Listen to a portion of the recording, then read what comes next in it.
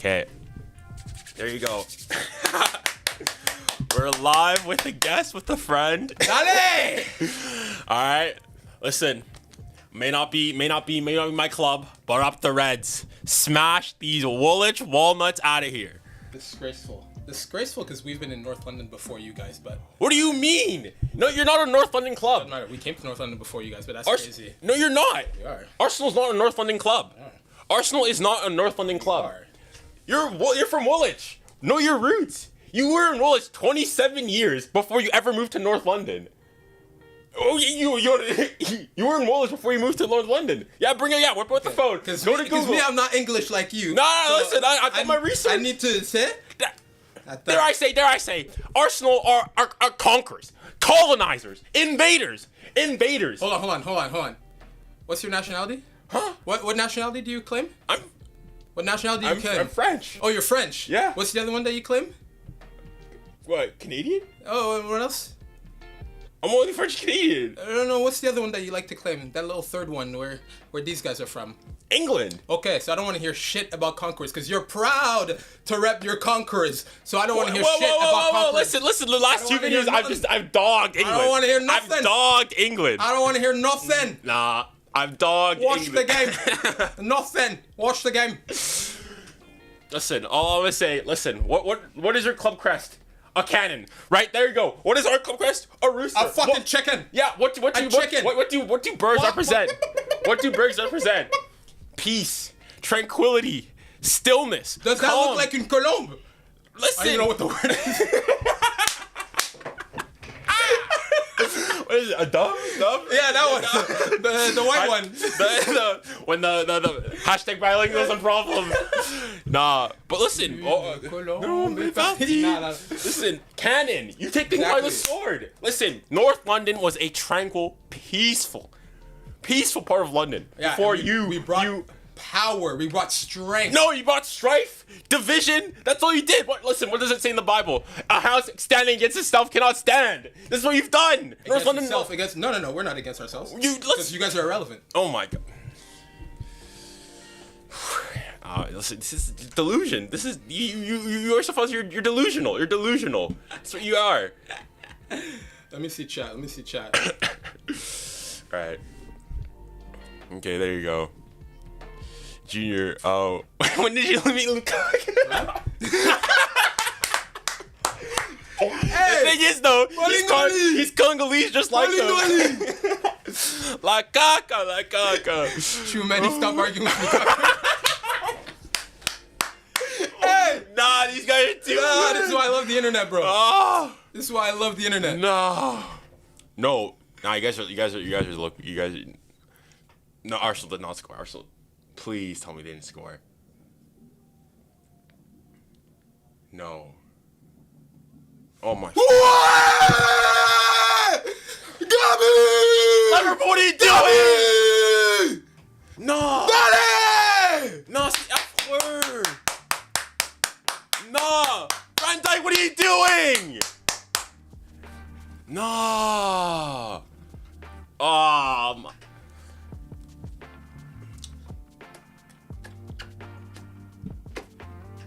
You watch yourself.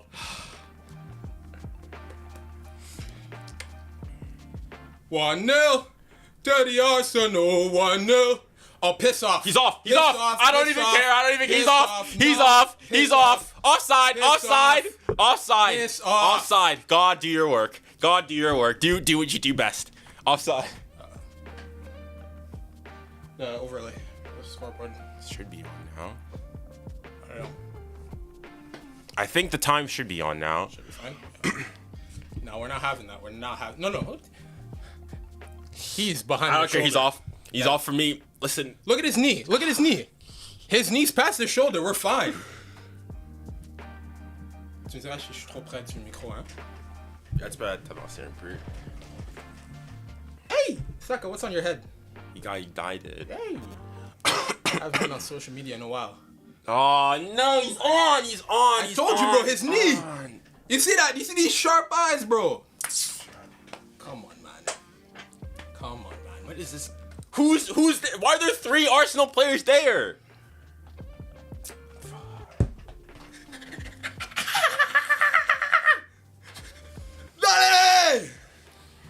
It's fine. That's fine. Plenty. Listen. You guys were on top for 93% of the season. 93% of the game left. Listen, you will do what you do best and bottle this. I'm not even worried. Hey, man. I'm not even worried. Tranquilo. People want to hate. Ça va. Tranquilo. People want to hate. You have no faith in us. Ça va. Stress. No, we go.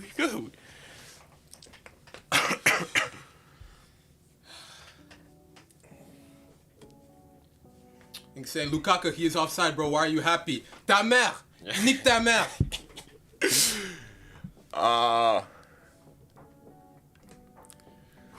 To one comeback. I'm telling you, listen, like bro, that's the issue, bro. The comeback is always possible. Comeback's incoming. The comeback is always possible. I'm not gonna stop stressing until I see the final whistle or hear it. See. Alright, easy. Come on. Can't have. Who's this one? Oh, I think it's my cable thing there. That's what it might be. There you go. Okay, can't move it now though. Apology accepted. Lord Ian, apology accepted. It looked tight. You're right. Apology accepted. If you find a comment, you can go and like click it to show it, display it on stream. Okay. Click to highlight it.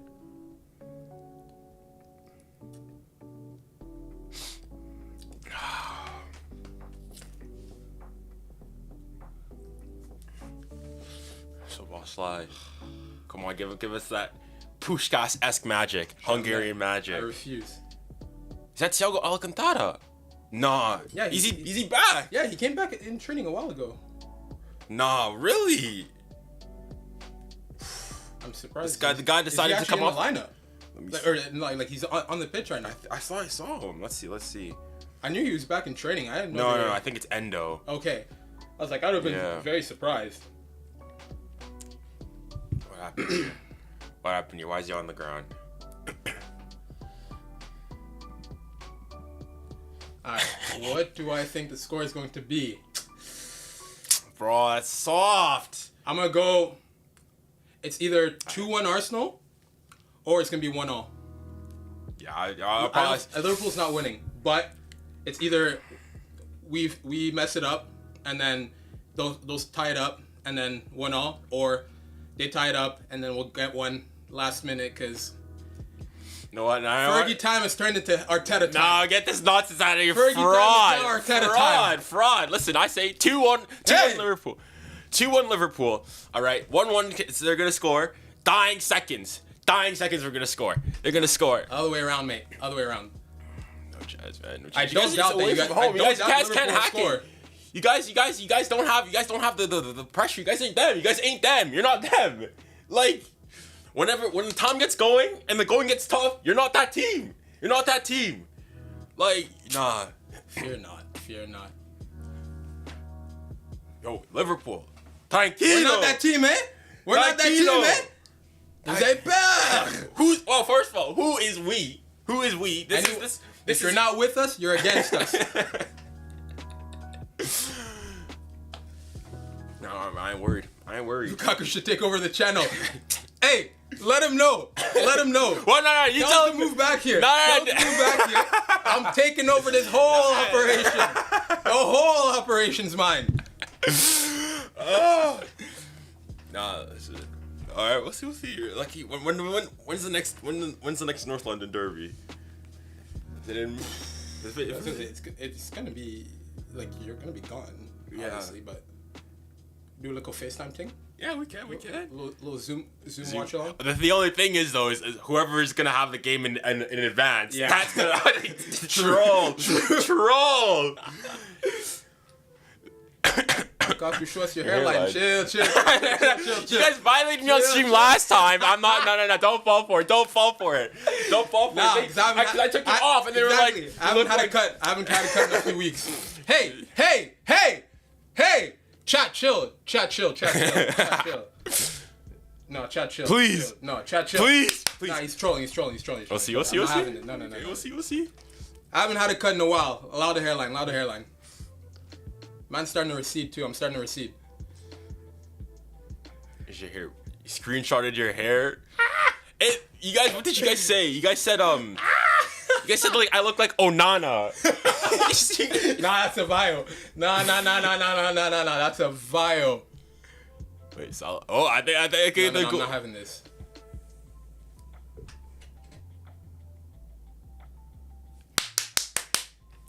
Oh, William.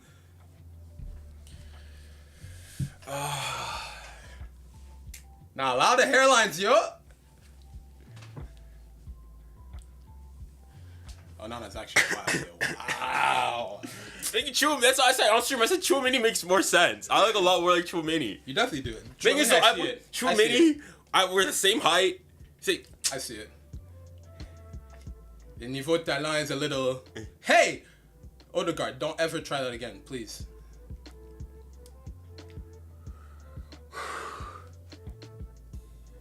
You have channel members yet? Not yet. I want to turn on channel memberships though. That's the next thing I'll do. Give them. I think I'm just thinking of perks though, cause the cut's looking nice, Trent. I'm giving that the trim's looking nice. Junior, my doppelganger is Saka. I mean, no, I don't think nearly look like Saka. I would take that, bro. I would take that. Listen. Even though you know, you got it. Even though I'm an Arsenal. I'll say Arsenal hater. All right, just like this club. All right, this banter club. Star boy. All right, I gotta respect. All right, Saka is a good Nigerian Christian male. Listen, you gotta respect it. Obviously, chose the wrong club, but you know, apart from that, like I gotta respect him. Obviously, when he plays against me, then no, you want him to not. As in, like, I have everybody on Arsenal. I don't want him to do poorly, but yeah, that's how I'll put it. For the national team, you go crazy. Obviously. When the three lions are on his chest. It depends. Who's they're playing? It depends who they're playing. All right, if they're playing. Okay, obviously not when they're playing France. And obviously, les rouges, monsieur. Obviously. Papa. They will never, ever play. Listen, the day they will never play us, and the day it happens, we're gonna get walloped. No, we're not. What are you talking about? Listen, until the federation decides to give us money, we're gonna get walloped. Nah, listen. We've peaked at the World Cup. We've done nothing but regress since then. World Cup? What do you think the World Cup was there? Always rising. You think we peaked at the World Cup? Huh? I think we probably peaked earlier. I think our peak was like 12. I still say our peak. Actually, no, World Cup. That game against Belgium. If we score in that first half of the first game, we're different. Yeah, truly. I think we could potentially make it. Because we had them. Oh yeah, Belgium were lucky. Had them. That's what I'm saying. What got them is their experience. They knew how to dog out a win and how to stay focused until the end, and their experience clearly showed.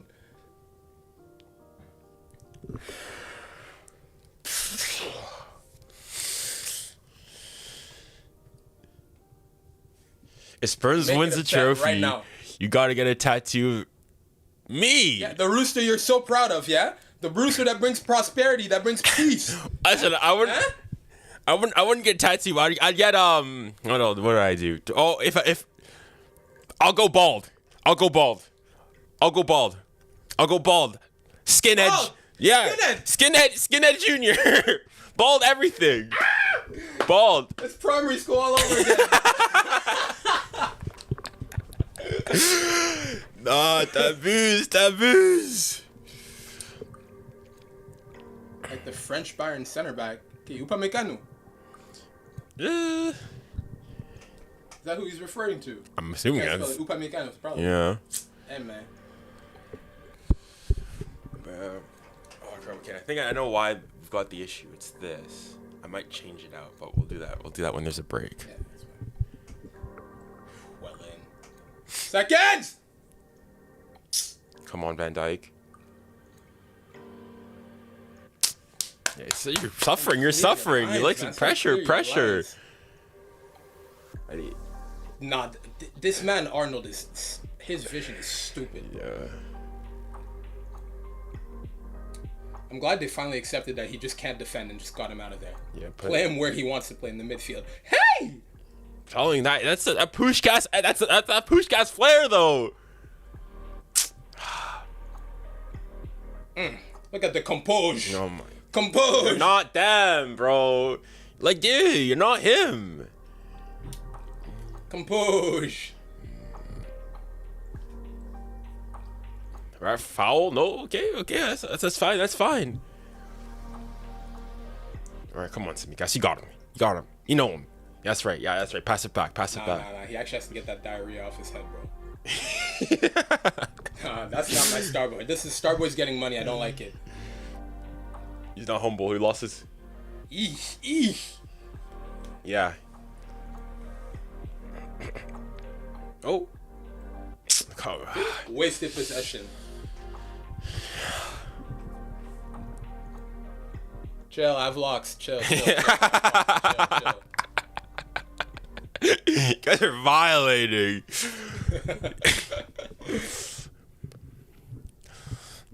Well, given what actually, where's everybody from? I asked this last time. Ooh, yeah. Where's everybody from? Where's it? Because last time like, I had are we going les origines or like? No, it's just nationality-wise? just nationality. Like, where are you watching from? Where do you? So like Canadian, so on and so forth. Because listen, if I see, I'm Algerian. Okay, good, yeah. I'm English. All right, okay. England, Kenya, and England. All right, fair enough. Go to large. You said how I repped England. Have you not seen? Listen, the last two videos ripped into England, and well, listen, I've got an apology coming out tomorrow. But you'll see. So I've said some things, that perhaps I regret, but you'll see. American, yeah. You see, this is what I mean. If anytime there's Americans in the chat, like automatically, I don't care. Especially, can't lie. USA, you're not gonna get no love. Like the rest of the world does not like you. No one outside of your borders likes you. You ain't gonna get no love. Just keep that nationality on the low. I'm sorry. It's discriminatory, but just accept it. You man wreak havoc all over the world. No one likes you. Self-centered, self-righteous. Think everything revolves around them. They're not far off. They're kind of right, but can't let them know that. Okay, hold on. Let's talk about this. Are we saying Martinelli or Magalhaes? Either is a violent. Oh no, because if we say Magalhaes, we can at least have a debate over this. Martinelli, I'm sorry, we just can't.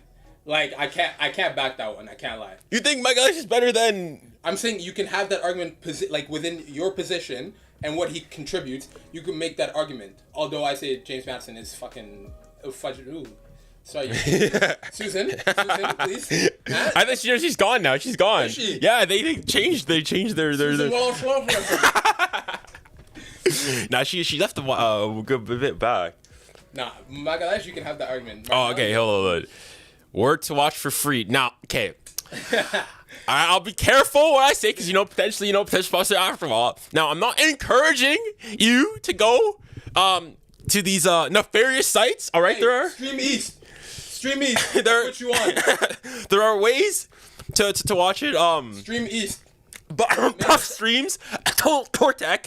But Stream East gathers all of those into one website where you can.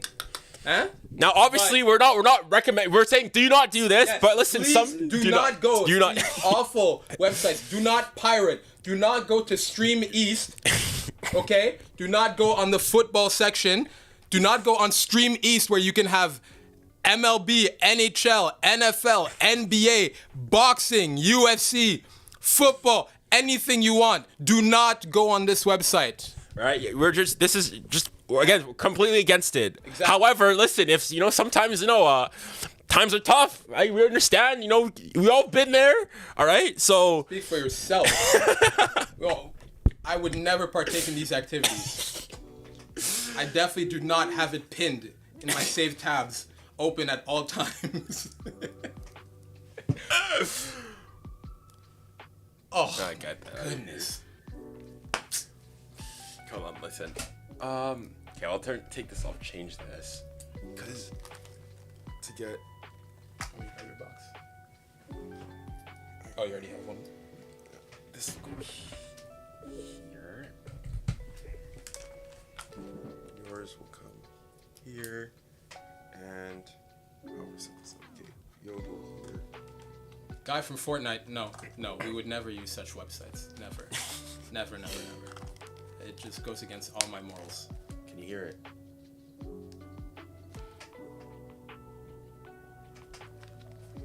It's like cutting in and out. For you. Alright, that means it's Deck. Is it like, does that change anything? It's like now it's doing the like popcorny. Alright, this thing's broken then. Alright. Just love technical difficulties on. Okay, actually, I have a question. Yeah, What's going on with you guys in Raya? Like, I mean, obviously, I don't really care. Listen, if Like you you're saying why like people don't like him. No. As in, like, why is he starting? What was wrong? Like, you know the old saying, if it ain't broke, don't fix it. It's literally just for ball play. But like, just the ball at his feet. He's just better than Ramsdale. That's the only thing I can give him above Ramsdale. I prefer Ramsdale. I didn't think yes, he wasn't amazing with the ball at his feet, but it wasn't so bad that you needed to make an adjustment. But I'm also not against this because it does provide us with way more depth, which better now? has helped. No. Oh, okay. Still the same. Yeah. First one, look, you might have to just soak the first one. Yeah. I think it's this thing.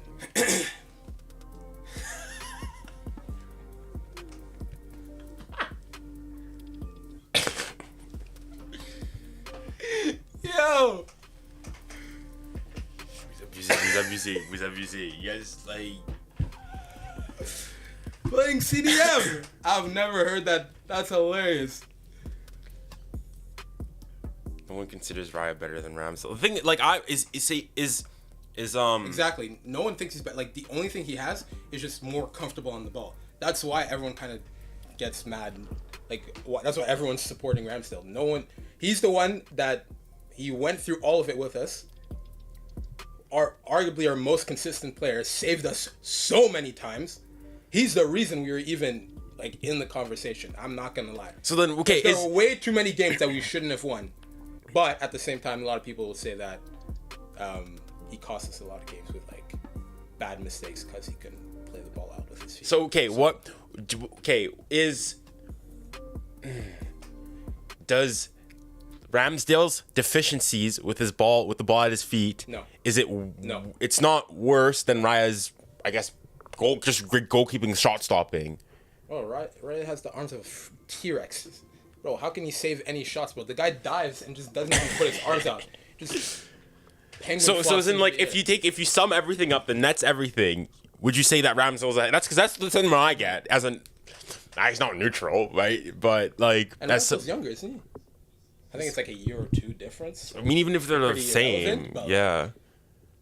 I mean, I just don't understand it from. But the thing is, I don't understand from Arteta though is how he's going and he's saying like, what is he going and saying? He goes and says, "Oh no, I don't have a number one." We sort of changed based on like. He like sort of squirting the question of is it Ramsdale or Raya? I mean, if he's gonna say Raya's your number one, then fine. You have to manage personalities, right? You have to manage the locker room. You can't just go out and say that the guy that put you in the conversation for winning the league is getting relegated to your number two. Even if we may all know it, you can't just go out and say it. I mean, as a Spurs fan, that's what I'm thinking. I don't understand how you could go and do that. I completely agree. I'm not mad at the Raya signing. I mean, he's done what we brought him in to do, right? He's helped us with distributing at the back. You can tell the guys are way more comfortable. I think it also helps that we have Saliba again at the back. So I think that's the biggest thing is having him back. I think that's what made Ramsdale's mistakes look worse. Is that he's not bad on the ball, but he's not our ball-playing center back. He's just a defensive center back that happens to be good with the ball at his feet, right? Classic Brazilian. Whereas Saliba is our actual ball-playing center back. All right, and also missing him for a big portion of the last year, it just made all of Ramsdale's mistakes that much clearer. Whereas he would be able to get saved. Look at this! We would not have been able to do that last year. Guys are at the top of the backs. They're not afraid to just one touch like that. Yeah, they would not have done that. We would have been too afraid to do that. I'm gonna say though, also for Saliba, I'm gonna say listen. And it helps we have Declan back there as well. I guess. You have another guy that's essentially just a super high ball playing center back. Yeah, I guess. Yeah, but again, Saliba, Paris born and bred. I mean, like. Oh, I love him so much. Listen, the only thing is, though, he's played. I shed a tear when he got injured, bro. Listen, that's when I knew. Yeah, season's over. Season's done. Because I don't know if you remember, I did not want to say nothing. Like after this, we're not winning. True. Season's over. Hey, ref, penalty. What the heck? No, this is a sham. Get this man off the pitch. Not only red card, straight gone. What was that, Odegaard? Hey, that's my captain. No. My captain. My captain. No, this is why. This is the delusion. The delusion from Arsenal fans. Clear penalty. Dare I say, send him off. Send him off. Send him off. That was. Send him off. Oh man. Nah, see, after if that doesn't constitute as clear and obvious, I don't know what does. Listen, there's been some, questionable handballs and whatnot, yeah. But like, his hand, you can't argue it's in a natural. I think the only thing you say is like, yeah, he's already like he's low. He's low on the ground. That is the natural position. Yeah. But it's we do know that the English VR do not care about rules. They just do what they want. So. Yeah. But yeah, we gotta win one for sure.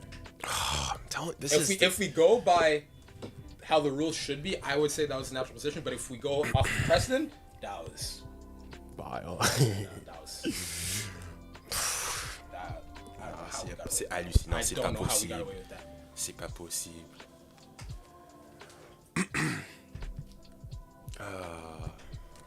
Nah.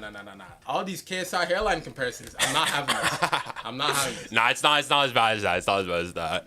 Boys, I have a clean front taper. I just don't want to pull it out because we haven't had a cut in a few. Allow me. Nah, because now they got me pissed. And you can come with receipts. They need receipts. Talk your talk, man. Talk your talk. They need receipts. Talk your Let me just.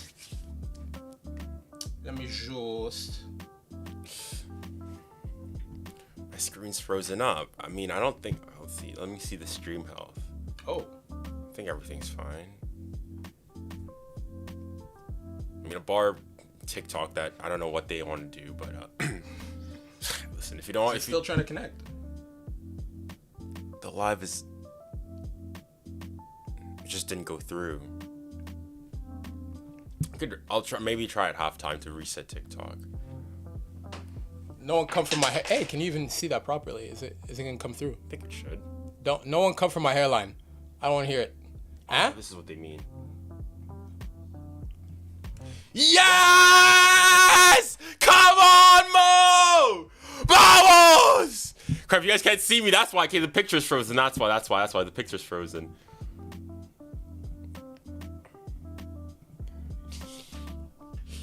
Vamos! Allez! Vamos! Come on! Listen what I say! Bottle FC! Bottle FC! I called it. I said, don't Bottle FC! That's what it's who you are! It's who you are! It's what you do! Thank you. It's who you are! Thank you. Arteta time. No, you're not them! You're not them! Arteta time. Oh, that's a finish, that is! That's a finish. That's a finish! What a ball, bro. Trent, man. Us. Enough. Look at this, look at this. Shim. Yeah, Zinchenko, horrendous. That's not a good defending. Brilliant finish. Never get into that. Tu vas où? À la boulangerie, casse-toi! What a finish. That's a finish. Oh, that's disgusting. That's disgusting. How tall is Ryan, though? He looks just like... He just has no wingspan. His arms are just genuinely short. He has no wingspan. Right, finally. Order has been restored to the Premier League. I like Liverpool, vamos. Too much yappa. Too much yappa. What do you mean? Like, Yappa. Don't worry about us. Too much yappa. Club, Fear not. Oh yeah, you guys couldn't see, huh? All these Lukaku hairlines. I don't want to hear this. No KSI hairlines. Nothing. I don't want to hear that. Don't give me that. All right. I'll take Lukaku because Bolingoli is my hero. Huh? You can do a lot of things, but you can never stop the shine. Shout out FIFA Manny, but no. KSI is crazy. I'm not having that. His hairline starts back here, bro. CDM. The thing is with him is it's because he's had it in like tied up for like. That's the thing, yeah, because he always had a big forehead and then he just tied it up, yeah, and it's receded. Pulled back, exactly. He made it so much worse. He kept making fun of Gervinho. Now he is Gervinho. When he puts his hair down, he is Gervinho. It's crazy how life goes around, comes around. Mm-hmm. What goes around? Get up! Finish! Faux Africain, ça. We don't play like that. C'est quoi ça? No, listen, that's it. We're not playing Care-Bear football. Come on, off the Reds. You see, they can't handle the pressure. They can't handle the pressure. Come on, up the Reds. Come on. Jamais. I was speaking which was la CAN qui arrive bientôt aussi. Listen, what I say, I was speaking myself. When it comes to CAN arrive, any allegiances, Pan-African allegiances, c'est fini. C'est fini. I don't associate with Ghanaians, Nigerians, Chads, Congolese. Yeah, I said what I said. Every man for himself. Every man for himself. Chacun défend ses intérêts. Voilà. Ok, il faut dire les termes, il faut dire ce qui est vrai. Le Cameroun est la meilleure puissance africaine de tous les temps. Who better? Who better than Cameroon? Who better? Congo, what have you won? Yeah, exactly, that's what I'm saying. Palmarès du Congo, on a battu Cameroun en 67. Yeah. Nullissime. Nul. Who better? Alright, are we going all-time or right now? All time. You'll have to excuse my lack of knowledge. I'm not all knowledgeable either. Oh, so first of all, we got a super chat. Thank you, Andy, for I think those are Serbian dinar, but tell your friend that Arsenal 100% bottling the Prem. Like he already knows. He already knows. Like Arsenal bottle. This is what you do. You can't bottle if you're never like at the top. Like you bottled last season. No, I know. Say last season that was a bottle, 100%. I'm saying you can't call this year a bottle because it's gonna be us in Liverpool. We're gonna be changing positions for the rest. Really? Not Man City? Huh? You don't think City's gonna be in the contention? You always forget they get second wind in March or something. Yeah, I always forget. Yeah, they kick a different side of form. Spring break was second wind. Yeah. You know what? Whoa! Look at that. That's a. Look at Technical challenge. Club, fight him. Cynical. Dang. No. Wow. No. Junior, how you guys are criminal. Like what the? It's not that. That's exactly what I'm afraid of. Wait until we get KDB back. That's when you. Yeah, times are gonna be rough. Although, listen, no. Everyone's gotta take their chances now. Speaking on the Man City camp, we need to start talking about this. We need to start talking. What are they doing? Like, they are in bed with UEFA. What? Again? Copenhagen? Are you kidding me? You know what? I said, I've had enough. He dislocated his shoulder. Shucks. Yeah, that thing's popped out. That's gone. Dang. Yeah, That's rough. That's rough. That's tough. Those are such bad injuries because your shoulder's going to keep popping out for the rest of your life. Like, it just keeps popping out. Every time he falls on it weirdly, it's going to pop out again now. Dang. That's tough. So this year they had Copenhagen. Last year, who did they have in the round of 16? Nah, these draws are getting a bit. No, but I want, like I said, I made a video about this during the initial draw. But again, this nah. The balls are frozen. They have a frozen ball. They know which one to grab. It's like, I'm not even surprised. All right, let's have. I wouldn't be able to see all the games. Man, shaky.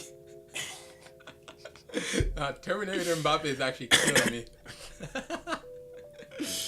What do you say? Thank you again for the donation. You can't make fun of him. You're wearing a spurt. Remind him. Listen. Remind him. Let me cook. I love talking with mad wassa. Listen. They don't like looking at their own self. Listen, we're reasonable. We're not. I've never pretended that we're not. I'm not saying biggest hub in London. Listen, it's about the passion, not the glory for Spurs. It's the passion, not the glory. And that's what it is for us. We're just so passionate that we. No, you guys are delusional. You're delusional. It's delusion. We love our club so much. You can't tell us that we're not the best because in our heads. But you're just not. But that's how. But every fan should be like that. That's what I'm saying. Every fan should think that they're the best. Obviously, there's a limit. Okay, let's not go thinking Crystal Palace is gonna take over. But within reason, should you not always be back in your club? Should you not always think you can be? I will admit, we can be vocal on social media, but that's the vocal minority. That's not the majority. That's a vocal minority. I say Arsenal have the most toxic fans in the world. I say that. Yes. I say that. I said what I said. You cook me. I don't care. Clip it. Do whatever you want. Arsenal. That's just go on. Who worse? Who worse? Okay, what are we defining as toxicity? Because I got different answers based on where we're going with it. Toxicity delusion is one massive one. I don't think delusion counts as toxicity. Because if we're delusional, sure, but like our delusion isn't doing anything to others other than we're saying we back ourselves even when we shouldn't. Even when, like, just think about it. You know what? It's because you guys don't get it, man. We were talking about this before the stream started, bro. Y'all remember the Puma Arsenal days? Hey! Yeah, okay, but no, I'll compare. I'll first switch over to Adidas. No, I'll remember when we had Rob Holding as a starting center back. Wasn't that like last season? Mustafi. Oh, no. Kolasinac at the back. Nah, you don't understand what we had to go through. Y'all both delusional. No. I'm reasonable. You don't understand what we had to do in these last few years. Listen, look, to even come back to this. Let's compare a club that also went through pressure. Liverpool. When they had I don't think they were fine. They weren't delusional like you guys. They were nearly as bad as Arsenal. Not nearly as bad. Exactly.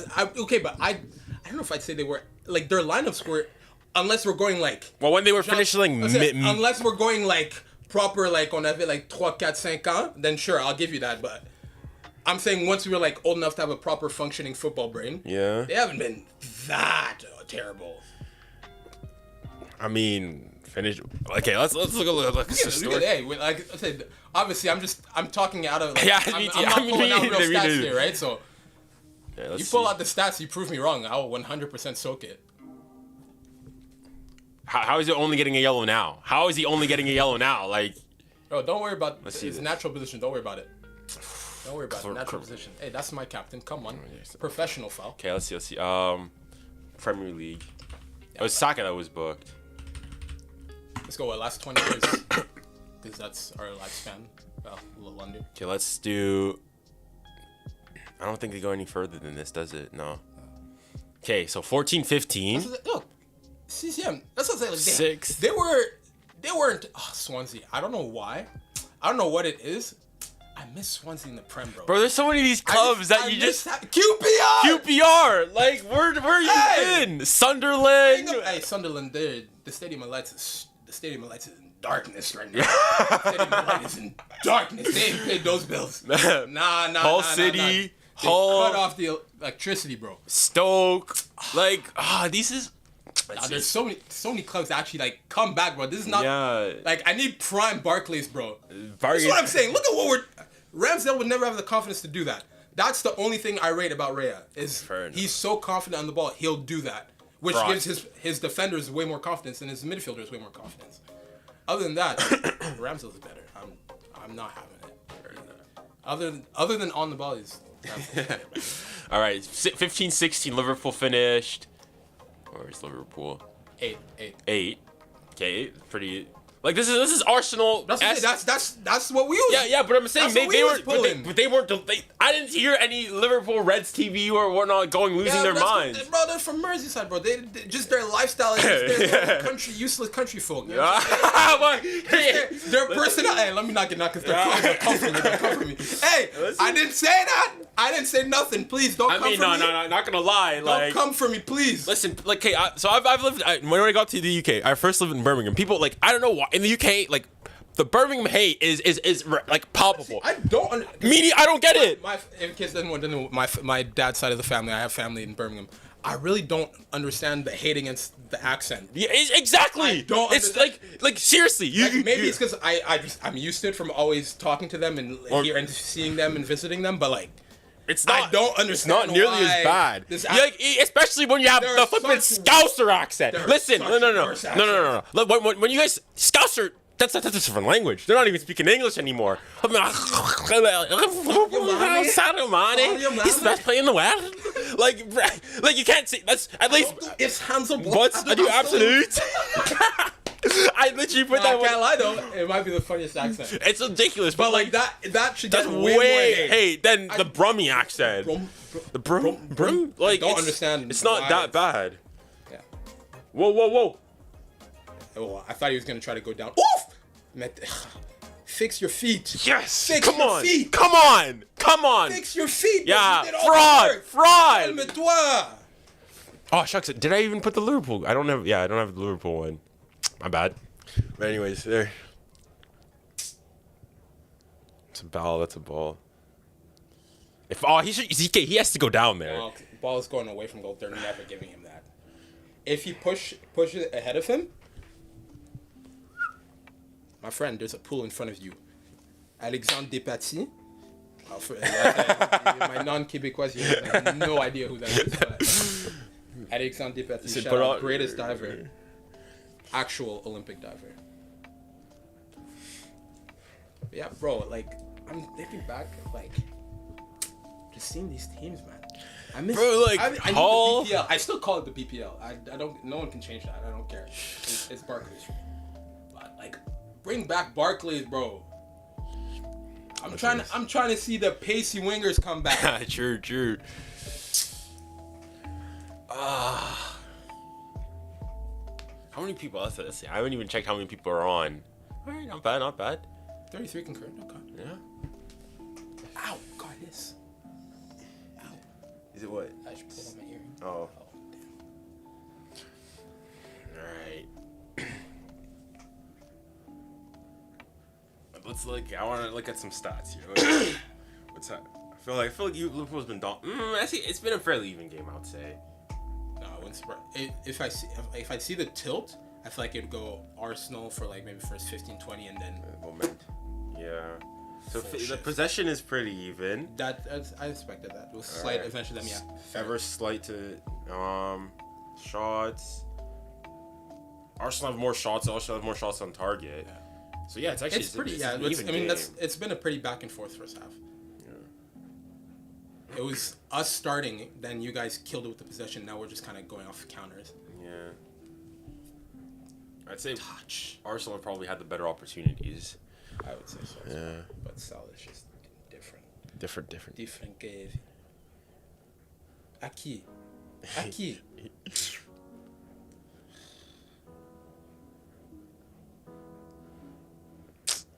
Get him. Well done. Go show strength. Ref. Thank you. Ref.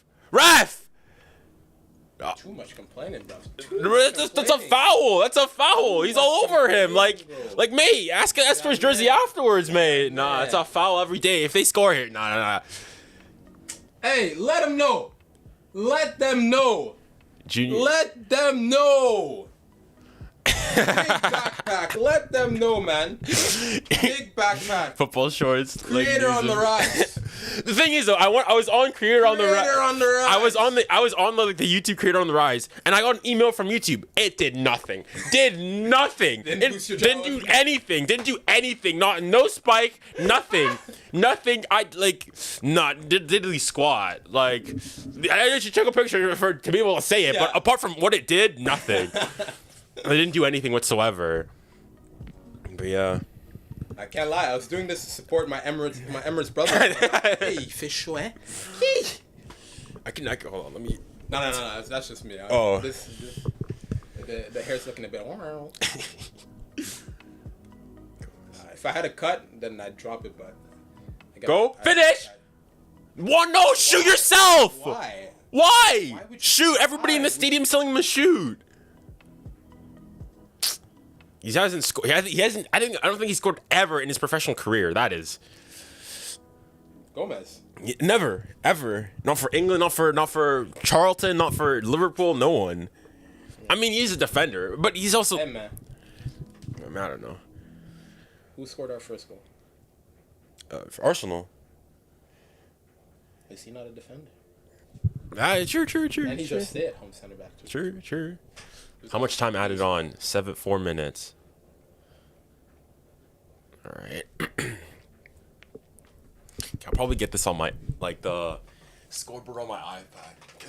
Yeah. So you can actually. So I can actually see and I could get it on my phone as well, but. You got mods yet? Yeah, these are all things that I've school. Like, listen, when you got quantum mechanics to deal with, like.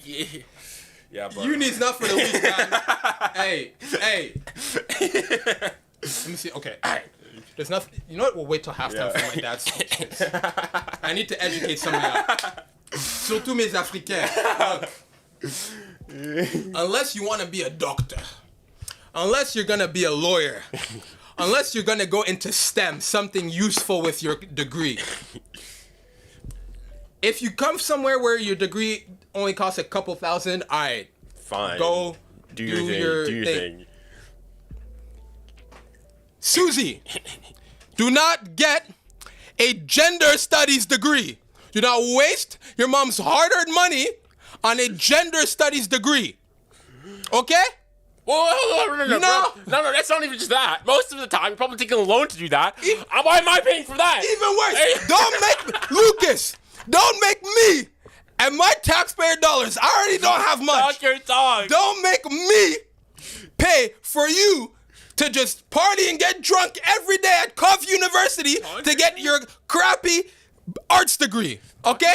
Enough. Go do a trades. We need electricians. We need carpenters. We need plumbers. You'll make $100K easily. Minimum. Easily. We need you guys. The world does not run without tradesmen. We need you. Don't waste your time on uni. I think we need to start thinking like This we'll say it's discriminatory. Chat, I'm sorry. All the white people in the chat, you guys don't get it. This is for my Africans. Do trades. It's an honorable profession. Exactly. You will make money. Dare I say, you know what? I hot take. All right, this is especially if there's any instead right now. Yeah. So if there's any African parents and whatnot, hot take. Medicine is overrated. I think medicine to a certain degree is overrated. It depends. It depends what your intentions are. Yeah. If you're going in it because you actually do enjoy medicine, then yes, it's great. However, if you're going in it because you want the money, it's not worth it. You're going for what, 6 years hard schooling. All right, just when you start off, you're not making them like rolling in millions. 6 is cute. That's only in Europe. That's the other thing. Yeah, exactly. That's only in Europe. Europe has the fastest system, and if you go to anywhere north where the big med schools are, hey. Bro, every doctor in America is in debt by a few $100,000. Exactly. So you go $100,000 in debt, oftentimes long hours. So it's like I think residency hours are not gonna be it. Look, unless you have a love for the passion, medicine, don't do it. Exactly, dude. As you said, trades, other things. Trades, bro. Like I don't know. Maybe this is a thing. African parents like, oh, doctor, this, that, and the other. It's like, well, once you get into it, like, I don't know. Anyways. Yeah, no, that's Junior and Papa Manny talking. That's the big brother talk that, from my youngers that are watching, all the youngers. It's not worth it, bro. It's not worth it. Don't stress yourself out over that for no reason. Oh, also, take your studies seriously, all right? Like, it's important. Like, you playing that, like, extra 2 hours of FIFA, you might think in the now it's important, but trust me, when you get that 0 on that math test or that chemistry, and then you can't get into uni, like, just it's sometimes it's not worth it. It's not worth it. Unless you're a master procrastinator who has perfected his craft since first grade, huh? Unless you're like me, where I've studied this. I've studied the science of how to cram for an exam, and even then, the mental stress is not worth it. It's not worth it. It's not worth it. All right. Just do your hour, take 10 minutes, 15 minutes after your lesson. Just write your notes down. You will be so much thankful. So much more thankful. There's halftime. All right, enough with the waffle. Enough with the waffle. All right, halftime. I think it's been a pretty good game. All right, it's been. It's been. Well, if I had out of 10, what would you say so far? First half. First half. I mean, I'd say 10 in terms of you got everything that you would ask for. 10's a bit too. 10 is like. 10's but like, we can't really ask for much more because you don't want just too many goals either. Then it's like, okay, the game's just not like the charity match. Yeah. It's not like, you know what I'm saying? Like we got goals on both sides. We got some defensive actions from everyone. We got an injury. Not that we want injury, but like that's part of the game. Part of the game. We got some good saves. Good finish. Early goal. Later goal. Both teams good possession. Like, I don't think you could ask for much more. True. That's fair. Other than that one, you had a bit of drama with the pen. Yeah, there's been drama. There's been everything. And other than that, I don't think there's much contention off of, like, over officiating. Like, it's been fine. Ça va. Been tranquille. Right. What do I do?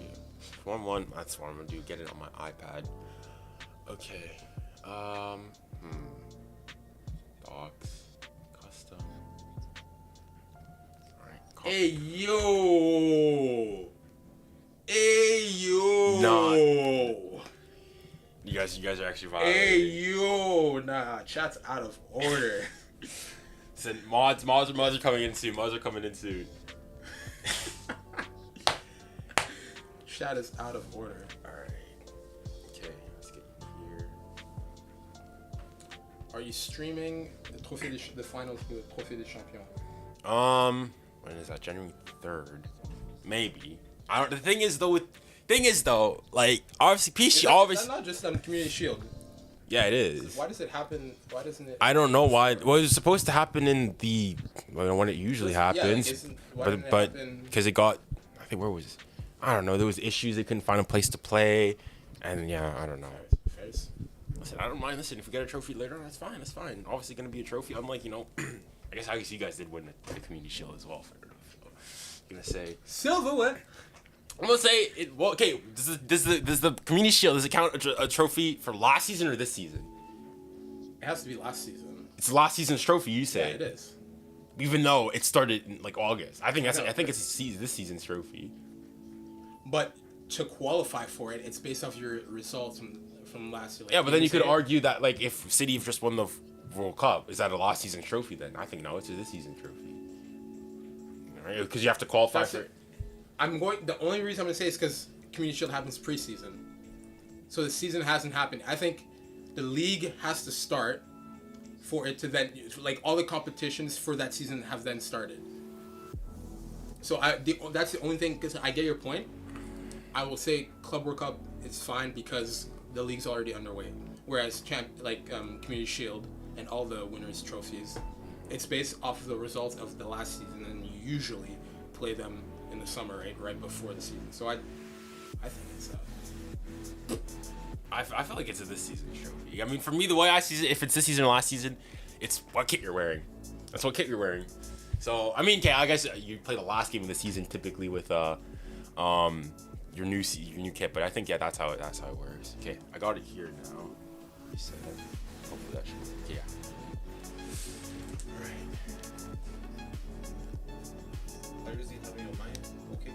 Yeah. Yeah, we're good. What? Because the girls, I say you guys are crazy boys. the match est intense. This is football. Je have tout de crier. Mais c'est la passion du foot, c'est le foot. Ça te fait faire des choses. Il faut que j'appelle les 911 parce que.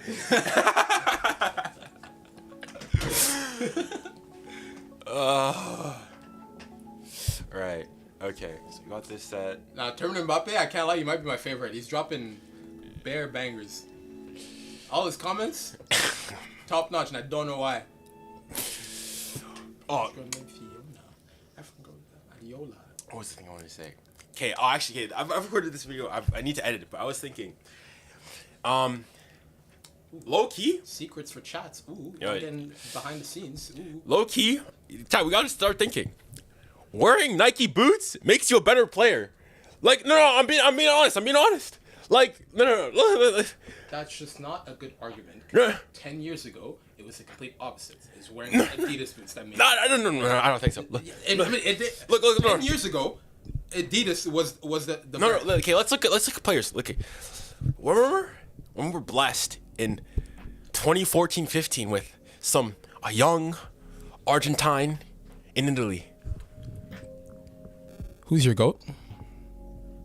Messi. That's all I have to say. Well, okay, no. I'll get on to Messi. I'll get on to GOAT? That's all I have to say. I'll get on to Messi. No, That's all I have to say. I'll get on. Nah, pick. Your GOAT is who?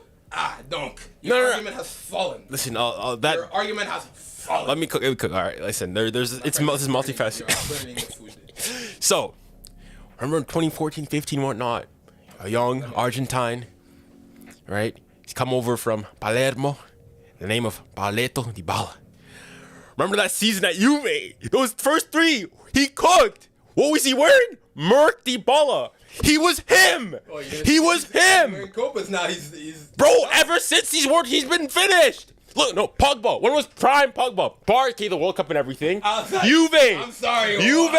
Juve, Pogba with the Magistas. You know, the Magistas. Yeah, but that's just, the Magistas were different. No, but I'm telling you. But the Magistas. Even Neymar, ever since he's going to Puma, he hasn't been him. Alright, first of all, we're not allowing Puma to see. Alright? They're not even, I'm sorry. No, but I'm saying just they're Nike. top 3 because of name. They're not even top 3 in terms of quality. Alright? Puma is useless. Other than Puma Kings, old school Puma Kings, the first iteration of Puma King Platinums, 2020 Platinums, were top tier. No. Other than that, they haven't made a good boot in time. You look at him. You know what? Evo Powers used to be fine. Those are pretty good. And Evo Speeds, but Evo Speeds didn't catch on. Yeah. Who else? You got him. Neymar when he moved over. Okay. Like look, and then you look at players even nowadays. Haaland when he moved to Nike, officially to Nike. Look what happens. Okay. And even to talk about our GOAT, what did he start wearing? He was a Nike boy. That's not. They fumbled the bag. Like listen, imagine him. He has been with Adidas for more of his career. True, but he started so that you can't. Like even the thing is though, in his best play has been in Adidas. Yeah, but that's the thing. Like the thing is though, I heard apparently Nike they didn't offer him a thing. They fumbled. Like listen, Merc Messi, it rolls off the tongue. It rolls off. And oh my goodness, remember winner stays on. Imagine Messi's there. Oh my, listen, I could have died. I could have died at a happy man at the ripe old age of 12. If I saw Messi, Ronaldo in that bro, it would have been. Hold on. Okay, now the argument for Adidas. Predators. Don't give me nothing. All the best midfielders, the guys that we grew up on, that are the legends of our time, like not like the current legends. You know what I'm saying? Right?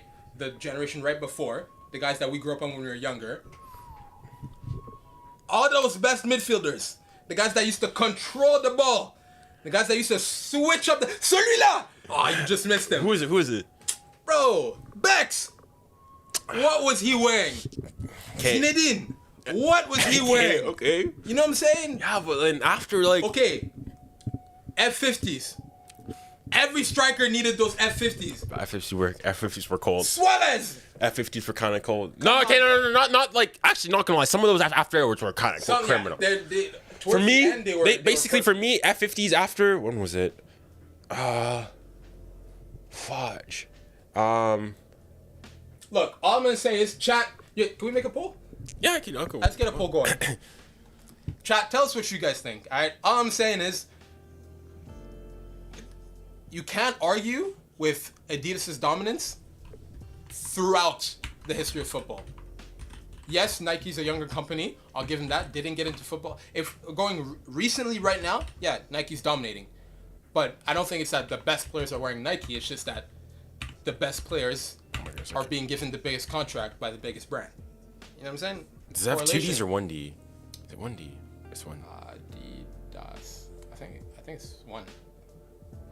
Yeah. Right. Okay, this, for me. All right, chat. Let's see. Start voting. Get voting. Start voting. I want to see what chat thinks. All right, early lead for Nike. Oh yeah, wait, hold on. What is the question that we're asking? What's better? That's not what the question was. Okay, don't listen to him. We'll start a new poll. His argument was wearing Nikes makes you a better player. 1, boots don't make the player makes the boot. True, okay? Fair enough. How many kids, let's say basketball for example, how many kids want to wear Under Armour shoes now? Why? Because their GOAT, the younger generation's GOAT, is the guy that can shoot from the damn parking lot, right? So, a lot of kids want to wear Under Armour shoes. Fair enough. Under Armour shoes, I do personally think they are very nice, but objectively, across the whole line, they don't compete with Nike. Let's just be honest. So, même affaire. Although, listen, I'll say to Nike, to not get called Nike Glazer as well here, because I already got PSG Glazer, France Glazer. I don't need Nike Glazer on top. I will say, for us, les Rouges de Canada, the way they shafted us at that World Cup, no new kit, and then they dropped a gorgeous. That's not Nike's fault. Was that Canada? That's Canada Soccer's fault. What? Was it the money to the girls? Guys, is that actually true? Because the thing is, I remember afterwards, I think they Canada played. That's why, notice even the girls have been complaining for Canada Soccer's. They have no more money. Like, they don't have money to give. Actually, sorry, they have money, they don't give. Let me specify. They have money, they don't give. I don't know what the heck's going on. Everyone knows Canada Soccer is stupid. Okay, if you're not from Toronto, you don't matter. If you're not from Toronto, Canada Soccer does not care about you. But I was thinking, why is it? Toronto doesn't even have all the ballers. They don't even have all the ballers in Ontario, let alone True. Man. But I was thinking, what do you think is hindering Canadian football? Because I thought, obviously growing up here, so we're from Winnipeg, and so obviously Canada. What do you mean? Grew up. No, you're from Winnipeg. Grew up. You spent more time in Winnipeg than your other city. I can't even name it. Disrespect. I'm not having that, bro. You're not gonna disrespect arguably the best city in the country. Oh, okay. Sorry, you're gonna make an argument that the country. What country? What country? Let's talk. What country? Canada. You don't even want to be in Canada. You don't even want to be in Canada. Montreal's referendum was pretty split down the middle. That's all I'm gonna say. You're uncertain. You're uncertain. The referendum didn't win. The majority said no. So I don't want to keep hearing that argument. The majority said no. You can't keep saying you guys don't want to be there when most of the people want to stay. Listen. Again, vocal minority, but they want to use that as an argument. Listen. Like, Hey, get back to these people want to hear about football. okay. Of course. Okay, so what were we on? Okay, yeah.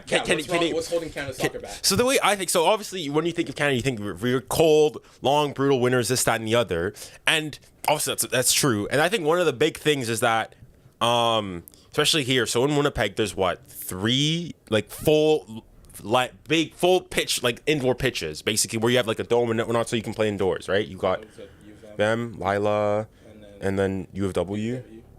That's it. Like full field. Yeah. I'd say that's like there's golf them without people really. Yeah. So in our city where we're from, there's 3. So our city of what, 800,000. There's 3 full length indoor pitches for 800,000 residents. So it means that if you want to play games there, you have to pay. And it's not cheap. So, and not to mention the fact the exorbitant fees we pay to play. Whereas you go anywhere in Europe, basically. I go shovel the turf pitches. In the winter, I can't lie. I just take a shovel, get my little squares. If you think I'm gonna give you money to rent a pitch so I can train, not even if I want to train, just to play with friends, I'm gonna give you hundreds of. Like so there's that. But then I also think I've thought about this. So we're especially here from Winnipeg. There's a lot of hockey, soccer, like people who do hockey in the winter and then soccer in the summer. And I think to a certain degree, I think it's a hindrance because the thing is, you think, okay, let's say they do this for what, 3, so you do this over like 6 years, for example. That's half the year where you're not playing. That's what Tate, you're getting a bit wild. I can't lie. Tate, you're doing too much. I don't think you'll be. How do we slide over to your other? Tate's doing too much. Easy. Someone either silence this guy or we ain't got mods to deal with him. The mods are coming soon. Tate, you're moving mad. I'll put him time. Put it, Tate, au coin. 10 minutes. Easy. Relax yourself there, Tate. We put a dunce hat on Tate. Tate's moving mad. All right, second house about to begin here. Get a punishment still. But yeah, I was thinking, for the Canada soccer thing, like how you've got hockey soccer. Effectively, hockey soccer, where they don't play. The hockey guys only play for half the season. And you take that, especially at that young age, that like 9 to what, 12, 13. Those like, key developmental years. Yeah. That 6 months off, let's say that's a year and a half where you're just not playing the sport at all, is massive. And that only hinders the real soccer guys, because then we're missing half of our competition. True, yeah.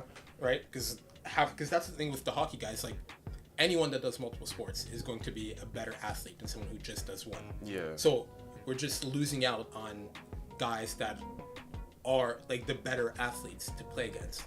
So we're stuck against, we're playing against other guys that they might be better at soccer itself.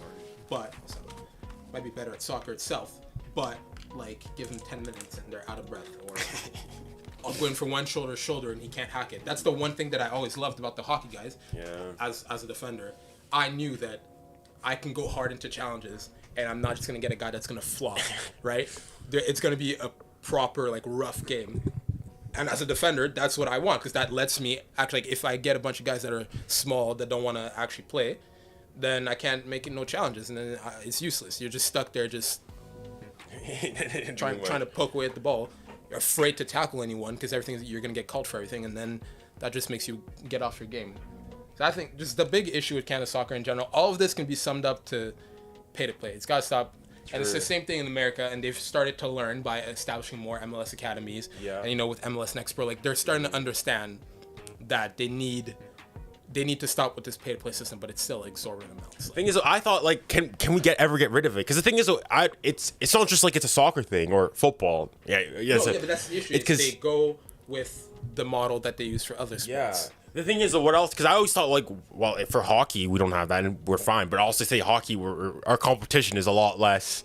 We're not competing, and hockey's Canada's game. Right? Yeah, more people play it. Like, the best players come here. True. So, like, the junior system for hockey, that is our academy system. If you think about it, it is an academy system. That's literally what it is. Yeah, exactly. Right? Like, these kids go there when they're 14, 15, and they're there living away from home with their host families, essentially living the pro life until they either get drafted 3 or 4 years later, and even when they get drafted, they usually go back to keep developing, right? Yeah. So until you graduate out by 21. So you're there for 5, 6 of some crucial years. True. That is our academy system. So I just don't understand why they understand that for hockey. So you don't want to apply it. Yeah. I don't know. I also think, what do you think of, because I feel like... Whoa! Playing football! Listen, it's a contact sport. It's a contact sport. It's a contact sport, not a collision sport. What was that, fam? It's a contact sport. It's a contact sport. Listen, this is camper football. All right, hit the gym, buddy. Contact, not collision. What do you think? Because I think of, for example, strength and conditioning. I mean, when I was here, I didn't think anything of it. But then in Europe, they started a lot later than we do. I feel like here in North America, what we do, we build very good athletes. We build very good athletes. But not necessarily start with the technique way too late. Yeah. So like I remember like at Bonnie when we were like 12, 13, we're doing strength and conditioning. It's like there's nothing wrong with it. Yeah. But like both need to play a part. Like obviously what a 12-year-old does is not going to be the same as what you ask the 17. Foul. Yeah, merci.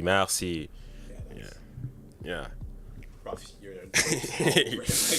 What do you want? Okay, maybe a yellow's a bit harsh. I think a yellow's a bit harsh, but let's see. Nah, that's not a yellow. It's just a foul. But yeah, like it has to be both because I clearly agree with you. We focused way too much on making guys fitter, stronger, and it shows, right? Like if you look at the Canadian national team, look at the American national team, like that's some big strong lads. Boys, right? Like these guys are all ripped, jacked, like they're fit. They can run for hours.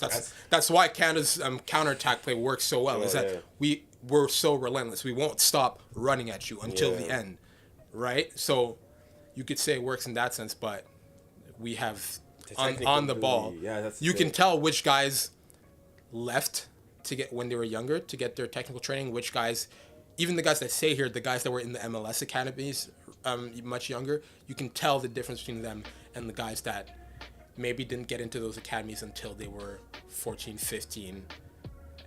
Things like that. Like a guy like 𝐻𝐸𝐸𝑐𝐲, he's different in the midfield, right?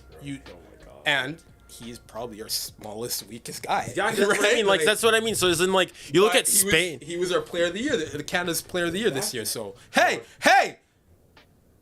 So he's gonna use the left. You know it exactly. Useless. Huh? Come on, Salah. Use your right foot for once in your life. Odegaard, it's still your captain. Always. It's a good challenge. Nothing. Just a good challenge. Can't be losing. Come on. Oh, Salah. Turn off. Bro, you're scared, bro. You're not. You guys can't keep the ball. You guys can't keep the ball. You guys can't keep the ball. Sleeping from halftime. Come on. Smack it. Stop. Smack it. Oh. Yes, Gav. Oh, Gabby. I love it. This is turned into a proper football game. Tackles flying. What is that touch, man? Oh, Martinelli, man. All right. And then you have to put your head up. Buster. Have a hit. No, not there. Have a hit. Shoot. No. Why?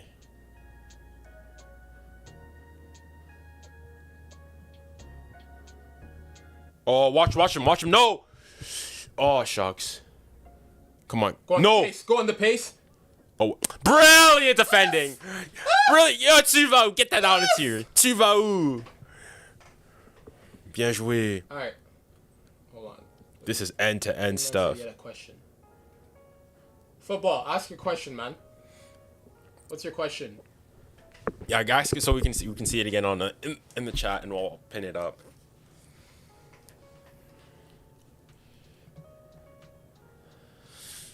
All right, chat. That's my bad. I'll be on chat duty. I'll start looking.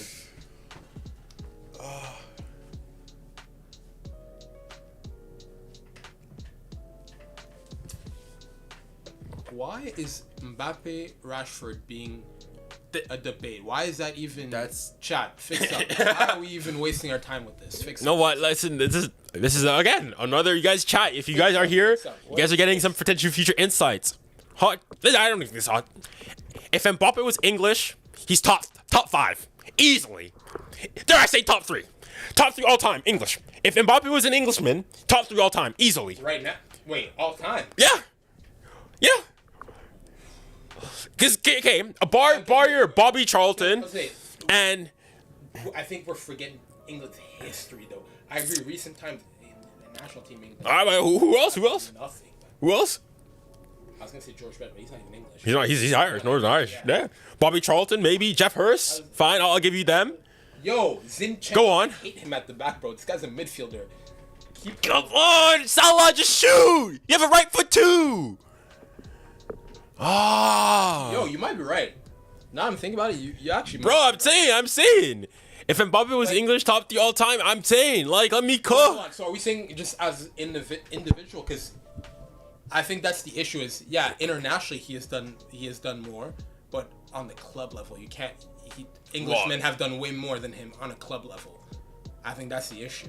Well, I see. Okay. Well, okay. Take a guy like Bex. You can't put them in the same conversation just because on the club level, Bex towers over him. Internationally, Bex hasn't done anything. You know what I mean? okay. You need Manny's fine? Because otherwise, they're just gonna call you Lukaku. Yeah. Okay, Manny. Manny. Otherwise, it's Lukaku. I just accepted that I was Lukaku the rest of the stream. Manny. Okay. Do I think PSG have a good chance at winning the Champions League? No. I don't think PSG are favorites. No. I don't think PSG are favorites. Like I said, I'd be extremely surprised if this isn't just a PSG hate. Oh! Vamos, let's go! Come on, up the Reds! Up the Reds! Ramsdale stops that because he actually has arms. If there's one thing I hate about playing at Anfield, man, the fans are amazing. Are annoying, yeah. Anfield, the atmosphere is different, bro. I hate having to go there. Oh. Okay, but yeah, no. PSG does not have a good chance of winning. I don't think. Yeah, I think the favorites. You've got City, Bayern, and Real. I think those three. I think one of those two will make it to a semifinal minimum. I'm like confident in that. As much as I know you want to hate on Arsenal, we can't discredit that they've been performing. Our group wasn't the toughest. I'll give it that. Our group wasn't the toughest, but we're performing in the league. We don't have other cups to really worry about. You guys still in the FA Cup? Yeah. Are we still in the FA Cup? Pretty sure. I think FA Cup we're still in that, but at Barca, Carabao Cup, we're out. Yeah, Carabao Cup, we're out. That's what I'm saying. Like FA Cup, well, we all know what everyone's gonna do until we get to the later rounds. It's just gonna be younger kids, anyways. And we now have much better depth this year that we can actually put a strong squad in the FA Cup without putting all the starters. True, but the thing is, the reason I wouldn't put Arsenal in there, because I think Arsenal and PSG are similar. That's for me personally. I don't think so. I think PSG, they don't have the same guys that went through that experience. So now you have the experience is gone, and quality-wise, the squad is not. The quality. I think the squad overall. There's more squad cohesion. The best squad is better together. Yes. But talent-wise, that's fair. That squad can't compete. But the thing is, though, Arsenal have no experience. The only thing that kills us is the experience. But I genuinely think that bottling of last year was the best thing that could have happened to them. We'll see. They have to grow up like that. Well, I mean, I don't know. I think you're saying this. Yeah, because if you won, you say winning would have been better. Huh? Fix up. I don't need this again, please. But that was probably the best thing that could happen for them. Okay, football. I think this was your question. Who do you think will win the Champions League? As I said, I think it's between City, Bayern, and Real. I think one of those. I'm not mad at that. I think people are sleeping on Arsenal too much, but obviously I'm biased. But I would agree. I think it's gonna be. Junior, are Spurs winning the Premier League? Listen. It might be. I'm also a Real fan. My allegiances are confusing. We won't get into that. You guys don't care. But I would, if I had to, just so I don't sound biased, because I'm always gonna say that Real's gonna win. I think Bayern. This might be one of the first years where I genuinely think someone else has a good chance. Every year I'm like City. We know that they're gonna pick it up after spring break. This is the first year where I'm like, you know what? Bayern might actually. The thing is, Bayern haven't I think this year in Europe especially. I don't think there's actually Real aren't playing mind-blowing football. Boy, we accept your apology. Fix up. All right. He's back from timeout. Right. Fix up. What was I gonna say? Oh, it's fine. It's fine. It's like it goes off automatically. So yeah. What was I saying? Like yeah, in Europe, like there's no team that's. Was even that last year though, or just one team's like just killing Europe. It's no team is in form. Yeah.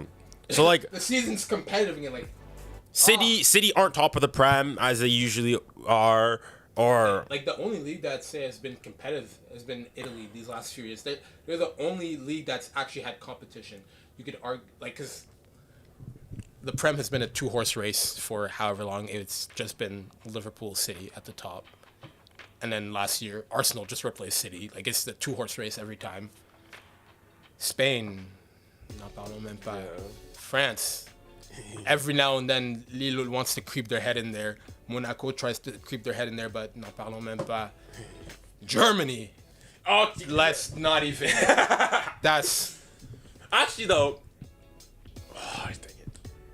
Actually though, this is another. Again, you guys, everybody on stream today, getting the know, getting insights. But I think if your argument for why Ligue 1 and the Bundesliga are Farmers League is because only one team wins it and it's not competitive. Then you can't use that argument. You can't, yeah. I think, yeah. I will say, like, I think this idea that even the Premier League is the most competitive, I think is not necessarily true. Because yes, in terms of top 6, it is. It changes. But you look at like the top 6, bar when you had last season. Last season was a huge anomaly. Yeah. All right, that you had Newcastle in there. You had Aston Villa and whatnot. But normally, when you think of your top 6 teams, you've got. Yeah, you keep going. I'll focus on chat. You've got obviously cities, United, Chelsea. Just put what you said again, please. City, United, Arsenal, Spurs, Chelsea. What am I missing? And Liverpool. You always know, like, for most seasons, that's your top 6 all the time. Maybe at one point one might fall out of the top 6, but that's usually your top 6. Whereas like you look at sorry, I'm trying to. He just asked me if I think Arsenal will make it to the finals.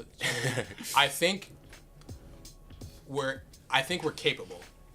Obviously, we'd have to know what the quarterfinal shapes out. Oh, I think yeah. But I definitely think, especially having Porto as our first, we can do it. We definitely can.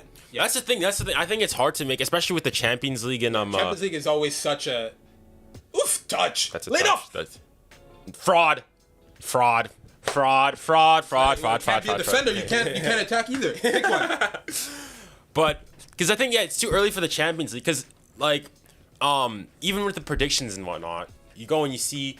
If you have, like, for example, a bracket that, like, last year, who would have thought that one of Napoli, was it Napoli, Benfica, Milan, and Inter, one of those teams would be guaranteed in the Champions League final? Yeah. That's just the way the bracket was. Fair. So if you have something like that again this year, you could find yourself with, like, I don't know, PSV or Dortmund potentially in the final. So it's hard to that is true. It's hard all to say. about the draw.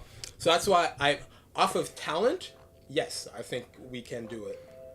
But it all depends on who we get to, because if we get put up against another talented team, then the experience is where we might falter, right? Yeah. Like if we get for any reason, if we get put against a Real Madrid, okay, well that's just an extreme example.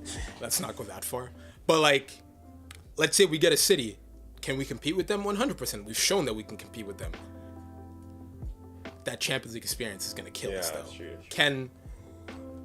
The guys have shown that they can respond, after what happened at Lens, the way we were able to come back and absolutely just demolish them because they were talking way too much. We had to, just Junior, can PSG beat Arsenal? I think PSG and Arsenal, you got your man believe. I think that we're on a similar level. I think we're in, like, in terms of, like, you've got your creme de la creme. Are you saying like if we're right now, or if we're both in the Champions League? As in like not holistically, like right now where we are now. No, I agree. Yes. Yeah, we had to. Yeah, I agree. Yeah, we're not. As in we're not. We are. As in like I think PSG would win, but I think as in like if you polled me, I'd say 50-50. As in like I did when I did my after the draw, I did like polls who everyone's gonna think. I think if there's like anything above like a 60-40 for either team, I think it'd be close. Yeah, I don't think you can. like if we're saying right now, I think probably Arsenal. you're gonna say Arsenal has the edge. Yeah. But like you said, if we're talking like Champions League, for example, that experience, it's important. You can't not. Now that you guys lost a lot of players that had that experience, true. but you still have quite a few guys that know what it feels like to play in a Champions League, to play in the late stages of a Champions League. I mean, Late not in the most recent stages. recent times. Yeah, maybe not, but a lot more than us. True. We have guys on our team that don't even know what it feels like to play in late stages of Europa League. If you think about it, that's how young our team is. True. Even during our Europa League days, some of these guys haven't had to go through that. So, It's a good turn, Powell. no, I think if you like, we had this conversation. If we look over the last 20 years, bar that the 2010, 2011 takeover, whenever it was, Arsenal and PSG were kind of very similar clubs. Yeah, that's fair. If you could argue if we get that money, we could do something with that. But you also can't knock PSG for being able to do something with the money they were given. That's not on them. It's like City. Yeah. Any other club could have been. That picks a bone for me, honestly. Any other club. For me, it's not their fault that they found investment. Exactly. And For they were me, able to do something. that picks a bone. For me, it's the elitism from particular Barca and Real fans. Yeah, they're just. They go and say, "Oh, just nouveau mad riche." Because that- listen, when the King of Spain, all right, was doing favors with Real Madrid and Barcelona, we weren't saying anything, all right. Like we're talking as though like people say, for example, City, City won, like they bought the Champions League. What, like when Real Madrid went on their three-peat, like the Galacticos, they not buying a lot of players too? Yeah. Barca, all these things like these. It's what every top club does. Exactly. It's like the same thing as people getting mad at Saudi Arabia for all the transfers they're making. Like, I mean, I think like, it's the only thing you can say is, okay, maybe because of financial fair play and stuff, them not abiding by those rules, fine. But other than that, I'm sorry, all Englishmen, you guys especially, have no word. right. You cannot argue. Like if you want to go and say sports washing, all right, fair enough. But okay, like, sure. you want to go look at some of the passive. I was like, we can do a lot of washing that you guys had to do as well, huh, British Empire. So, like, I think a lot of times we focus too much on what other people are doing, and then we're not ready to look at what we've messed up. Hey, who's injured? Hey, Luis Diaz is injured. Not again. Nah, man. We need. Obviously, we're not gonna prey on anyone's downfall. You know, we obviously don't. I hope it's not serious, but like, What happened? I think it's just during tackle. Yeah. Oh, okay. This is his own fault. Neon. Yeah. Yeah. Yeah. That's just. If anything, he He came in late. It's a foul on him. Could've been It's a his foul on fault. him. Knee injuries suck, man. But yeah. Oh, I was thinking. You know how in the Champions League for the round of 16? Arsenal got relegated. Nah, you know. Actually, I have a question. Yeah. Would you? I guess this was for me. I think I got this. Would you rather have your? How was it phrased? Would you rather have your club? What is it? Win the league, or see your arch rivals relegated? Ooh, that's a question. Ooh. So for me, I guess, would you rather have Arsenal win the league, or Arsenal maybe not win the league, maybe finish like, I don't know, top 4, but Spurs get relegated, and me obviously the opposite. Okay, for me, I'd still rather win the league. I'd rather win the league, especially just because if we were smaller clubs, I would say relegated, obviously. Yeah. For smaller clubs, like not even small. Even if we were just like mid-table to like Europa and what's the other one, Conference League type teams. If we're in there, I would still say relegated just because. Even then, unlikelier chance of relegate, and even then though, because like if you win a trophy, that's a thing you can say to the other. Because at the end of the day, football's about winning. Football's about winning, and also like. But I think I like to think of like people like West Ham and Millwall. Yeah. They were rivals for so long that hit each other.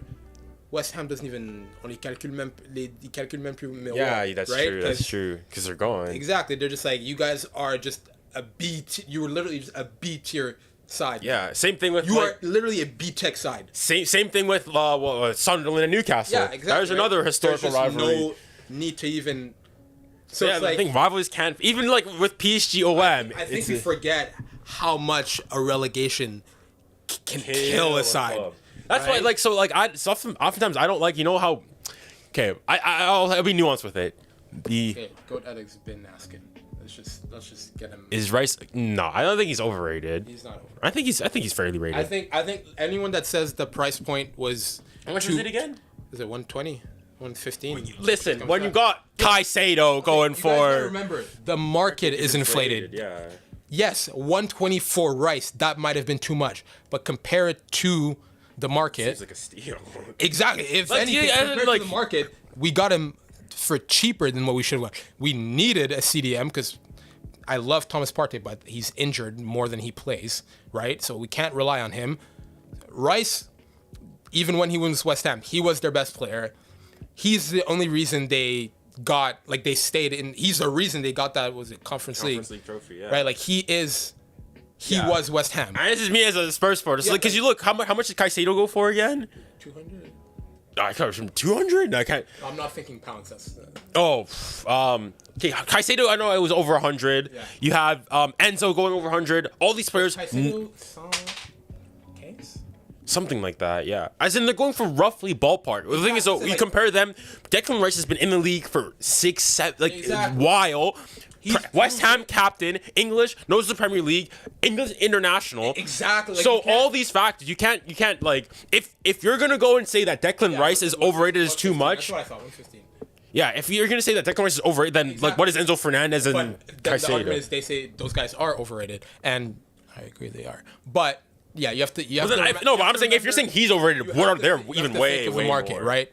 As long as guys are getting paid these $100 million contracts, every other guy that's below them is going to get inflated, and that's how the market ends up shifting so high, right? So it's not that you can't just look at the number. You have to think about context. In terms of context, no, he's not overrated.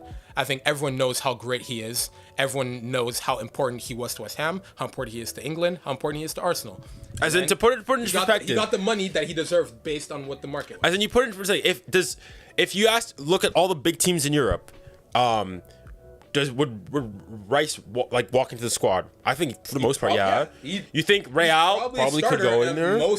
Most top teams. Yeah, so I think it's a fair price. Anyone who says no, you're just lying to yourself. You really are. Listen, if you say no, go think about all the best clubs you can think of, right? Real, Barca. How many of them can genuinely say, and don't even just think CDM, because Rice can play as just a normal center. Like, other than Cam, he can play anywhere in that midfield. You can even slot him at center back if you need to, right? You take all of that. You can't argue that he wouldn't do what Bellingham's doing. Not offensively, he would just do it defensively. Yeah. Actually, that's exactly what he's done for Arsenal. He came in, instant impact, instantly became our third center back essentially. Like, he did exactly what Bellingham did, but defensively. Yeah. And you can't argue that he wouldn't do that for every other big club. Fair. Oh, this is a great question. Kaka, would you... Oh, hold on. Trust him. Hold on. Nothing. Okay, like Kaka... He's so good, man. Like, he's so... Dang. Get him off. I love him off the bench because I love that he's our secret little weapon. Oh, my. Bench. That's ours. Yes! Okay, Lakaka, would you win the Champions League, but Spurs win the Prem? That. I want to put you in timeout again because that was such a good question. Dang. That's actually a very good question. I think I would rather the Champions League. I think I would rather the Champions League.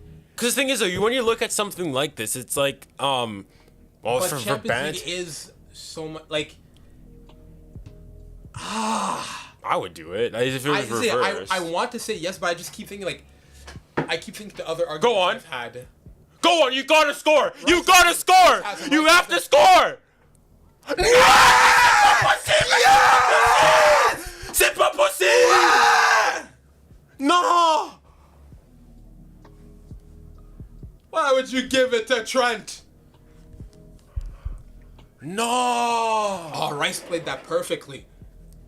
That was well defended. Played that perfectly. Delayed. Force him to the outside. Force him to the... That was textbook. Delayed. Force him to use his passing option. And then close it down. Force him to take a quick shot. That was perfect.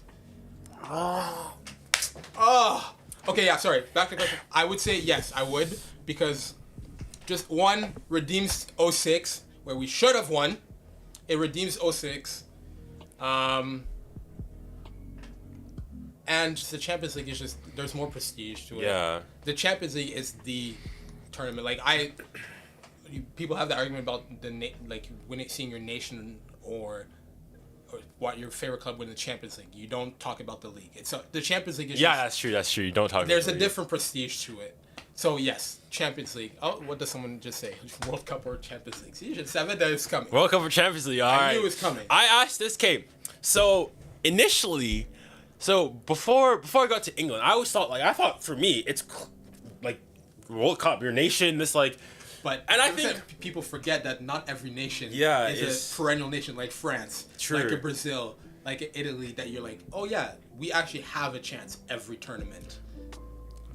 I know I said elite. I don't want to hear it, but let's be honest, okay? Last few years have been a bit meh in general. Yeah. So yeah, not every nation has. So that's like for like me. I always say, well, it depends. I think it depends who. Like, so even for me, like I always thought from even me being French Canadian, I always thought like World Cup all the time. Not like I'm French. Would I rather have PSG win the Champions League or France win the next World Cup? Well, I've seen France win the World Cup in my lifetime. You're spoiled with it, so it's like, but then PSG have never won the World Cup, so it's like I can see the argument, and especially the thing is though, in England, it's like club, like all the time. But that I understand though. Like they have that culture where it's like, well, since 66, there's no reason for them to. It's since 66, and it's not even like they've been close, and they've just had to sit through decades of just mediocrity, of being trash, the home of football, trash, fraud, that can barely get out of the quarterfinals. Bro, 3 lions, more like the toothless lions. All are garbage. But I think in general, it should be World Cup. Like in general, even if you're from Fiji winning the World Cup is better than Island FC somehow making it to the Champions League. Yeah, true. Right? And you gotta remember, Champions League, it's only the UEFA Champions League that has that prestige, right? True. Anyone that's a fan of your local leagues and your local nation. There's also like the fact that our Champions League, even though Champions League is a thing in every confederation. That's the word. Every confederation has a Champions League. It doesn't have the same appeal as the UEFA one. True. So World Cup is the right answer, but for most people, that's never going to be. Okay, I need to see this. Okay, Salah's going. It's a 1, 2, 3, 4, delay, 4-1. Force the outside and then close it down.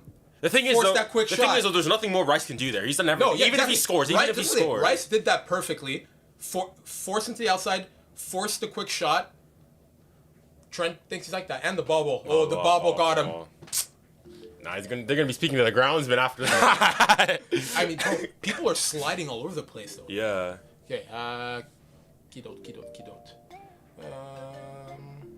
Will Mbappe stay or leave? I've said it. I'll say it. At this point, listen. If he goes, he goes. I don't think anyone cares. I don't even know anymore. Real doesn't care. PSG doesn't care at this point. Do what you want, man. Yeah. The thing is, I'm not sure if you've heard. There's this massive Real Madrid French YouTuber. His name is 𝐻𝐸𝐸, and he made a video talking about how he thinks now Mbappe should stay at PSG. Yeah. The thing is, at PSG, he's got everything he wants. He is that guy. You're never gonna be that. You're never gonna be exactly. And I think also his even if he goes to Real, let's say as soon as he has like a purple patch, people are gonna be on him. Yeah. Like you made us wait 3 years for this. Exactly. This, that, and the other. If Ronaldo got booed and whistled at the Bernabeu, what do you think Kylian's gonna happen? Especially the fact that he made me wait this, that, and the other. Whereas at PSG, he's Parisian, like he's got the graces of the fans. Now recently his brother's coming up, like all these things. He's like, I don't know. There's all these things. Excuse me. I completely agree. It's not worth it. All right. But the thing is, for World Cup for champ, I don't know. Because the thing I don't understand though in England how it's like clear like like, oh, thing is, some people in England, though, some people are like actually delusional. As in, like, there's some whatchamacallit, Arsenal fans who during the World Cup, when Harry Kane scores, will not celebrate because it's Harry Kane. Yeah. I can understand. I can understand. When the World Cup happens, That's different. all allegiances, Forget it. all club allegiances, Listen, they have to disappear. Listen, when it comes to, I'll kiss the Marseille fans if need be. Like that. But even all the England legends, they even say themselves, that's what hindered them. Yeah. That's what's up. Because let's be honest, 90s and early 2000s, okay, maybe not 90s because some of the France and Brazil were a bit crazy, but even 90s, like, let's be honest, England was right there. 2000s. We talk about this being England's golden generation. Bro, the 2000s, I'm sorry, can we pull out those names? Absolute legends that were on that pitch. Even they will all admit the thing that hindered them was they didn't want to mingle. Everyone was stuck in their clans, exactly. The Northerners and Uniteds, Chelsea, United Arsenal. had to stay together. The London guys had to stay together. You know what I'm saying? And it's kind of Fergie's fault. I'm sorry. It's Fergie's fault for imposing that. Yeah. As much as I respect Fergie as a manager, that was a great turn. Oh, okay, that's a bad pad. Okay, look at how everyone's sliding. Bro, Anfield, fix the pitch. Dang. But yeah, they all admit that not mingling like that is what hurt them. So I think fans, like, and if you look now, all the guys in the league, they're all friends. They all, and it results on the pitch. But the thing is, and the funny thing is though, now you look at it's really one guy. What's his name? Roy Keane. There you go. He's Irish. I guess he doesn't really care. I'll get your question next. He goes and he says, like, when he sees, like, Arsenal United, and they're like, the players are like shaking hands and whatnot. They're like, you can't do that. Like, this is you're going to battle. I mean, I understand it, but at the same time too, like, it's just I don't like the term. It's just football at the end of the day. But no, think about it. When you play, growing up, you play your best friend, right? Those are the more intense games because you know each other, because you know you don't want to have them beat you. That doesn't mean you don't end up shaking their hands. You don't say, hey, good game. Woof. That doesn't mean you're not friendly and cordial with each other. But if anything, those are the games where you're most fired up, right? So to that argument, no, I don't care about playing a stranger. Obviously, don't care because I'm stupid competitive. Against a stranger, I'm going to be way more fired up playing against my friend 1,000,000 times over. That argument is just horrendous from Roy Keane. Yeah. There's no such thing as you're going to be less fired up. No. If you're going to be less fired up having to play against a guy who's going to give you stick for the rest of the rest of that year, he's going to be reminding you how you lost to him. Exactly. Listen, especially you're going to challenge. If you're not extra up hard for that challenge against that guy, then you just aren't going to be up for any other challenge. Exactly. That's just you not going to be. I think those old guys kind of forget that. Okay, just kicking and injuring people is not intensity. That's called being an idiot. Okay? Oh my. Okay. That's not defending. Kicking people and injuring them is not defending. You're being an idiot. Roy Keane. Yes, you. No, I hope you see this somehow. If you do, I love you. I'm completely lying. I actually love you. You're great. But no, do you know? Have you seen there was a chat? Did you guys know there was a challenge? It was Eric Cantona got challenged by some. That you know what I'm talking about, guys. Like scissoring him. Oh my goodness! I saw that. Nothing there. Get out. I didn't even see. Sorry. But whoa. Oh, challenge. Nah, fraud. Okay, but that challenge, bro. When people say, the old timers say, like, hey, mate, what you used to be, mate, it's different. It's changed.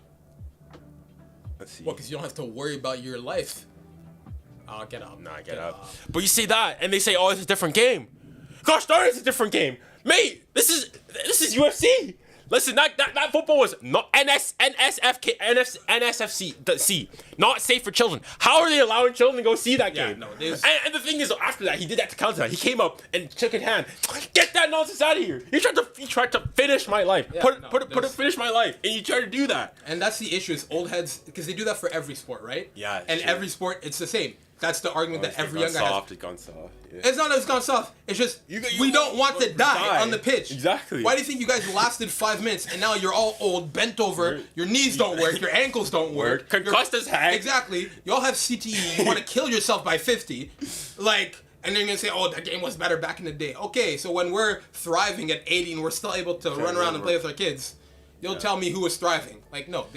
Gosh, that was a different game. Like, gosh darn. And if you say, especially that challenge in particular, you can say it, nothing wrong.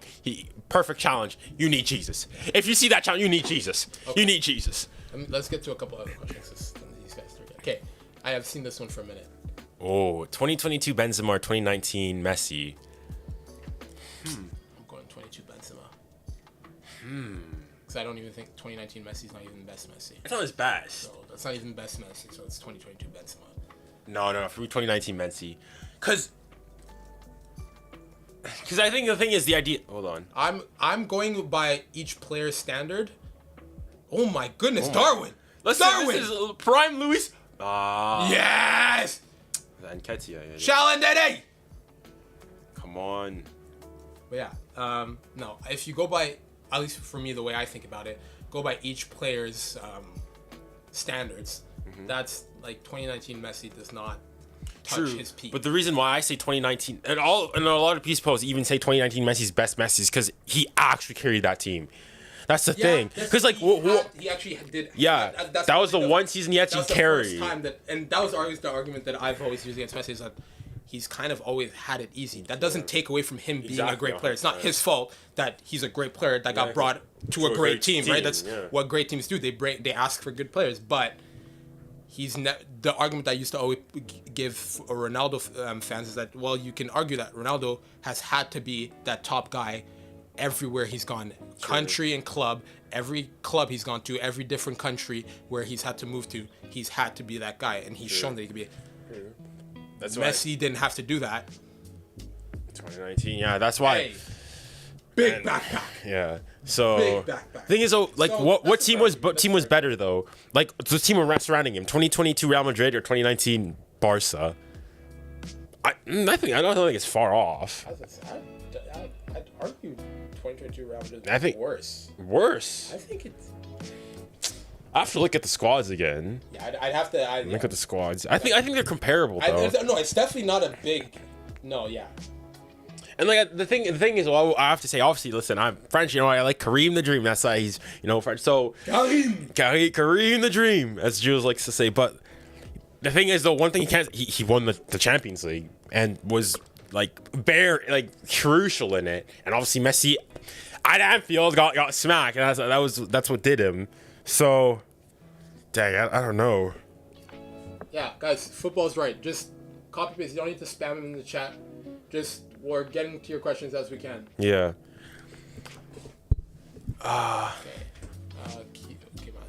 Is Van Dijk better than Sleeveless? No. Debate. Bro, listen, no.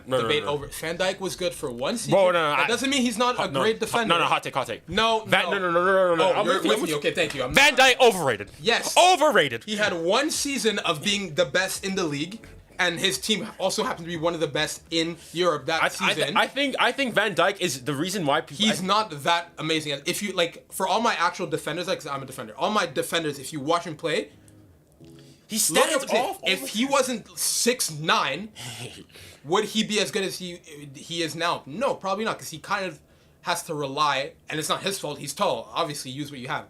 He doesn't use defensive skills. He just kind of relies on the fact that he's really tall. Allows him to do things that allows him to just have to stay there and then just put his foot out. Yeah, you know what I'm saying? Like, I don't know. For me, the way he backs up. I mean, sometimes, like for example, that Rice one. There was an example of him doing that against I think Spurs a couple years ago. But he knows he can't. And I don't understand why he doesn't step up, because he is mad pacey. Yeah, again, I understand when you're playing in a league like this, you can't afford to dive in like that. Yeah. But just in general, he's not. But for me, has not been that. For me, the stat though, the season, he didn't get dribbled past once and whatnot. I mean, I think it's kind of like, yes, it's kind of. Most people didn't dribble past Liverpool. Period. Yeah. So you have to put context to everything. Yeah. That doesn't take away from Van Dijk being one of the best. Is he one of the best in Europe? Yes. Yes, 100%. Is he one of the best in the league? Yes. Yeah. No one's taking that away. But this idea that people are saying best center back all time, you're delusional. You're delusional. No. You're delusional. He's not even in the conversation. No, yeah. He's not even the best center back in the Prem of all time. We're not having that. Okay? I'm an Arsenal fan, and I'm sorry. Nemanja Vidic and Rio Ferdinand, that partnership That was put fear. Put fear. Fear of God and the strikers of Arsenal. Of all the league, really. The only fear that could be worse than this is the Lord himself coming down. Amen. To tell us, let's go back. Let's go back home. Nothing else put fear into my eyes than seeing that crazy, was he Serbian? Yeah. Seeing that crazy Balkan. nah, man. Hey, if none of you guys seen me play. If you've seen me play, you will know exactly who my football heroes are. Him and Ramos. There you go. Oh my God. Why I am the player I am today. Rob, listen. The way I modeled my game against towards them. Whoa! Hey! Send him off! What do you mean? No! Get him off! Dangerous! That's dangerous! Bro, 2 foot! Even he knew that wasn't bad. He didn't complain. He knew that wasn't that bad. Okay, let's see. Let's see the replay. Let's see the replay. But yeah, no. Van Dijk, Bayern, Saliba, no. Let's just not even have this argument. Come on. That was all ball. Junior! He slipped. Let's see. Yeah, he was getting the ball first, then he slipped. Yeah, and that doesn't catch him either. Okay, that's fine. That's fine. That's what I said, bro. It's okay. Fans like to scream because you see a guy flip over. It's a contact sport. I don't mind. That's all right, next one. Yeah, let's just not even have this argument. Is Mbappe overrated or underrated? I think he's fairly rated. Yeah. You can't. Anyone who says he's not one of the best in the world, you're just wrong. Look at the stats, and you can't give him the club argument like he has to do it himself every time. You could argue that inflates his stats, but he then goes in the national team and does the exact same thing. So let's not. I'm out of this. Oh, especially with the world. Oh man, this brings back memories. Kiki, bordel. Merde. Bro, non, il faut parler, faut dire la vérité. Listen, faut parler. À part Jésus, qui a porté la croix, qui a porté plus? Non, mais faut parler. Jesus carried the cross, Mbappe carried France. I'm being serious. Nah, faut parler. À part our Lord and Savior Jesus Christ who carried the cross, who has carried more? Nah, faut parler, faut dire la vérité. He cooked. Ah, là, faut parler. I saw him, especially rated. If anything, you could argue underrated because of how much hate he gets. When you saw him, when you saw him like this after. Oh man, Kylian Mbappe, Kylian, faut pas pleurer. Please, sir, let's calm down with that. Calmate. Coming back into form. Coming back into form. You come back into a form you never had. You never had. Yeah, there you go. Never come back to. He's better. I mean, it's like his and anything better was Ukraine. He hasn't had. Yeah. Do you think he dodged the bullet with Mudryk, or would you still take him? I think 4 minutes. You could argue we dodged a bullet, but he also wouldn't be having the issues he's having if he was surrounded by a better infrastructure, a club that wasn't failing right now. You're saying like everyone that's going to Chelsea isn't exactly they're not performing to what they could be performing to, right? Yeah. So I don't think it's entirely his fault. Yeah, true. Fair. But yeah, you could argue we still did dodge well, but it's not his fault. Yeah, true. But I think if he comes to us, does he do what he was doing in Ukraine? No. But I think he might have a Darwin Núñez moment where it starts off a bit shaky and then he gets used to the league and now we see what he can do, what he can deliver for us. Fair enough. Come on. But now, get back on that Mbappe. Listen, when we talk about noodle hair Ronaldo, beardless Messi. We gotta put World Cup Mbappe in that conversation. Oh yeah. Listen, catch this. Mbappe is averaging a brace in a World Cup final. Averaging a brace against Argentina in World Cups. Like him. Like, faut parler. Club Mbappe is already enough of a different man, but like international Mbappe. No, he cooked. Non, mais Kiki, we asked too much of him. Il est mortel comme nous, bordel. Il a fait tout. On l'a trop demandé. À la fin de la journée, il est mortel comme nous. Okay. This is question I want to ask you. Do you think Griezmann has been France's best player? I'd argue. All time? No. Oh, okay. In recent times, I'd argue. Oh, 100%. He's been the one that Dare I say, carry Dare I say, like, obviously Mbappe at the World Cup was the one scoring, but I would say Griezmann was more integral to France in the 2022 World Cup. Chat, let us know what you guys think, because I see a lot of people. I don't see a lot of people clock him, obviously, because he plays for Madrid. But bro, Griezmann is underrated. Right? Like, sérieux, he's like, put some respect on. Especially, I think he recently extremely underrated. Tied the most goals for Atletico. Like, I think because it's Atletico, people don't care. They don't like give him the credit that he deserves. Exactly. People don't really pay attention to it, but like, hey, what do you think? I remember I made the video saying, what is it? Griezmann over Hazard. What do you think?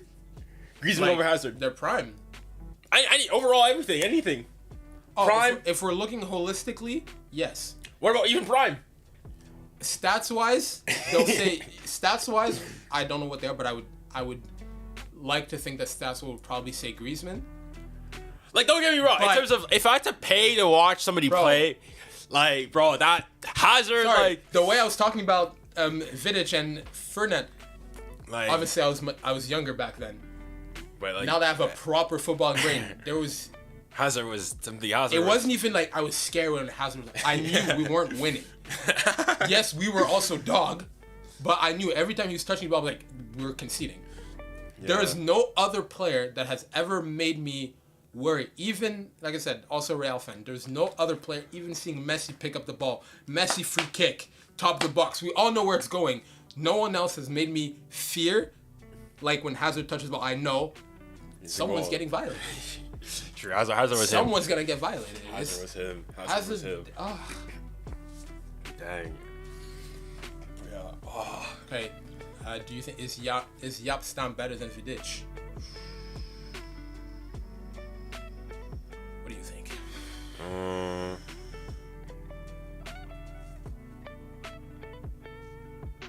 I don't know. I'd say no. I don't think so. But that could be biased from, like I said, he's one of my footballing heroes. So that could be bias playing into it for sure. But I don't think so, because I think United doesn't do what they did in like the 2010s and stuff without having him.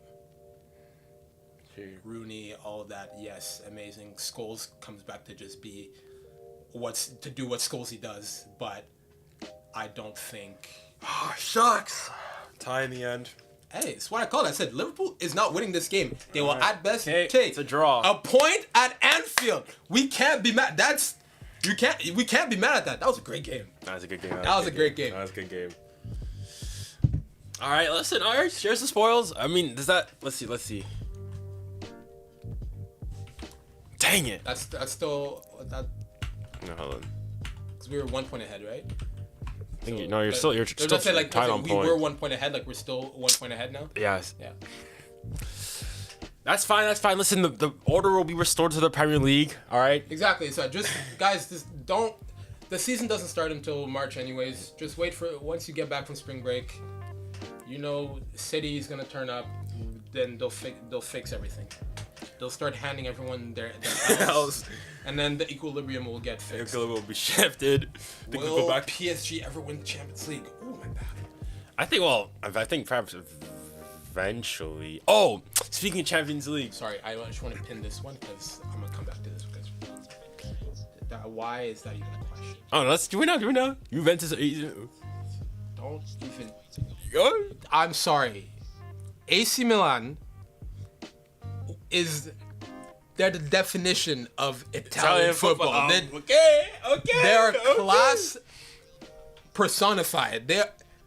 Italian football is AC Milan. When you think of Italian football, what do you think? San Siro. Yeah, true, but San Siro's also Inter though. There. Okay, I mean, fine. I'm neither here nor there, but I don't want to hear nothing about Turin. Yes, who has has been great. Well, okay. So recently, you know. Well, okay. If you look at most titles, Juve, most Coppa Italias. Yeah, that's Juve. also highly swayed. That's what I'm saying. It's very swayed because of recency. Yeah, you can only beat the competition in front of you. No, I completely agree. But this guy's all time. This argument, these two, this is like Juve, AC Milan. It's like the PSG. No, not even that. I say Arsenal, Chelsea. Which club is bigger in London? Yeah. Because Chelsea fans will argue 2 Champions Leagues, which is okay, fair. But also, like, I don't care. Arsenal is the biggest. Like, I'm a Spurs fan, so I guess I hate both. But I'll say, you can give your so unbiased opinion. what I'll say is that Arsenal yes, the bigger club. Chelsea do have those 2 Champions Leagues, yes. They've done but better, Arsenal but have Arsenal have more titles, more FA Cups, better historically. That's what I'm saying. Everything. Like, so we get focused too much on the recency bias. Like, I think something like 10, 15, 20 years, we're forgetting how old this sport is, man. This is 100-plus-year-old sport. Like 15 years is nothing compared to all of that. Yeah. That's my. I mean, I think you know. But I also support clubs that are just trashers in every league. Bar Real Madrid every league. I just support being a sports fan is not for the faint of heart. Oh, and the MLS Montreal. That's Vancouver. I guess we didn't make playoffs this season, but CPL until a club pops up in Quebec, Valor's just like oh my Like I would say I was cheering for Forge when I was supposed to go to Max. Yeah. But it feels bad saying because now when I tell people that they just say, "Oh, you're bandwagoning supporting Forge." Yeah. It's like no, I was supposed to go there. Yeah. Go there, so I started watching them, so I started supporting them. But in terms of local team, Valor, they're trash. I mean, I don't know what it is. All right, listen. Ownership. At least the Jets. We're doing so far. I mean, actually, Don't say weird. You don't care about do you not like them? I don't like you're just them. neutral I just to don't them. like being lumped in as a Jets fan because you want to talk about toxic fans, Montreal, and that's again one of those things where we are the biggest club, the most historical. Yeah. That's what comes with it. Is there's a certain standard and a passion that comes with it that you expect. We haven't met that standard in a very long time, so I think fans are right to be. But hey, it's looking good. Right. Anyways, let's get back to football. Sorry. Yeah, do you know that? Enough with the hockey. Do you know that Suarez signed for Inter? I saw that. Yeah. That made sense. I don't. This is not good for the MLS. I say I'm a big MLS guy. I want nothing but the MLS to grow because I think Europeans they love to crap on the MLS simply because they hate America. But a lot of them you don't even bother watching it. Yeah. This is not the MLS of 2001 where every player was making $10,000 and they were like 30 years old. Like these guys are academy kids, European players coming in, Latin American players. Like the MLS is not the same league it was. I think I'd say MLS is kind of like a championship. On a championship level. I'd say the MLS is on the same level as the championship. I think the top teams in the MLS. I'd probably see better because you think of. I think it's because the worst teams in the MLS are going to be that much worse than them. So I think that drives. Yeah, true. I think the top teams in the MLS would have no issue trying to fight for for promotion. Like they would be in the playoff conversation. Yeah, true. That's fair. I don't think you can. Because you look at they're all international players and stuff, millionaires. They're all academy products and stuff like it's just, they've gotten that same training. True. All the coaches have the same license levels. They're all UEFA A coaches and things like that. Like, true, yeah. Can you really, as a top league, as your first league, yes. They're not on the same level as European countries. Yeah. But even that, we love to say as European countries, there's a big elitism. Outside of the top 7, we'll say 7 or 8. European leagues are trash, bro. It falls off very quickly. European leagues are trash.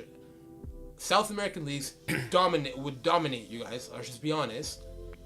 A lot of African leagues would dominate. Yeah. like I said, it's MLS would dominate a lot of European leagues. Like you get outside of that top 5, outside of England, Italy, France, Germany, Spain, Netherlands, and Portugal. And maybe that's probably it. I was gonna throw in Belgium, but no, because really. A lot of our players play in the Belgian league. People knew. Oh, that's it.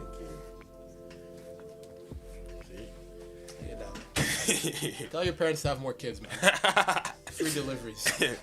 But yeah. Hey yo, quick little Caesar's rant. Why is it not $5 anymore, huh? That's not Hot and ready used to be $5. What is this inflation? Hey, easy, buddy. Listen, if a sponsorship potential in the future. Yo. Tranquiles, Little Caesars. Little Caesars, we grew up on you. This is why I'm so passionate. I love your pizza so much. That we need to see it's prime the Little perfect Caesars. size. 8 slices, 1 person. You knock it out. It doesn't make you too full. Doesn't make you not full. Like it's perfect. You paid $5. It was ready. Like you guys were constantly making them. You didn't have to wait. Like listen, it's just like I get it. Times are hard. Man, please. We need to go back to the good old days. Yeah. Anyways, so yeah, will piss you ever win? Did you not answer that question? Okay. Yeah, I did. And just give him a quick recap. So I think most likely, yeah, we will eventually. It's like take that of any stat, Atleti, Arsenal. I think with enough time, eventually, probably. But yeah. Do we think Scotland? Are you saying Scotland? Maybe Scotland, as in being in that, like being better. As in, would they be in that top? Would they be in the top? No, I don't think so. Because you remove if you say Scotland, then you have to put things like who else Austria. Look, remove Celtic and Rangers. Yeah, that's the thing. Yes, you'll make the argument. Oh well, we just said that all the other leagues are top heavy, but they're top heavy in terms of winning. But there are other teams. If you move them to other countries, will dominate. Yeah. All English teams put their their lesser sides. England's mid-table is probably the strongest mid-table in Europe. Probably. Yeah. That's what makes them the best league. Yeah. Every other league, you can't say that. Honestly, I'd argue France is mid-table. Actually, this is the thing. Pretty. I think France gets slept on in terms of. I think. Okay, so one thing. Quick. Obviously, in my chat, there's heavy, English bias or like tendencies here. But what else is like. So I found this article, a very interesting one. I made a video. I'll need to edit it, but it's basically saying, because oftentimes what people say, why is the Premier League the best league? Obviously, best teams, but mostly it's because most competitive. Any team can be anything, so on and so forth. They spread that money. That's true. But the thing is, when you actually look at so there was a study that looked at over like a 10 season from 2010 to 2020, 2021, I think, and they looked at a bunch of different stats to see competitiveness. So you think, okay, how many different winners have there been? How many average points do they win? Like, not only that, but also in the Premier League season, let me do some quick math here. So there's 38 games times 3, so you get a possible of 114 points is the maximum you can get. So what percentage of those points does the winning team get? So the higher the percentage means the less fair it is, because the team that gets it, yeah. So you look at all those stats, the Premier League I think came in 3rd. So it was behind League R. Actually, across all their metrics, was the most competitive. Then it was the Bundesliga. That's what I say. Yeah. Even though I didn't even think about Germany for sure. Actually, the thing is though, I was gonna say Spain. No. Screw that. Germany for sure. Because although there's Bayern, like massive, like they. The thing is though, this is one of the things that I don't know. I kind of don't like about, especially England fans in particular, is that football exists outside of the British Isles. Yes.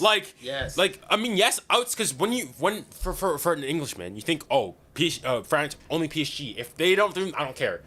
Germany, Bayern, I don't care. Maybe PSG is not even the most historic club in France. There's there's a lot of other stuff that happens within it. So even in Germany, although Bayern dominate, yes, that part. You look at the twos. You've had Dortmund, obviously. There you've got Leipzig. You have Leverkusen now. There's a lot more shifting and teams that go up and down in the Bundesliga. Didn't Offenheim has a Champions League?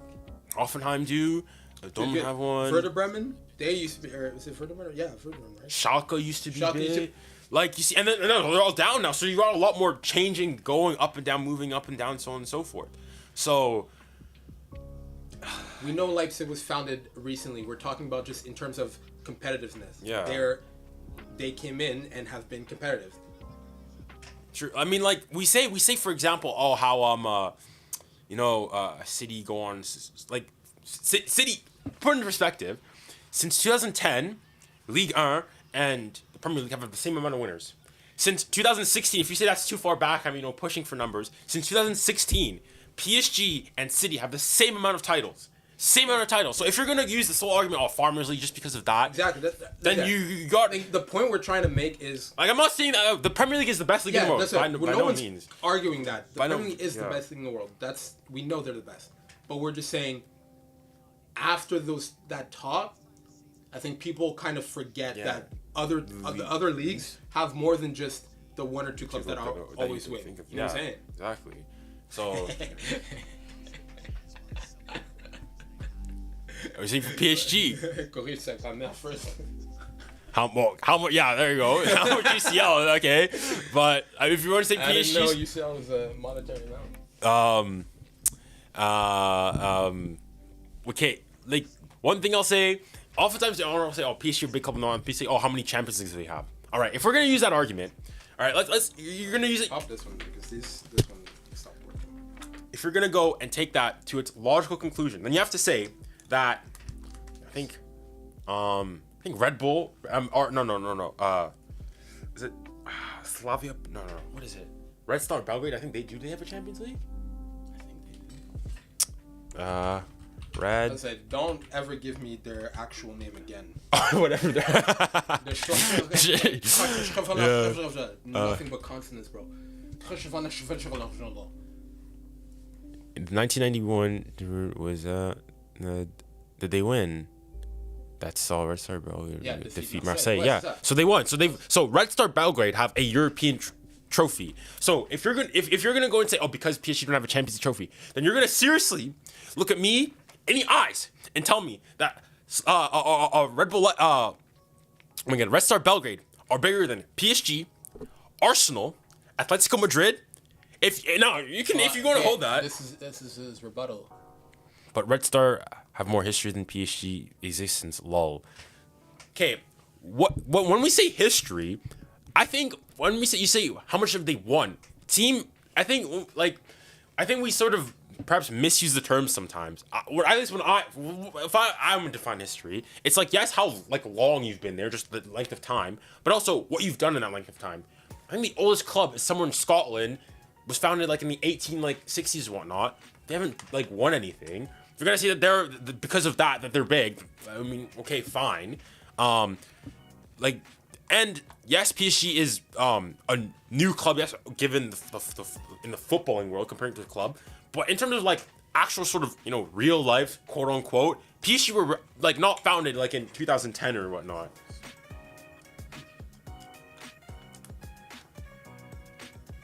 It's working now. Okay, I mean, I don't need these. You can wear these if you want. I just wanted to hear what Theo had to say. Yeah. I'll just put it over here. So But yeah, so I don't know. I think this idea yes, winning a Champions League puts you in a different stratosphere. But take City for example. Let's say City somehow didn't win the Champions League that year. Are we gonna say that they're a terrible club? City were a big club even before, they're massive, great and whatnot, even though they hadn't won it. So I think people perhaps we put too much weight on the Champions League. This is why I say the whole history thing makes no sense.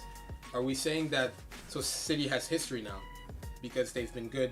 Because 10 years ago, that was the argument that people want to say that why they're below United. They have no history. They're not a big club. So all of a sudden now after these 10 years they have history now because they've been winning? No, right? That's not how that argument works.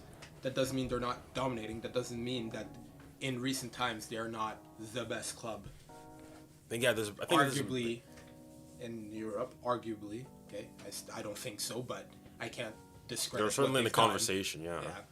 So, Like winning isn't just what goes into the equation, right? There's a lot of things that go into it. for just how big a club is. Yeah. Oh, I'd agree. Yeah. But that's the issue. I think people focus too much on just what have they done, have they won? But Like I'd say, if I we don't use that argument, I don't think City's right now is bigger than. Where do they win? We're in the Prem, so obviously not United, not bigger than United. pardon? Like in terms of just big. So what I would define for me, so I mean you're probably gonna disagree, but I said PSG I think is ever so slightly bigger than Arsenal. But okay, the criteria I go and I put in terms of how big a club is yes, there's history, what you've won and that longevity and whatnot. There's fan base, how like economic power, weight, and all this. But I'll take the Arsenal PSG that outside. But taking like City for example, yes, of course now with the younger generation and whatnot, you say City people know, but I don't think they're bigger. They don't have the cultural gravitas, if I will use the word, of a United, Liverpool, Arsenal, Chelsea. I'd even go. They're probably. I think City, take everything, are probably closer to a Spurs than they are to like Arsenal's, Chelsea, so on and so for them. But yeah. Like if we look at it, like, okay, do you wish Neymar didn't leave PSG? When I'm gonna be honest here, when Neymar left PSG, I'm not gonna lie, I got a bit teary-eyed. All right, listen, there were Man, you're answering the question. Enough of this family.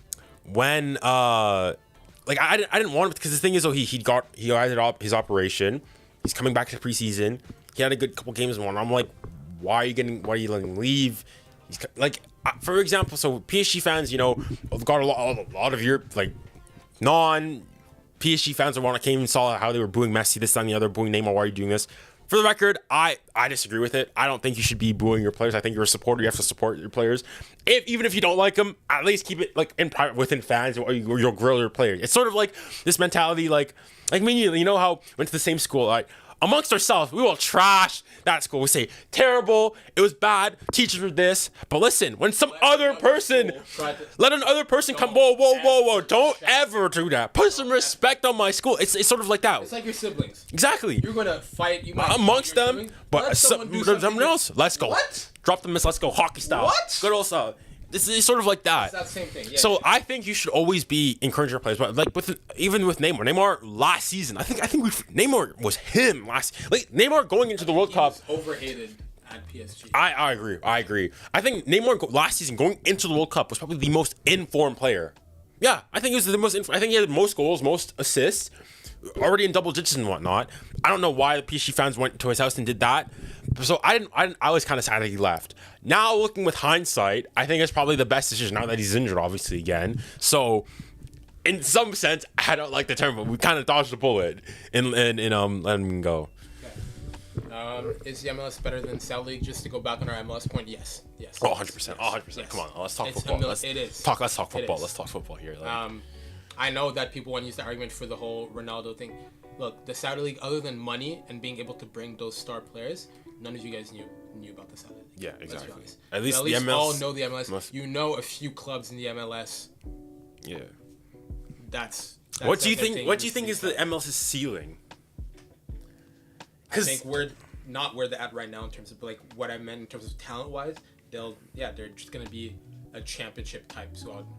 Maybe they'll be like their top teams would like be conference league type teams. They're gonna be like, if I'm thinking of like Europe, they'd be those type of countries where they're conference league type teams. That's where they challenge they're mid-table clubs in most top European leagues. I think that's how long do you think? How long is this, like now, or do you think? Because no, I think they're not there now. I think like where do you see them being in 10 years time, for example? I think 10 years time, especially with the boom that the World Cup is going to do for them. Because we have to remember, that's the reason the MLS got invented in the first place. Because the first time the World Cup came to America. And then it spawned, the interest was already there. But in North America, soccer was more of a girls' game. It's bigger for girls. Guys play football, basketball, hockey in Canada. Soccer was a girls' game.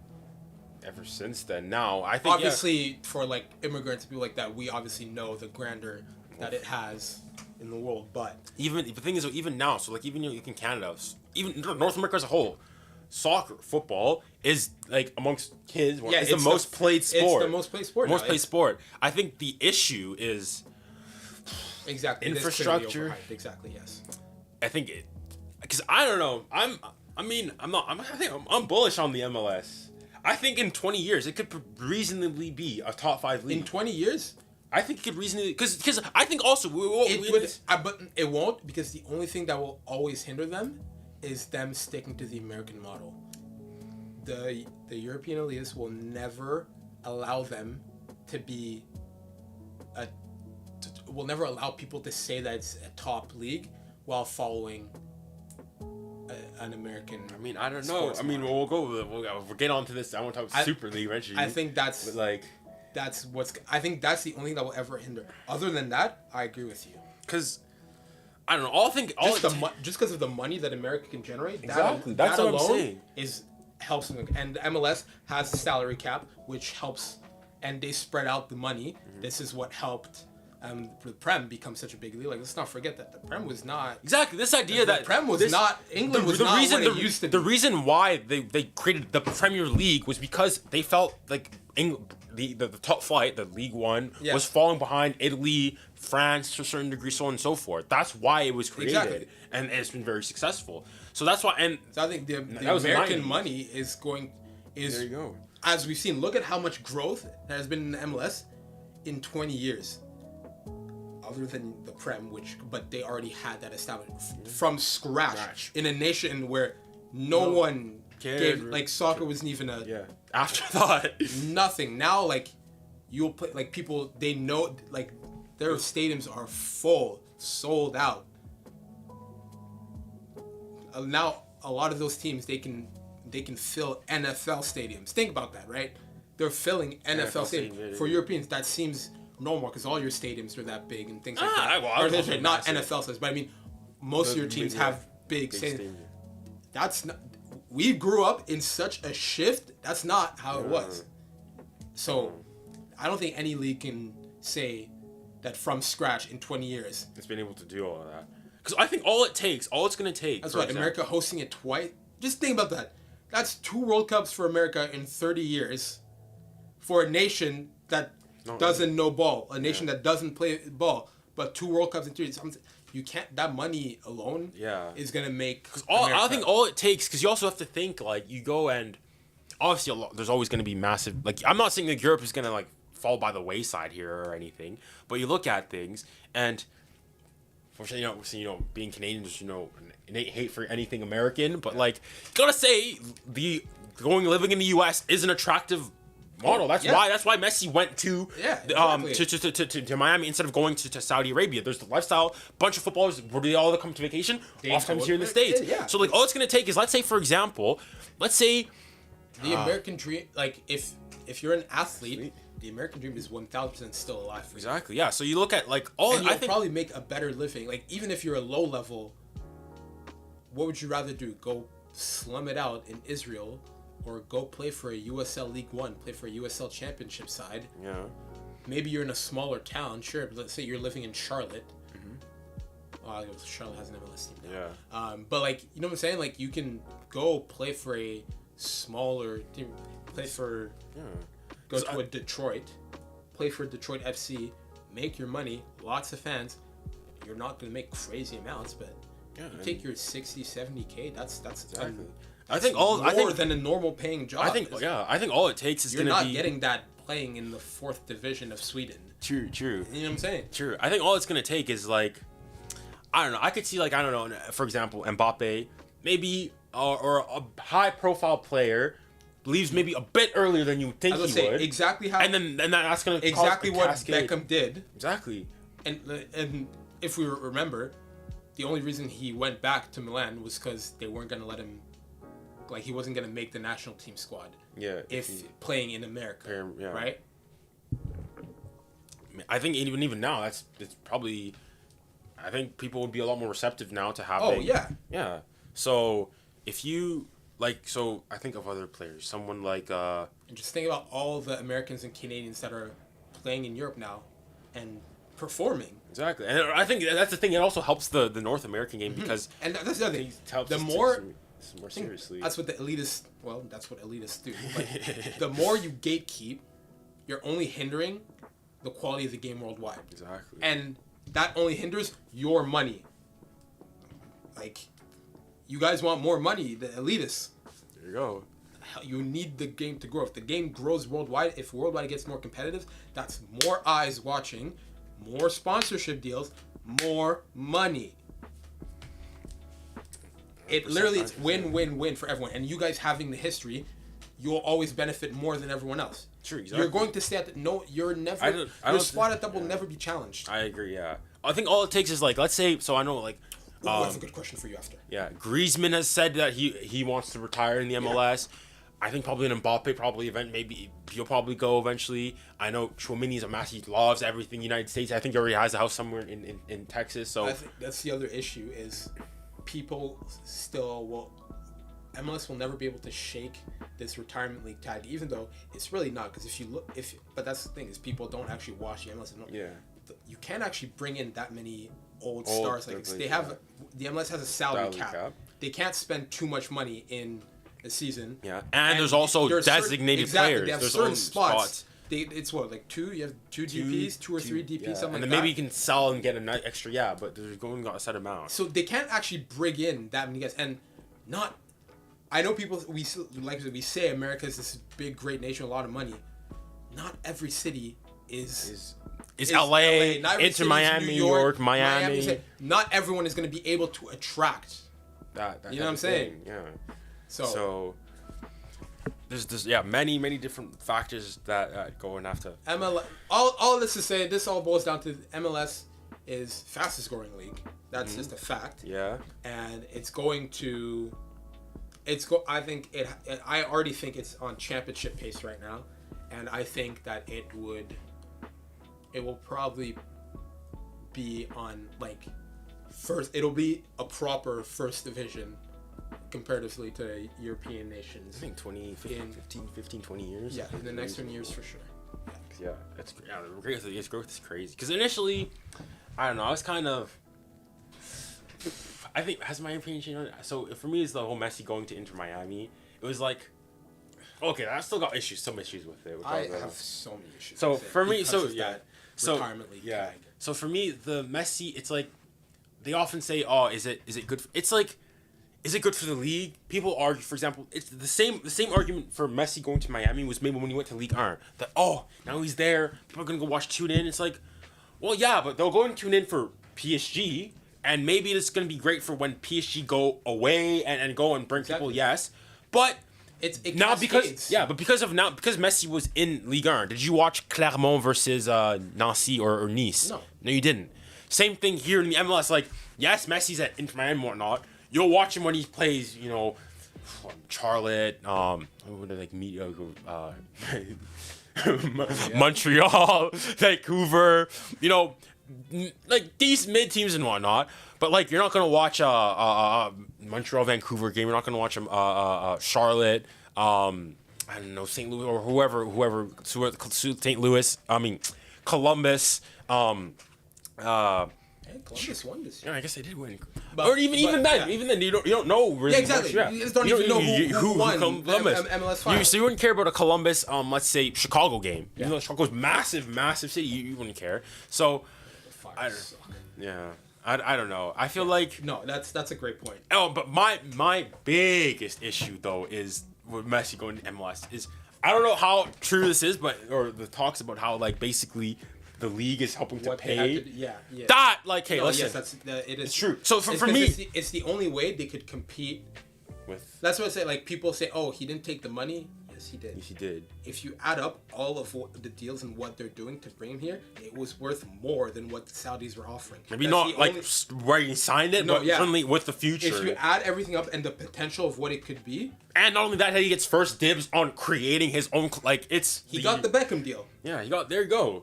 And I don't love it because, look, I love David Beckham, and it was great for him coming was great for the MLS, but like, I hate these deals because now it's just buddy deals. Yeah, true. No other team will be able to compete with them in terms of signing players. Like you see right now, how they're just forming. It's just super Barca team. Really Barca, prime Barca all over again. Really 2015 to retirement home right now. Exactly. But that's because they brought in a guy like Beckham who is able to call on his friends to say, oh yeah, I know this guy. He knows what he's doing. I can go with him. Yes, you could say that happens everywhere, but that's exacerbated by the fact that he's the owner now. He can literally be like, oh yeah, come play for me. I can offer you this, and this. Mm-hmm. And then now they have Messi. You can say, yeah, guys, come play with Messi. Yeah. Who's gonna say no to playing with Messi? Yeah, that's true. And then eventually Messi's gonna have his own team, and I don't know. You have people tired. Like now you have Inter Miami. Now everybody basically wants to go there. Now like. Not even for me, it's even my issue. I'm also mad at Inter Miami because our best center back got sold to Inter Miami. Yeah. Come on. But like also like I don't know. For me the biggest as a fan of not into so I guess you're Montreal, I'm Vancouver. For me my issue is so hypothetical. Messi goes to the Step or BC Place. 90th minute, tied 1-1. Smacks a 35-yard screamer free kick. All right, you're like, okay, fair enough. But not only do you have to live with the fact that you lost to a Messi free kick, you have to live with the fact that you paying for that ticket has helped go into his salary. That, for me, no, sir. What kind of, like, and Messi's my go, but I cannot have that. Imagine, to put it, let's say Messi scores against, in peak El Clasico, smacks, like that goal, the one where he celebrates. Imagine that, does that at the Bernabeu, and you know that you paying for that seat ticket, you're helping to fund his salary. That's disgusting. Nah. I guess you could argue that. You can argue you do, but do that all the it's time. not to the same level. Direct, yeah, not straight direct like that. Not near as open. It literally is direct. Every time you buy a jersey, you're giving him money. Apple TV. Every time you watch it on MLS Apple game, TV, he's getting that money. Right. You know what I'm saying? Like, anyways, let's get out. It's not a thing against Messi. Don't get it twisted. This is just. Listen, if that was me, I'm mad at the MLS. You want to shake this retirement league tag, but you keep doing these things that aren't going to help you shake this tag. What was the question you wanted to ask me? Oh yeah, or I guess more of just a hot take. South America is a bigger footballing continent than Europe. The only thing that hinders South America is that one, for the longest time, there was a Europe only bias. But if we look at where the best players were, they were in South America. Europe didn't want to bring them over because they knew that where the best players were.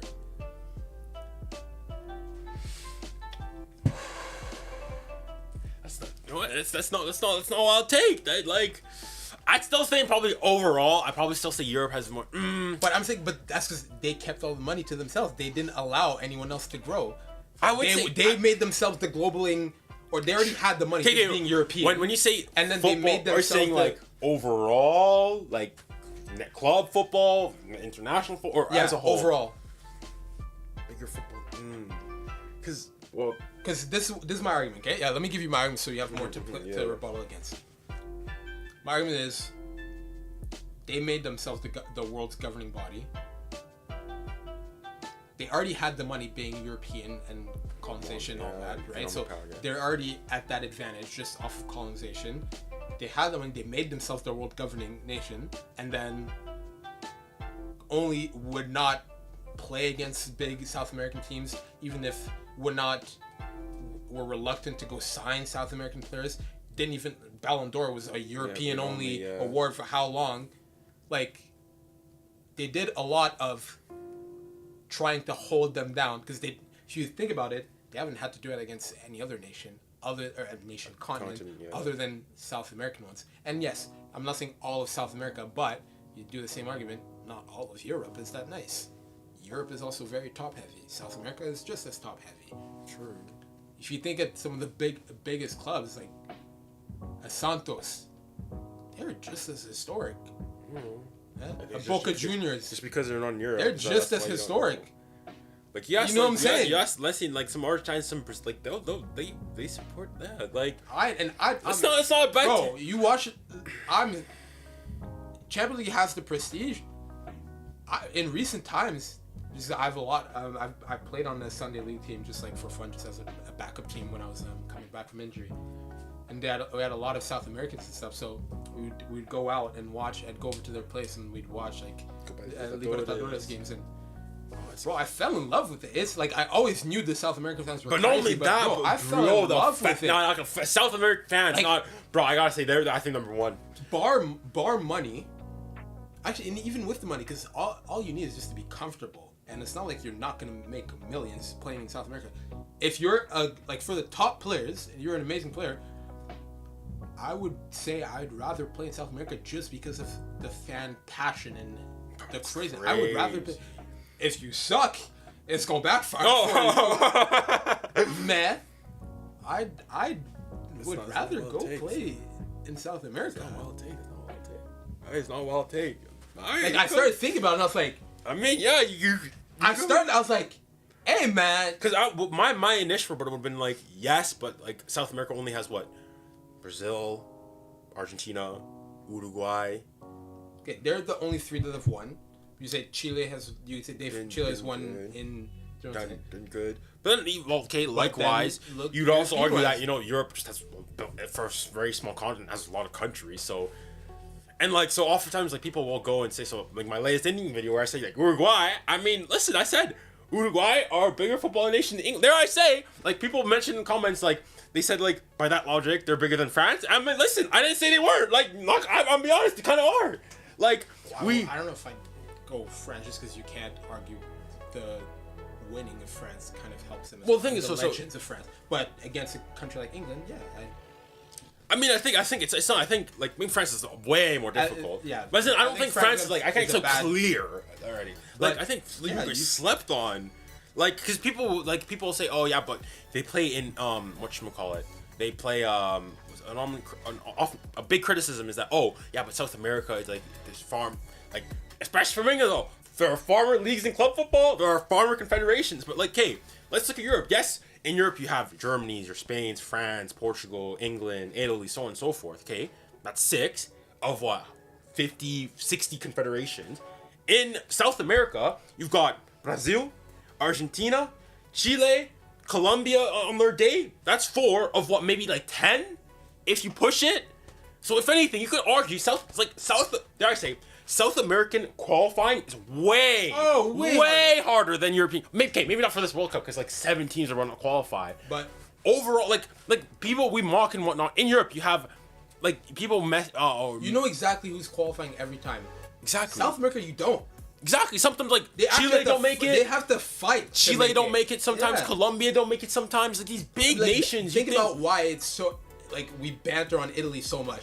It's because it's such a wild that they concept that they weren't able. Same Netherlands a couple times. Like right, like as in like even we know exactly who is going to especially now. Like that's sort of one like make it so much easier. Like so you not only you got the qualifiers, but then you've also got the Nations League now, and all of these things. And within all that, they always get the best pots. They're just right off the bat. Exactly. Just from being European, you get the best pots. So and so like. Yeah, I mean, yeah. So actually, that's not. I'll take your South American football. Let me just knock out a few of these. Messi, Ronaldo. He prefers Messi.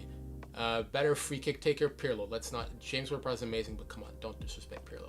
Okay, that's just not. We have 12-year-olds in here. You guys don't know the history of football. Yeah. Okay, Pep's been asking this question for a minute. 2016-17 Juventus 2016-2018's kryptonite is Ronaldo. Do you agree? That's just wrong. Well, he is the reason that they. I mean, I'm not sure. There's this. Oh crap! Let me find his TikTok. There's this. Do you mean kryptonite? What? What was it? Pep, if you're still in here, do you want to elaborate on your argument for that? Well, is he saying what like their Juventus' kryptonite was Ronaldo? Yes. That he's the reason they didn't win. I think that's what he's trying to say. Wow, I mean, what do you think? I don't think you can say he's their First of all, kryptonite is a crazy word to use. I don't think you can say he's their kryptonite when he was still their best player. How can your best player be your kryptonite? No. As in, no, he's saying because when he was at Real. Oh, That's what he's no, yeah, okay. Oh, I think he sorry. I thought you were saying. I was like, what are you saying? He was saying the reason why they couldn't win it was because Ronaldo was at Real. I think that's what he's saying. I think that's yeah. So there's a UA fair. There's a UA fan here he said I saw his video yesterday. I think he's UA fan TV. I think he's English and Italian and whatnot. He's saying like how same with us. He's saying how LeBronto. He said that he feared nobody but God except Ronaldo. Oh my God. Like, noodle hair Ronaldo. Nah, noodle hair Ronaldo with that purple. With the purple. Oh my God! Listen, I dislike Ronaldo.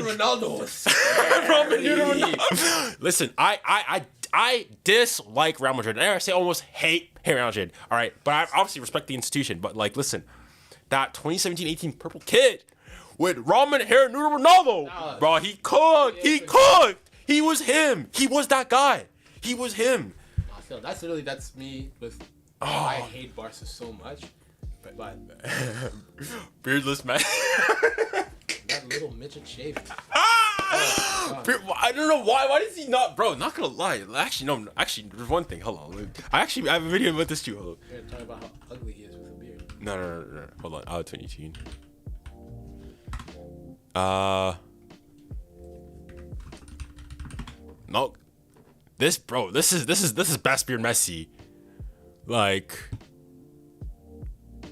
this, not gonna lie, he's pretty handsome here. I don't disagree. I think like he's kind of him. Like when he grows out too much, it's definitely not it. And then not growing it. But the thing is, here look at he's like hair. It's the hair for me. It's not even the beard. For me, it's the hair. Long hair Messi. Because long hair Messi, in my opinion, long hair Messi is the most different. Oh, actually, yeah. Screw that. You know what? Screw that. No, screw that. You know what? New hot take, bro. Shaggy mop head Messi was in his bag. No, forget beardless Messi. Long hair Messi. Hey, even like long hair, like back in like 08, 09. Every white boy wanted to have their hair like that. Well, you could argue every white boy tried to do the soup with Ronaldo as well. Yeah, too. Actually, I find it hilarious how much like we let stars dictate our hair. I relaxed my hair because of Pogba.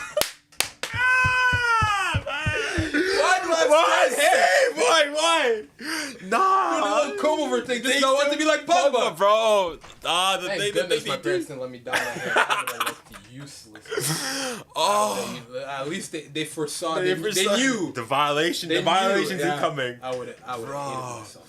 Nah, but not gonna lie. 2018, he's a handsome devil. Listen, you gotta say. Especially right here, this cut, this little trim thing. Yeah. Long hair Messi. Yeah. Oh, long hair Messi, bro. I can give him that. Bro. Yeah, no. Tape like skin fade Messi. That's what it is. Skin fade Messi. Skin fade Messi. Oh, jeez. Yeah, I feel that. Man cooking. Like, dang. Yeah, I feel that. Dang. Okay. What are your thoughts about Julian Alvarez scoring in 1 minute against Fluminense? I saw it, like game started. I see 1 minute he scores. I haven't even watched the game. I mean, I don't know. Actually, now that we're on this World Cup thing, I want to get this. What are your thoughts overall, Super League? Especially now with the new proposal and whatnot. Cause do I think it should happen, no, or what do I? Just overall, holistically. Cause not gonna lie, I've had a change of heart. Okay, let me hear your argument then. So initially, I was like everybody. Cause I'm not gonna lie, the new proposal. I saw something about, but like I haven't been on social media lately, so like I'm not up to date on it whatsoever at all. So initially, when 2020 when it came out and whatnot, I was like everybody friend. Get these American bastards, get these Yanks out of my sport. They don't have a club. They don't know what European football is. Get these nonsense. Get out of here.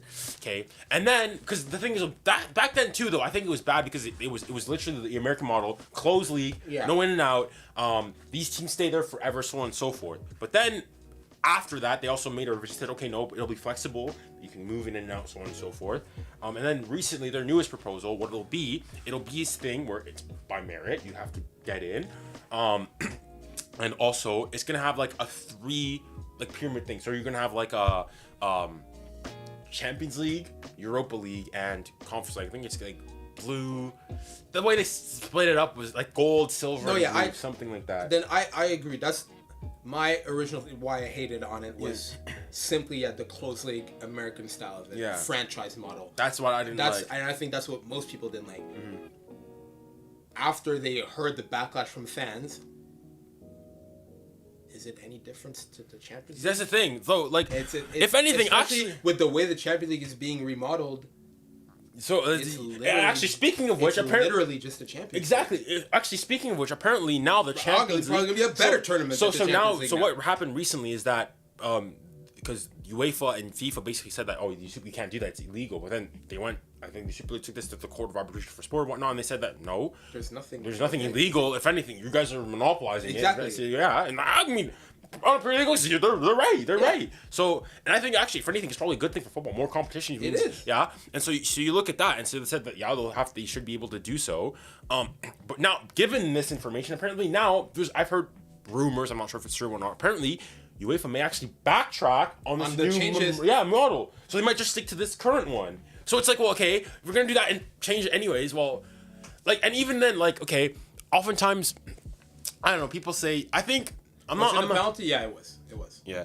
On the okay, I'm not as alarmist as Florentino Perez saying that football's dying and whatnot, but like, especially now a lot, even in Europe. He thinks it's dying just because Spanish football isn't. Yes. But I think I'm not as alarmist as that necessarily. But I think to his credit, even a lot of like you would call more passionate football fans, a lot of them will say, I mean, honestly, if I wasn't like a supporter of an Arsenal, whatever, like I kind of find watching an NBA game, but more like enjoyable overall, or a hockey game, or a football game, or whatever it may be. And it's the thing is, I think it's important also for football to not rest on our laurels, to not go and be like, we're the biggest sport, we're always going to be the biggest sport. I think you always have to continue to innovate. And unfortunately, no, you make a grip with this. Yeah. They have to appeal to that American audience. Exactly, American audience. That's their biggest thing hindering them. Exactly. Is the people that have the most money don't watch their sport. True. And like you know if they get that American audience, no sport will ever touch them. Ever, already they don't, but money wise, like the NFL is not far off just because of how much the American sponsorship can give them. Worldwide, obviously it's not, but that's the other thing. Football is growing worldwide. Right. So if you go and you do, and you get the United States, it would be fitness. So, but like, so initially, I'm not sure. You know how oftentimes one of the big arguments against the Super League, especially in England, was that how if you had a Real Madrid United, Real Madrid City every single week, it would lose the prestige. And I'm like, and at first I was like, 100%, yeah. But then I'm like, now I think it's like that's what it already is. But now I think about it. Why is the Premier League so great? It's because you have a Liverpool, Arsenal, City, United. These games once every like 2 to 3 weeks. That's what you like about it. Exactly. You get a big game every single time. So I think that's exactly why we watch the Prem. Exactly. It's because of the same thing that we love about the Prem, how it's so competitive. It's the best league in the world. Because these big teams. That's what Super League is gonna be. Exactly. So like now I'm like, well, if that's hypocritical on that point. So and then that's a great point. And then I think we're done here. So there's that. And then this just turned into chatting stream. Just chatting stream. But then so there's that aspect, that the fact that you get used to hair. But then also one of the things, a massive thing is how people would say, if this happens or whatnot. Let's be honest here. Nobody's boycotting those games. No. Nobody's boycotting those games. You see a Real City, listen. You're not boycotting nothing. You're going to those games. You're going to watch those games. You're going to give them their money. And especially now, it's just what they said also to entice the Super League, the company behind it. You're going to see Haaland go against Mbappe, and you're going to boycott it. Shut up. You're not watching it. You're not But not only what did they say, they said that what they want to do, at least to grow it, if they're going to make it a subscription model. So screw all these TV companies nonsense. But what they'll do too is they'll make it free for a first time period to obviously gain market share. Obviously, eventually, they'll make it paid. But I think that's great for football. Like right now, like, hey, that's what I always. It's like, if every league, if you want to make money, get away from. That's been the best thing for the CPL. CPL, for anyone who doesn't know, is the Canadian Premier League. Yeah. The best thing that, like, yes, being on TV would be good because it's the thing. I think TV it's more so for old, like. Exactly. That's okay. That's the old model, but the issue is the people in charge. It's that generation, so they don't get it. Once millennials, because that's what's starting to happen. Yeah. Millennials are starting to get in power. Now they're getting old enough to be senior enough to be in those positions. They know the power of technology and the internet and all of that, because they were able to witness what's happening, how addicted their kids are, and how their younger siblings, our generation, is going what they're doing. You know what I'm saying? Because like subscription is definitely. Because the thing is, right now it's so like, okay, so even though I say I'm able to get, I watch these on subscription. Saka, don't disrespect. When Dembele can stay on the field, then we can. Well, talk. he hasn't been injured yet. He hasn't been injured. He hasn't been injured. Hasn't been injured. Right now, all I'm gonna say is current form Saka maybe one injury, and he was gone for like all of 2 days. Yeah. Okay. Fine. Plays every single game. I mean, yeah. Listen, You cannot not rely on him. Club and country plays every single game, pretty much 90 every game. Don't. I love Ousmane. The talent is ridiculous. I don't. Big man, ask your wife to keep taking care of you, please. I don't know what those doctors were doing to you before, but thankfully she's fixed them. Oh, 100%. Listen. Thank goodness this guy married a health professional. The Goodness, this guy's career was going to go in the water, man. thing is, ever since I think he's a child now, married, like he's different. Like that's what happens. Maturing, man. Growing what up, happens. it'll do. It does all things to players, you. they'll say. That's what I say. Become fathers. This will go on to. Being a parent does something. This is one thing that, for example, get into the Messi Ronaldo. One thing I really enjoyed about Messi. I think I saw it on TikTok, Messi like sort of documentary, like in his home and whatnot, I think in Miami and whatnot. And one thing that I liked about Messi and sort of disliked a bit more of Ronaldo is Messi. Yes, he's great at football, but I think that he's a regular guy. He has a family, loving wife, children. He's like, I mean, millions whatnot. Ronnie does too. The thing is, but the thing, I'm kind of forgetting that. My thing though, Ronnie was a parent to CR7 Jr.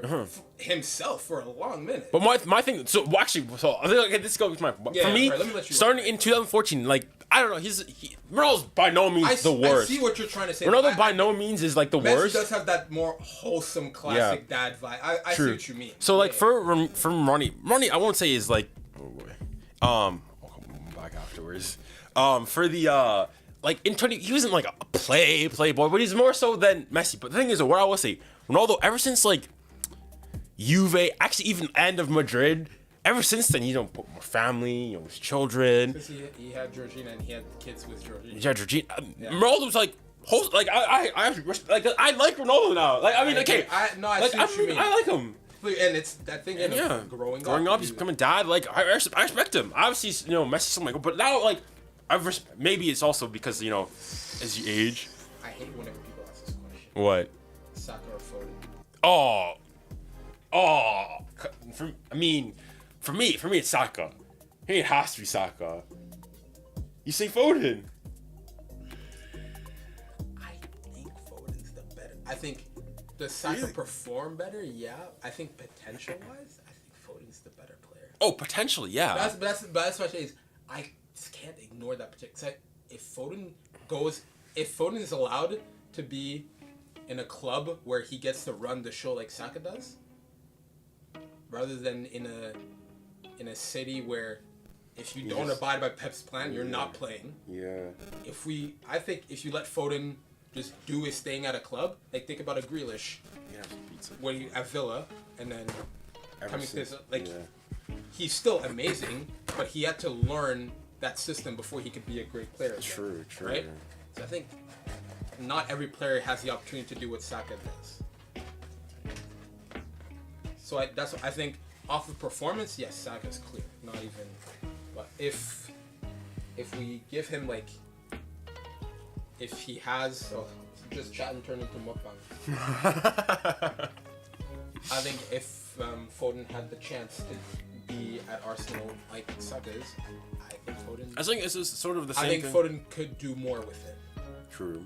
I think he hasn't, so you can't. A lot of these things, it's also like potential versus this. So I think it's even in French society, I think a lot of people, for example, say in terms of pure talent, I think Dembele is probably better than Mbappe, talent-wise, just pure talent. He's asking why you think Saka's better. Oh, what? Because I think maybe talent-wise, I'd probably give it to Foden, but I think that what he's done, been more consistent, done it as done it for carried a Foden team. didn't win the Champions League. City won it. City won the Champions League. Foden, it doesn't even play all of City's games like that. Yeah. As in, you take Kate. If Foden was you remove Foden's Foden role was Haaland's role, different story. Yeah, but as in you remove Foden from City. City still win easily. Yeah, like it's not much. Saka, hey, maybe top four. Oh, it's the Puma days all over Exactly. again. So I think he's more integral. I mean, I also don't really like that argument too, because oftentimes people say that for the Messi Ronaldo debate, but like, I don't know. I just feel like Saka's more integral to. So new football. What for? What? We expose yourself as a newbie. Newbie. It's not newbie. Everyone's opinion. You can have your own opinion, obviously, but so yeah, we can't go off the Champions League still just because he didn't have to do like. Everyone that's on that squad gets a Champions League. Is Calvin Phillips? Oh, so Calvin Phillips has a Champions League to his name. Calvin Phillips is a better player than, because that's the argument you're making. Yeah. Calvin Phillips has a Champions League to his name. So like, let's say for example, guy. Yeah, no, we know. Don't worry, we know. Yeah, I mean, I don't know. I feel like, especially with football fans, I think there's a lot of gatekeeping, sort of. Yeah, I don't know. Like I find there's another thing for me in football is like, oh, who you support. Like, so I mean, one of my best videos is like how I think being a glory hunter, so quote unquote, I don't think it's a bad thing. Why do most people, like younger millennials? I think the issue is, when are you a glory hunter? As a kid, it makes sense. Yeah. That's how you start. Like true. Other than if your dad and your mom just stick a kit on you and say, you are from here, you have to support them. You support unless you had parents that were diehards like that, you supported where your favorite player was. You supported who was winning, who was playing well. Exactly. You know what I'm saying? That's how kids make allegiances. You go with what attracts your eye. Exactly. If you're our age and you're doing it, even then, okay, even then, I'll say depends. So for me, no, but Calvin Phillips has. That's the argument. Stop using the accolades of a guy that doesn't play. He doesn't play. He doesn't play, yeah. He doesn't play. You can't make that argument. I mean, I guess for that one, you say he has a Champions League, yes, but it's not. We're all not the same. We agree with you. Potential-wise, he is better. Performance-wise, he's not, because he doesn't have to perform. He doesn't have to do anything. His squad will do it for him. If he was at least starter that played 90, okay, different story. But he's not even doing that. Yeah. So with what was I saying? Oh yes, with the glory hunt. So then, let's say for example, you're a football fan, like you didn't watch football, and you're getting it. You want to get into it now. You got into it very late. That's different. I think for me, my thing with glory hunter is if you're a glory hunter and you start like you're a bandwagoner is probably a better term. I should take this call. Take this for quick. All right. Tu peux m'amener de l'eau, s'il te plaît? Yeah. All right, let me answer some questions while he's running out of here.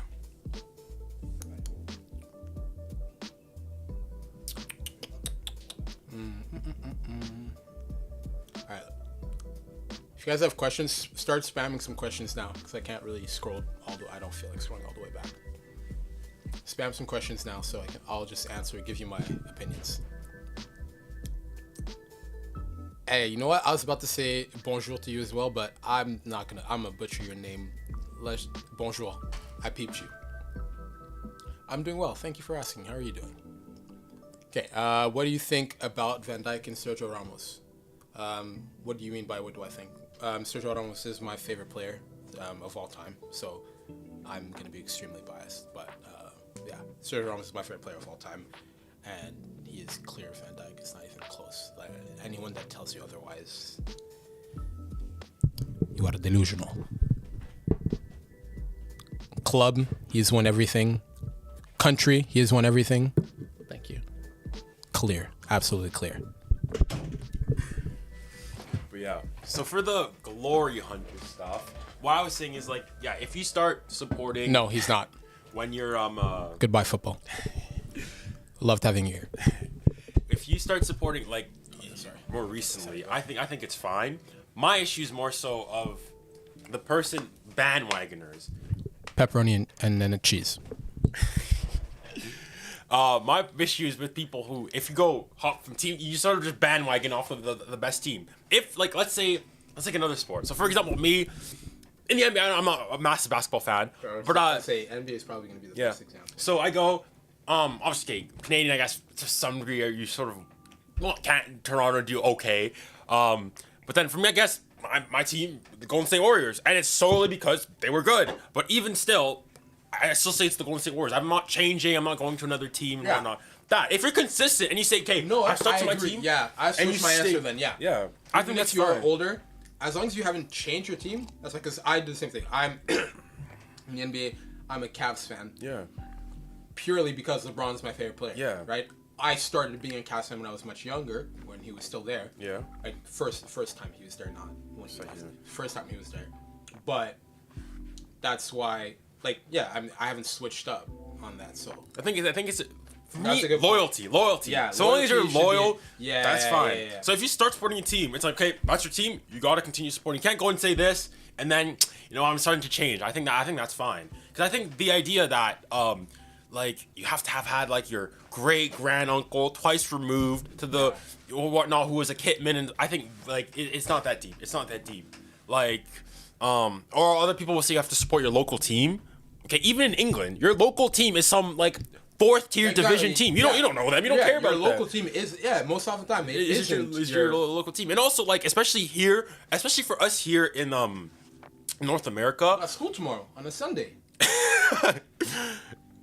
Yeah. Algerian boy. What do you want, fam? Paso, amigo, what's going on? Qu'est-ce qui se passe en Algérie? I got homework. I mean, I understand. 𝐻𝐻𝐸𝐷𝐻. Gosh, quand même. T'abuses. Yo, qu'est-ce qui se passe en Algérie, fam? But what else does he say? Again. Hold on. Ouais, elle est là.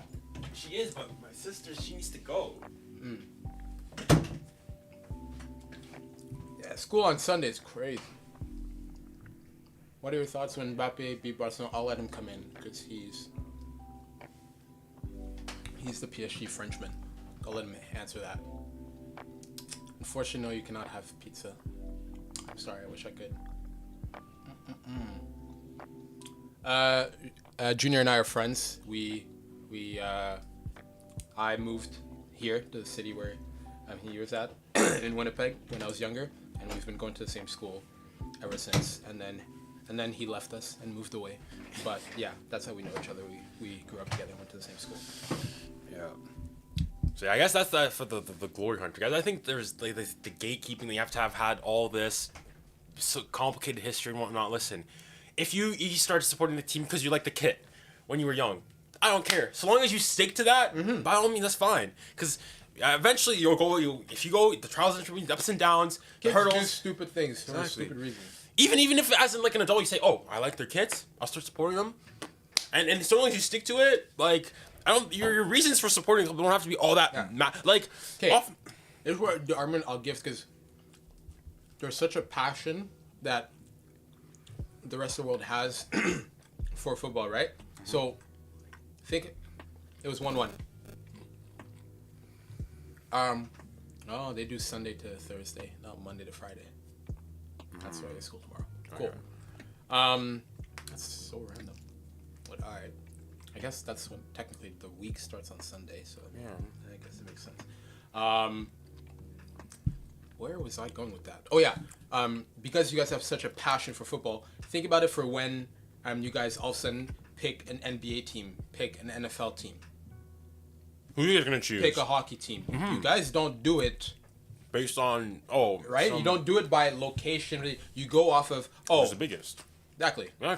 Oh, I like their players, or I like their culture. I like that city. You know what I'm saying? Like it's exactly. So like if I ask someone else that's just getting into 100%. Football. Yeah. If you ask a European football fan, or NBA fan, who they're gonna be Golden State, Lakers, Cavs. So your chat is so bullying this guy because of school.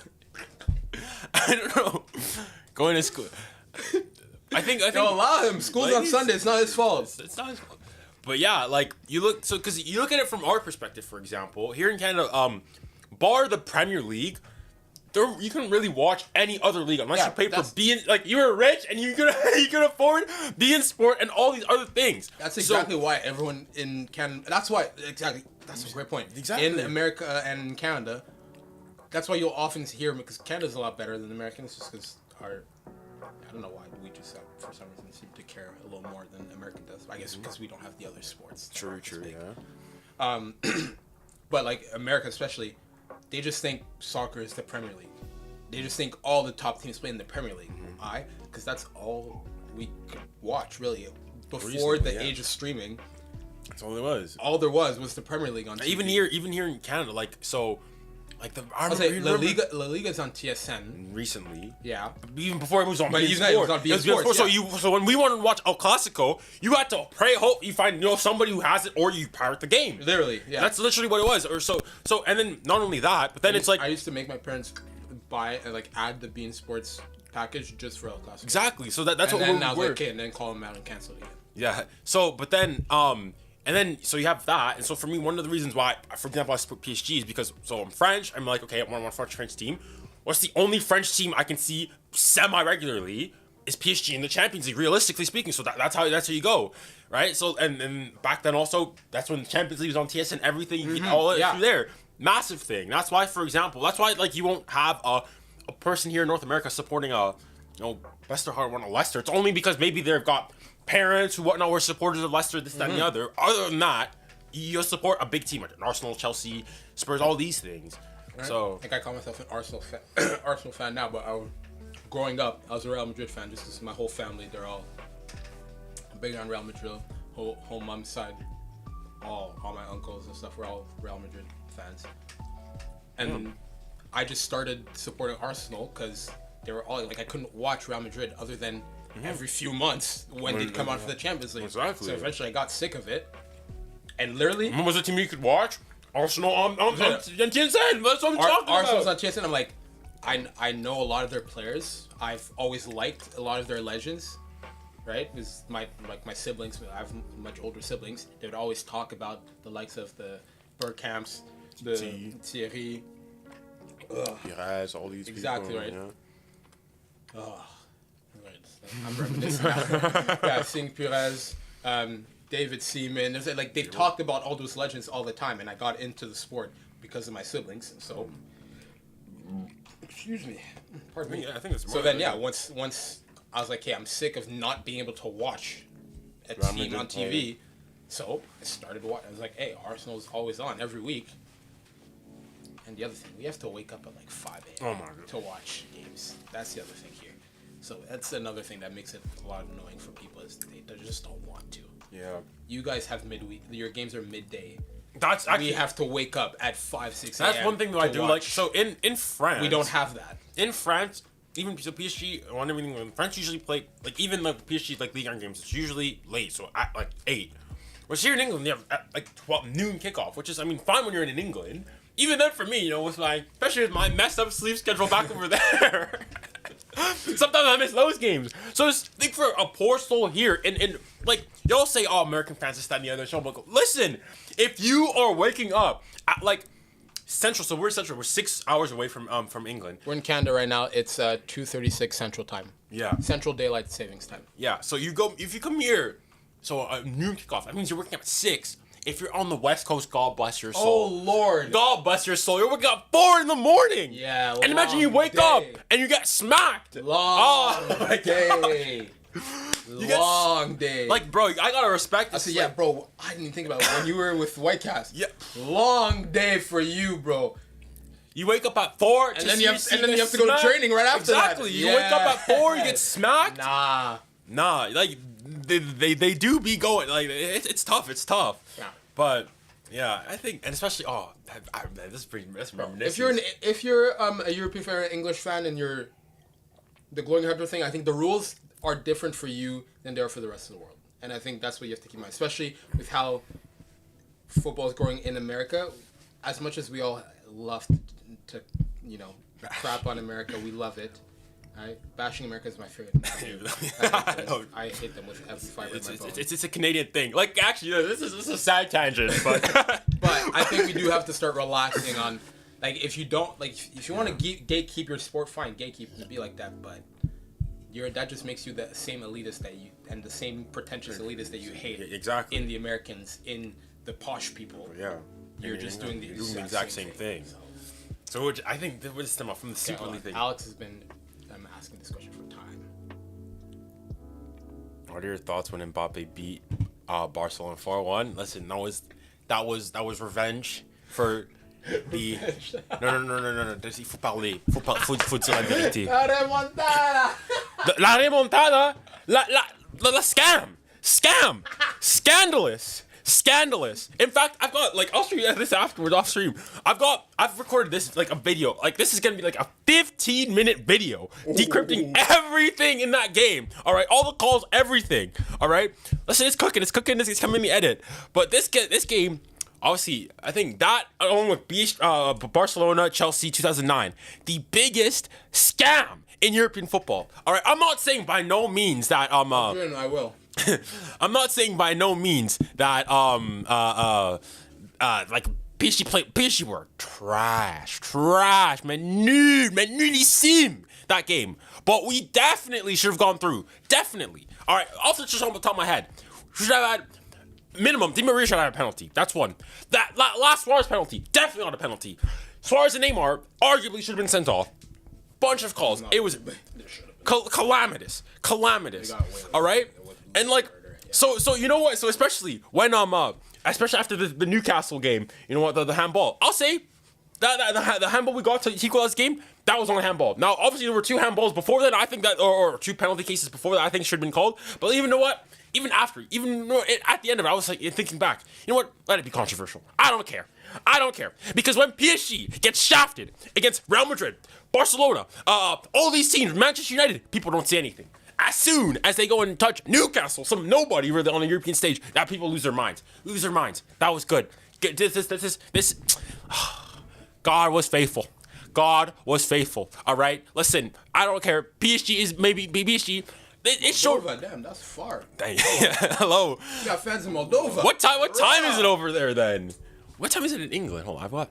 Okay, it's not that late. It's not that late. It's what? It's 8. 8 right there. London. 8:40. All right. But yeah, listen. I said I don't even care. Especially, I will never take. Algerian, yeah. I will never take any stick from referee from Barca and Real, especially those clubs. You know what? I won't even. I will do it now. I am putting into contention. No. Leave it for the video. Yeah, you can't. You can't give him. Just a bit. I am putting into contention some of Real Madrid's Champions League titles. Not just the you know, the 2016-17 those ones, right? Because those we saw it. We'll have to talk about the calls, but also back in the 60s and whatnot. I'm putting some of those in contention. Certainly paid for. Oh, yeah. I'm putting some of those in contention. Certainly paid for. All right. This idea of 14, okay, maybe 10, maybe 9, 10. La Decima is probably a lot closer to what it is. But that's for a video to come up. But yeah. Dang, I've got. Yeah, but if we do that, like, that we can do that for every team that want to have. True. Right, like we can't. As long as we have a referee that's human, that's going to happen because it's always going to be subjective. Actually, I want to. What's your opinion on VAR? I love VAR. Just England doesn't know how to use it. I agree. No one nearly has those problems in, like. First of all, in the MLS, VAR works perfectly. Spotless. There's no issues. VAR was the first place. MLS was the first place. Sorry, where they had VAR. And they do it I implore you guys, go MLS on their YouTube channel. They always do, like, they'll go back through some of their calls and stuff. And whatnot, yeah. They have a segment. I don't know what it's called. Anyways, call writers. Yeah, I know what you're talking. Yeah. Everything is spotless. It's quick. Their communication is perfect, and the calls are almost never wrong. Even if we take it to Europe, where it's more recent, in the Champions League. Excuse me. Wow, I'm very perky today. You don't nearly have as many issues as you do in England. In England, but England, that's just been. It's been like that since beforehand. Just the refs have always. There is too much pretentious refereeing. So. Yeah, I think. All right, Algeria, chill. I mean, don't speak it into existence, because then it'll happen. One thing I will say though, I think what I don't understand in England. So for example, you know how at the World Cup there was the semi-automated offside. Yeah. At the bit. Now in other leagues in Liga, in the Champions League they have that, but England they don't have it. Yeah, exactly. Why? If you want to be for the best league, surely you'd want the best technology there for. Let's go. The same thing. I don't know what it's like. Okay. Obviously, I just wore a scarf right, so it's flat against my head. It's not proper. It's not done, but. Yeah, I don't understand. Like, why don't they put the semi-automated offside? How many things have we of this offside call and whatnot? Looking at lines we can't truly say and whatnot. Well, if you have the semi-automated offside, you don't have that issue. I really don't understand. On games, they can't control the games. They can't control the narrative. I don't understand it. But I think also. Thanks. Nah, I just don't want to expose that. I ain't have a. Both a little bit. I don't have a cut, and so I didn't want to expose it. But one thing I'll say is like people say, "Oh, VAR, it's not what it used to be." Like, yeah, no, there's errors in the game. I'm like, okay. You guys want to go back to what it used to be? Exactly. Yeah, you guys want to go back to what it used to be. Like at least now, like we can say, oh, at least now we're arguing about has the official made the right call or not. Before it's like there's a clear, obvious error. Exactly. There's just nothing. an error. It's a genuine error. At least now we know there was an error. Now it's just more so. It's more like a lot of these calls. It's just an error, maybe in the rule books of the law. That's different. That's like, okay, we have to change the law. But before it was just they're making mistakes. I know he said it. Don't worry. We've had this argument a million times. Don't worry. We've had this argument for many years, and we will keep having this argument. It'll never change. Don't worry. I know. But yeah, I think VAR is like, actually no. Right now that I've got a fellow North American with me here, I got some hot takes here. Usually everything American and whatnot, the Europeans they don't like. But honestly, I gotta say, how do you go in your other thing? For what? To the other chat. You just hold this. Okay, so I was like, how did I get this? So like, I know how to swipe on this, but I don't know how to do it with the mouse. That's how I do it. So you just hold this and that. Okay. And this is the YouTube this and chat. what? So you just hold this button. There's a the button down there. Okay, and then you swap. Yeah. Just trying to hold. So this, and then just slide. Oh, okay. Yeah. There you go. Okay, I was trying to. There you go. Where is it? So that's YouTube. I just want to chat with the All right. Make sure the keyboard's on. Yeah, it's on.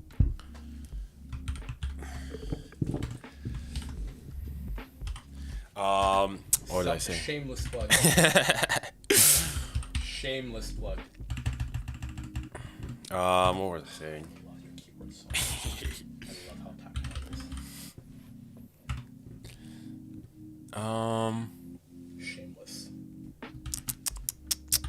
Crap, I've lost my train of thought. Oh, yes. Let's see. Rules. All right, you know how there's, Todd Bowley at Chelsea and whatnot, how they don't like everything American wanting to come up with new rules. I think, low-key, there are some rules that need to be brought from the North American side that need to come in. Oh, 1,000%. I think one of them, first of all, I think the going up clock to 90, I think it has to go. I think we should do like North American style. Like 90 down. No, not even that. Like I think Actually, no, 60. College does up to 90. I think it should be 60. I think 60, 30, like 2 minute, 30-minute halves, but you like pause it. You have a clock that stops.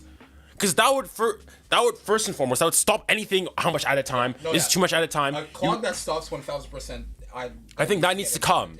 So whether you go up or down, doesn't really matter for me. If you want to go up for PSG, just how it's always been, fine.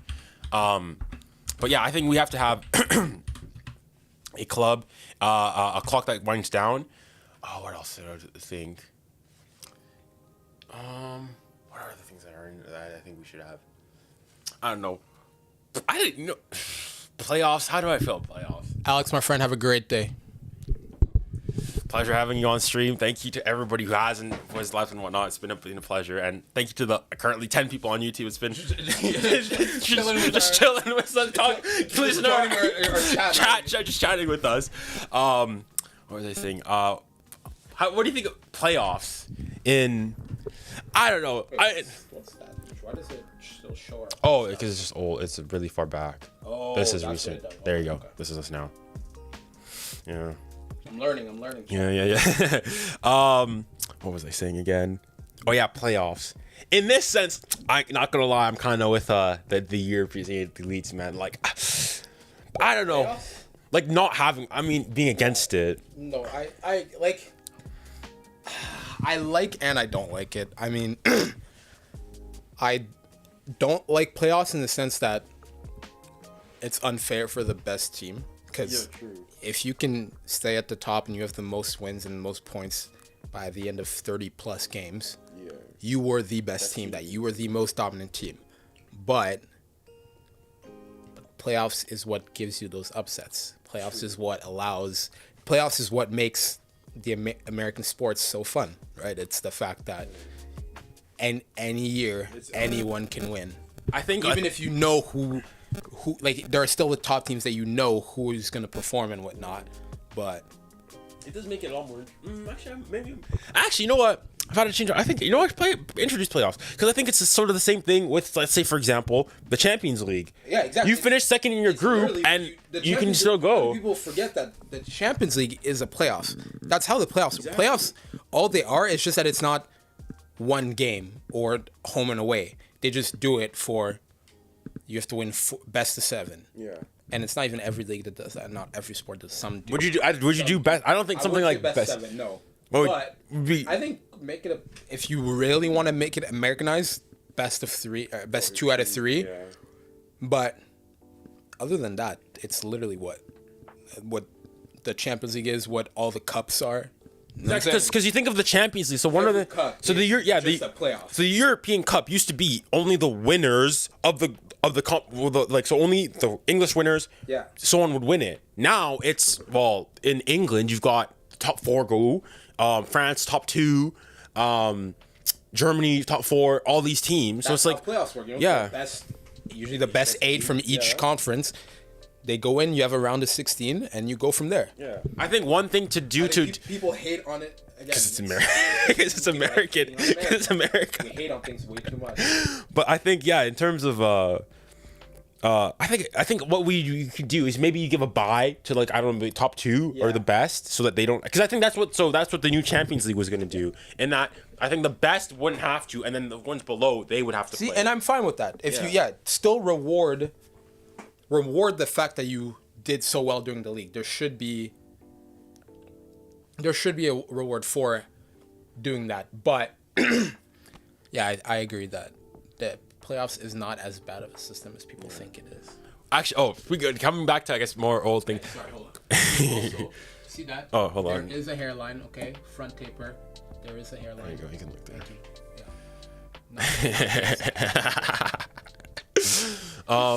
But what are your thoughts on?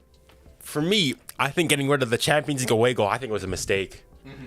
Bro, listen, this is all of it. Now it's just 2 regular games, exactly. But those Champions League, you got an away goal, because back then a draw away from home, that's a win. Now it's it's just a game. I don't know. Yes, it stopped. The advantage of playing home is not what it used to be. That's 100%. Exactly. Yeah. But even still, but you can't say that for everyone. For some, it really is. That's like the thing. I said, to this day, I hate having to go play at Anfield. Same thing, yeah. And it is hard playing at Anfield. So I think you need to reinstitute it. Yeah. Having to go play at the Bernabeu, you got 100,000 people. You having to go play at Camp Nou. I mean, I'm not gonna lie, Camp Nou kind of sleep. Historically. Yeah. Bro, that is not for the weak. Yeah, you go to play Dortmund, places like that. I wouldn't want to go play there. That's Nah, man. That's also when PSG. You need to have some thick skin to be able to. I saw PSG. Listen, we got to draw away. That's a good result. That's a good result. What do you mean? Yes, it's Dortmund. Maybe you should win one, but that's a good result. I'll take that. I'll take that every day of the week. But dang. The thing is, for example, as just a pure example, the fact that home advantage is still massive. Take the PSG Newcastle game, the 4-1.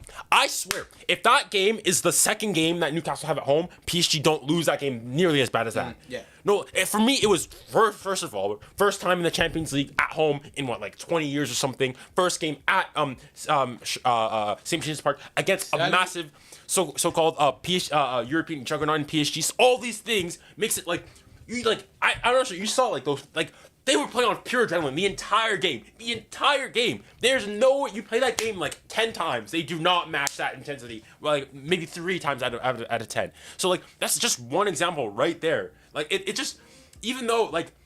It's like, okay, if for everybody, you know, who plays ball and whatnot, y'all know, especially for us men out here, you know when the misses or somebody's there. Listen...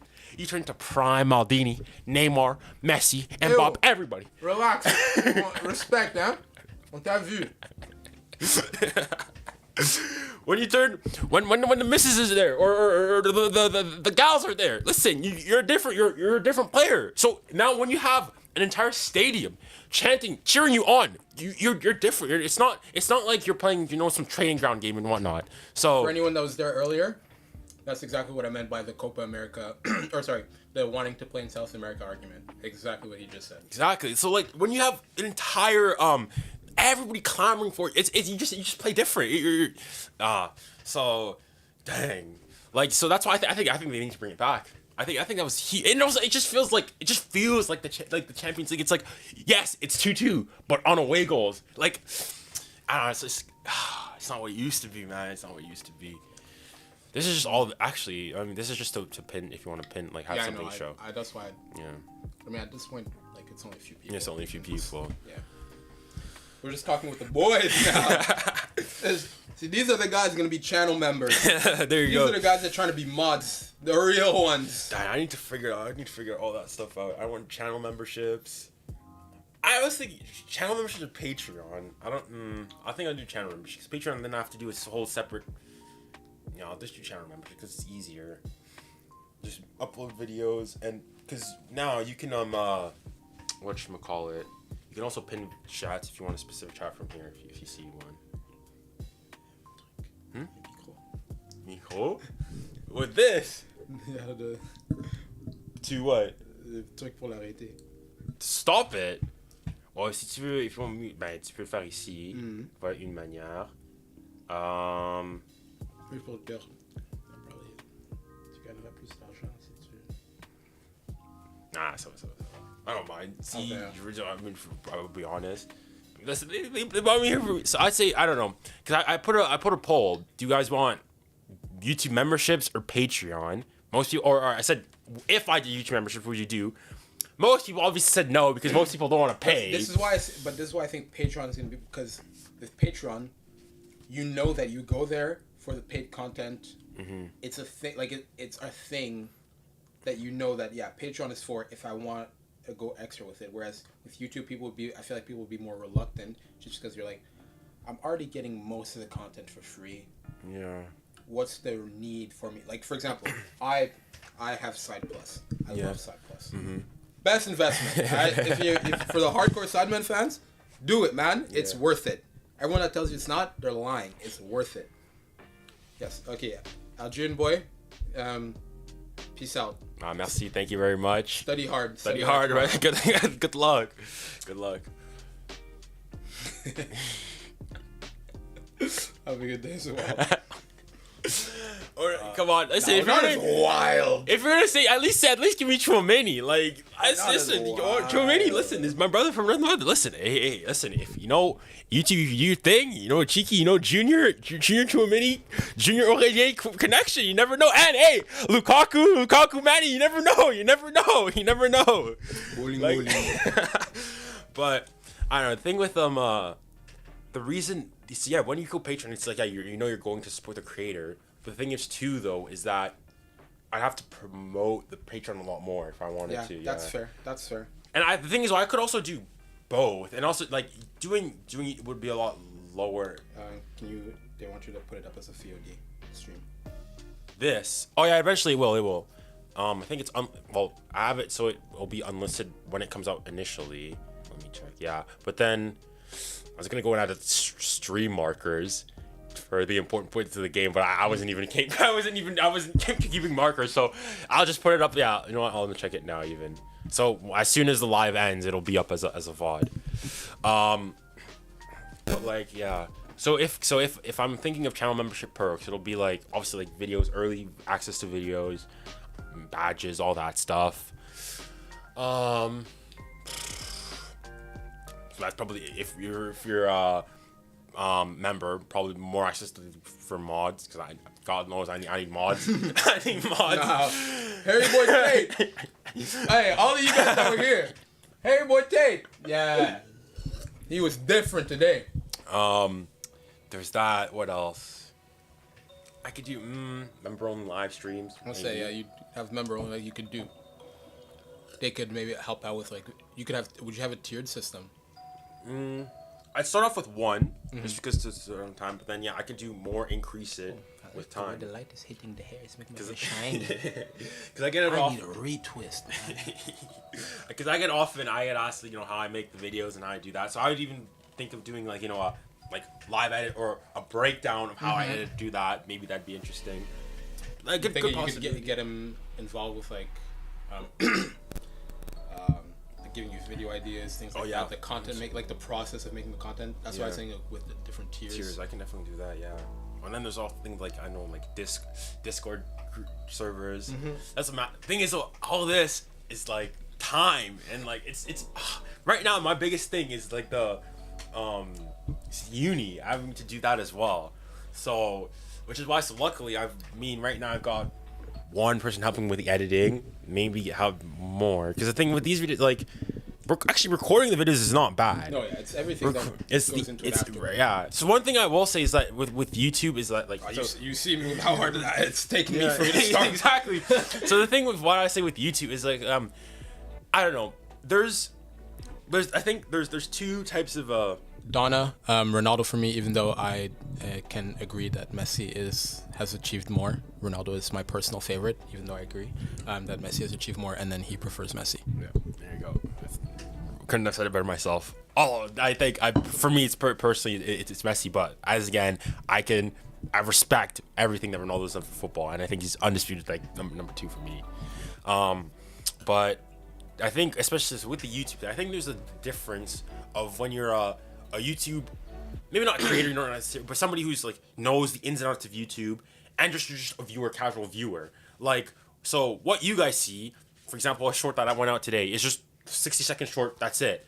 What I have to do is you have to record the short, edit the short, do the captioning, even uploading, getting the tags, the title, all these things, scheduling all these things add up, and all these things. So, and I think when you become somebody, or the YouTube thing, before that, just thinking of the idea for your short, just coming up with ideas. There you go. It's a brainstorm process. Exactly. And so all of these things, I think when you're a creator then, and you see other creators, I think you're way more appreciative of like what everything that they do.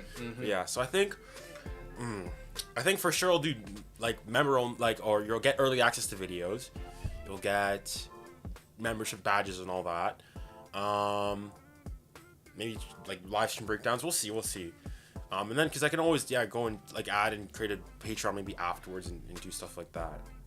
We'll see. Because the thing is, also one other thing is that people are like lazy and they don't necessarily want to leave the platform. Like I don't. It's only I've created a Patreon account just to have one, but like I never really went on Patreon. I would like look at other creators' stuff, but I would never like. The thing is, Patreon is really for like your die-hard fans to go to your Patreon. Whereas YouTube membership, it's man, them that are still here right now. Exactly, you guys. So you guys who are here, like after the game's finished, like 45 minutes ago. This is what you guys would be the dire. But for somebody who's just I like his videos, I want to maybe a bit earlier. I'll pay the £3 or whatnot. By all means, for those people like that, that's what I think something YouTube memberships is good for, and it keeps it on the platform. Donna, go study then. Yeah, go study. I have a quiz. Are you a Corinthians supporter? Oh, you're a quiz for us. Corinthians, as in, I have a quiz for us. Oh, I like that. Hey, my historical ball knowledge is useless. Yo, what was the first question? Who has the most goals in football history? Well, okay. Are we counting, first of all, guys or girls? Guys or girls? International club holistically, and like that have counted, that have been verified. There's a certain man. Certain someone. The certain man who has unfortunately left us. But his goal tally seems to keep going up and up. Yeah. So it depends in which respect. Yeah. Yes, then no. Okay, I mean, I can't remember what order I said it now. So just re-ask the question. Pelé scored 1,283 goals if you include friendlies, but Ronaldo scored more if you include don't include friendlies. I promise you, 10 years ago that was 1,200. Yeah. I promise you. 10 years before that, it was 17. It just keeps increasing. Yeah. What team has been relegated the most in the Premier League? From the Prem, are we saying like actual Premier League era or like top flight? Yeah. Because I think Premier League. Dang. I actually don't know. I think it'd be Norwich. I think you have Norwich, Watford, Leicester. Oh, Watford! I didn't think about Watford. Yeah. I want to say Watford because I feel like they're a yo-yo. I feel like they're every 2 seasons they're in here or they're out. I would go Norwich or Watford. That'd be my guess. I'll say Watford. Yeah, to be different, I'll say Norwich. He'll say Watford. Yeah. Because someone tell us if we're right or not. Blackburn. I don't know. Blackburn haven't been in for a while. Because for me, Watford, I'm like sometimes. I mean, I don't always. I generally forget. I forget. I'm like, are they in this season or not? They got an ad. Oh yeah. I think so. I don't think it plays for everybody all the time. Yeah. Who won the first Ballon d'Or? Crap. You were asking something. I don't know. Listen, that was before our time. I want to say it's the Real Madrid player. So Puskás or what's his name? No. Di Stefano? Yeah, Stefano. Di Stefano. Alfredo Di Stefano. I think I'd probably say him. Di Stefano. Yeah, there you go. I think that's it. Yeah. Okay. Who's the national team that won the first World Cup? Uruguay. Gave in case the recent video. For some reason, no. For some reason, the winners, countries I can remember that. It's individual people I'm so bad with. I think so. I'm so bad with that stuff. But, like, just countries and clubs and stuff, that's... Premier League versus Liga, which is better? Okay, like, now, historic, like, you gotta elaborate here. Because, I don't think you can say La Liga over, because bar those El Clásicos, which were... Bro, pizza. Man. Bro, yo, those are... Other than those... Yeah, no, I have to say Prem. But also, it depends, like, if you want to say, like, what they've won. Because, like, for that, like, 2000s period, La Liga was winning everything. Dominating on everything. So... Spain was... Spain was really on top. Think of them... And international... Yeah, Spain was on top. They dominated the world. I don't think we've actually ever seen a country... For what? For like a full decade... Plus, from what, 2008? The Euros. Wow. Euro was... I'm stuck to languages. Euro was 08, and then they won World Cup. Yeah, 2010. And then Euros again, 2012. And during that time, it was Real and Barca. So when did Barca win their first? 2006. Then they had 2009. 2011. Then 2014 for Real Madrid. And then 15 Barca. So, for 5 years straight, basically, they win one. Yeah. So, Spain cooked. What was it? 13? Was that? So, 13-14 was La Decima. Yeah, 13-14. I meant 2012, 2013. Sorry. That was Bayern. Dortmund? Bayern Dortmund. That was the Der Klassiker final, the Der Klassiker final at Wembley. Yeah, that was then. And then afterwards, it was Real, and then that's all the way to... That's what I used to, like, as my barometer, yeah. That same. That 2014 World Cup. Remember the Der Klassiker final, and from then, it's just... I know everything from then, yeah. So, Spain's peak was really good. What team has been relegated from La Liga the most? Listen, I don't even know. Don't even ask. I'm not even gonna waste time thinking about it. Bro, I don't know no one in Segunda B. I don't know no one in Segunda. Sorry, fam. No chance. I know Oviedo. That's it. Who is the first club to complete the treble? Any club. Okay. What are we considering a treble here? First and foremost. Because some people, for example, treble technically is just 3 trophies. Usually, some people will say treble is a European trophy, the cup, and the league. I would say let's say that. But even in that, well, some people technically, like the real cup, not like the 𝐀𝐫𝐬𝐿, like your FA Cup. Yeah. So I think the country's cup. Yeah. So technically, Porto at some point won the treble under Mourinho because they won the Europa League before they won the league, and so is that a treble? Are we gonna say that's a treble? Yeah, most people would say so. Most people would think treble is Champions League, and your biggest cup. Yeah, I would agree with that. So that I still don't know the answer, but I'd probably if we're saying that, I'll say United. Were they first though? Actually, no, they can't be first. There's no way the 90s was the first. So I already know Real Madrid have never won the treble. Yeah, no. They've never won it. At least not to my knowledge. No, and I think they know because that's what all Barca fans say. Yeah. So I know they have definitely not won it. So for me, I'll say the only other team I could think of is Bayern to have maybe done it. So I'll say Bayern's a good shout. I'm trying to think of other countries where. What then? Where they would have won? Oh, the thing is What about Marseille? Because when they won, they were coming at the top of French football. True. Because I'm going off of the European winners first, and then I'm going how were they? No, Marseille haven't won it. If Marseille won it, I'd have heard of it. Yeah. I would have heard of it. I would have never. Yeah. So Marseille haven't won it. Celtic have won one as well. Ooh, I Shucks, didn't even think forgot of about that. I did not think about. Dang, that's a good shout. Dang. Don't know what team we could answer this question. I seen that stat. I saw that stat. What? About how, yeah. Conceded 15 goals in the season.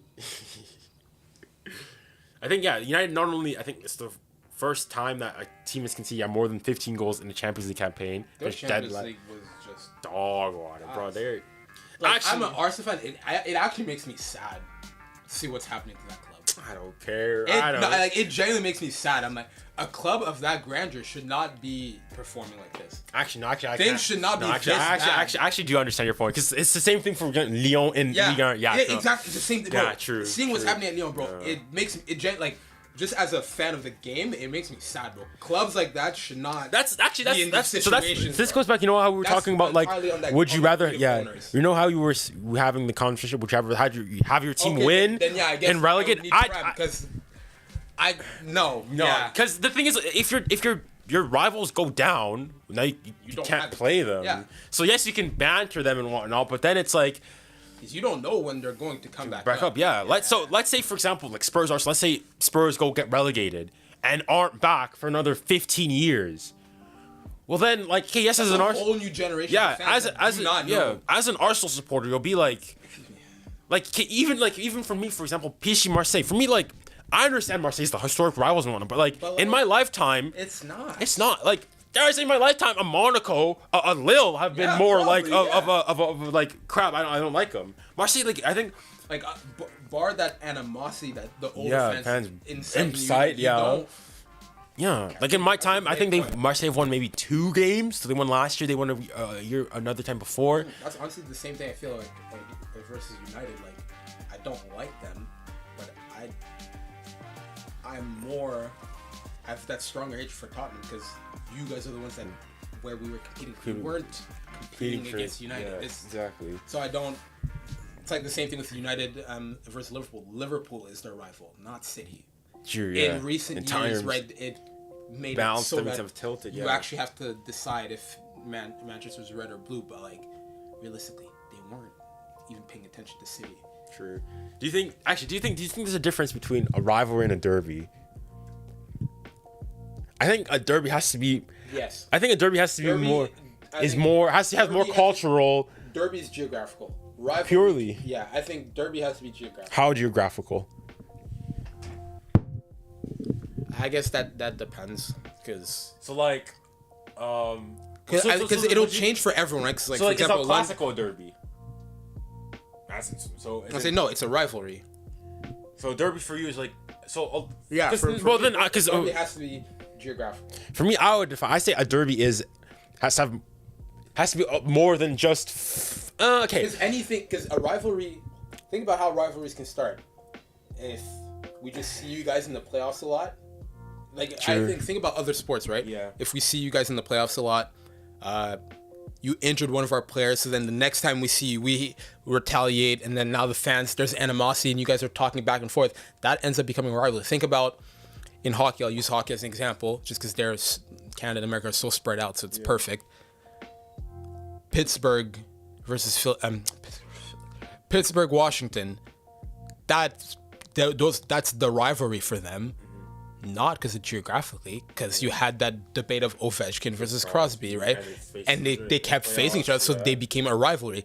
Their derby, really, it's the Battle of Pennsylvania. It would be against Philly.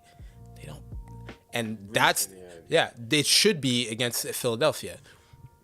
I think what I'll say. Rivals. I think the way I'll define it. So I think there's I'll define 3 categories. So you've got rivalry, derby, and you got local derby. So North London derby, that's a local derby. Okay. Whereas like El Clasico, I think that's a derby still, because I think also derby. I think different regions. but I think derby for me, what I'm defining it, for me, it's not geographic. For me, derby doesn't necessarily have to do with geography, but more so with history and culture, something like that. That's just a rivalry. What's the distinction? No, because so for me, for me, so for example, United Liverpool, that's a derby because there's history, there's stuff behind it. Whereas City Liverpool, whereas City Liverpool, that's a rivalry. It's there's nothing beyond football there. That's where I'm going to say, because like otherwise, then you have to say that like you make a good point. That's the thing. So like a United Liverpool is the same as a City Liverpool. There's more animosity in the United Liverpool. There's the regions, this, that, and the other, or like north versus south debate, stuff like that. Mm-hmm. So yeah, that's where I go. Oftentimes, like there's things that cross and whatnot, but like a local derby will have everything from the previous stuff down. It's sort of like a tier. So at the bottom rung, I'll say you have rivalry. So as an example, rivalry. I'll say you've got City Liverpool. It's a rivalry, but they're not. You don't hate City because history. That you hate them because they're good. It's a purely sporting one. Beyond up above that, I'll say there's a derby. This is more so as a general, like more so cultural. There is more of a hatred. Okay. So this is like El Clasico, Derby d'Italia, Der Klassiker in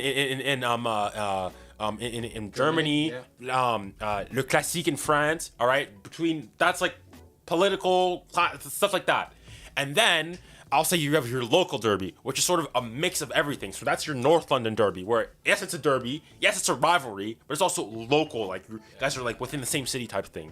So that's how I'd tier it. Fair enough. Yeah. Yeah, fair enough. And then change my opinion.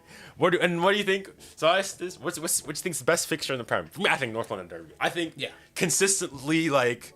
I agree. Because just because both sides have been on the same level for so long. Yeah. So it's allowed the fans to the hatred from fans to be what fuels it. Yeah. Whereas, right, you have City United, there was such a disparity between City United. Yeah. Liverpool, Everton, not Ballon, right? Say Liverpool United, but again, when United was good, Liverpool was not good. And then when Liverpool got good, United weren't as good. Yeah. So I think whereas North London Derby is the most Chelsea, Arsenal, same thing. Chelsea were good, and like I'm not saying there weren't periods where both were good, but in terms of like for how long, Tottenham and Arsenal have been on a similar level for longer, it has, like I said, it was able to be not just about the on-field performance. It just became of I don't like you because you're on that side of the street. Mm-hmm.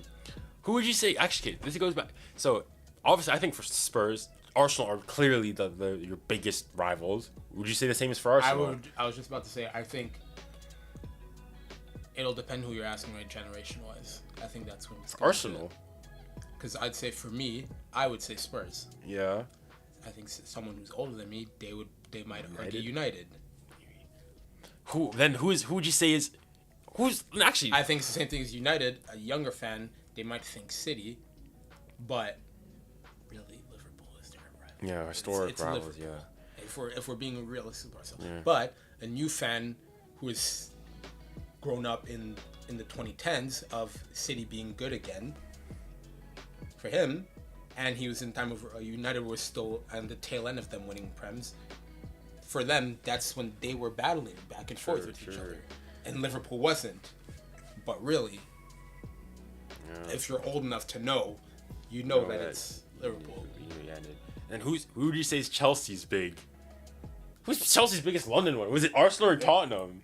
Arsenal. I feel like it's Arsenal, but I've spoken to a couple of Chelsea, and they're like it's Spurs. I'm like, is it really? I mean, I don't get it. Like I feel Chelsea Arsenal is. That's maybe just me. Like when I think the London derby, it's Chelsea Arsenal. That's what the London derby is in my head. That's what I think. Yeah. I mean, Chelsea Spurs is big too. Oh, it is. Yeah, I'm sorry. But I'm not saying they're. But like in my head, that's. I just feel like he's been. Maybe, yeah. I don't know. Oh, hold on. Chat's got a couple good questions. Okay.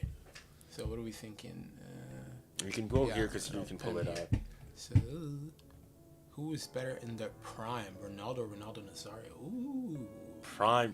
The thing with Ronaldo Nazario, I even when you hear like from ex-players, they're like, if this guy was fit, he would have been best all time. I'm sorry, we can't. I completely agree. This is like what we were saying with Foden and Saka. Yeah. Off of potential, maybe.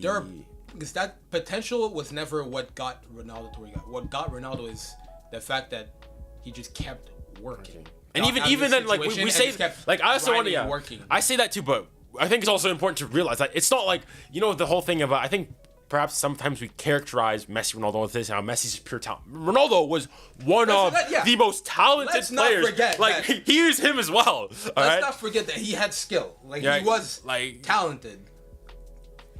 But he also grinded But tough. when you really have to look at the argument, he is the personification of just athlete and working hard at your craft. Versus being naturally gifted. Yeah. And you still have to work to stay at the top because we know plenty of gifted players, Nazario, who didn't do their thing, but I think maybe for him and that is perhaps a bit unfair. Maybe I think the injuries kind of hurt him. From him, Neymar and Dino. There you go.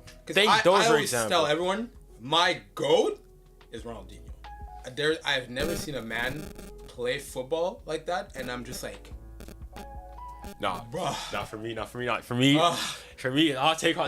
Neymar for Dino. Listen. I can't even argue it because of everything Neymar is. Bro, listen. I'm sure you've heard the thing where it's like, Messi and Ronaldo are our favorite players, but Neymar is the player we all wanted to be. Listen, when Neymar came to PSG, that 2017. I'm always the wrong person to ask. I'm such a defensive player. I'm so defensive minded. I not hate about. Do this all you want. You're not going anywhere fast. You twirling your feet like that did the same thing as you just standing there with not moving the ball. No, for me, bro. Listen, 2017-18 when he rocked up to PSG. He cooked. This guy, listen, I had to rub my eyes, make sure that I wasn't seeing Jesus. He walked on water. He was that guy. No, I'm being serious. Like, the way he cooked, like, even you hear, but I'm being serious, man. He's the best player in the world.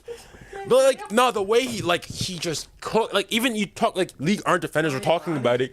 They were talking about it. He was like, you can stop him. He was just dancing, take the ball, dribble 3 pass players, this, thing. It was, it's a shame. Dang it, man. Bro, if only, it's a disappointing that he got injured, man. Because even, 2 couple seasons where he was fit in the Champions League that time, that's when we went to finals, semifinals, and whatnot. Dang.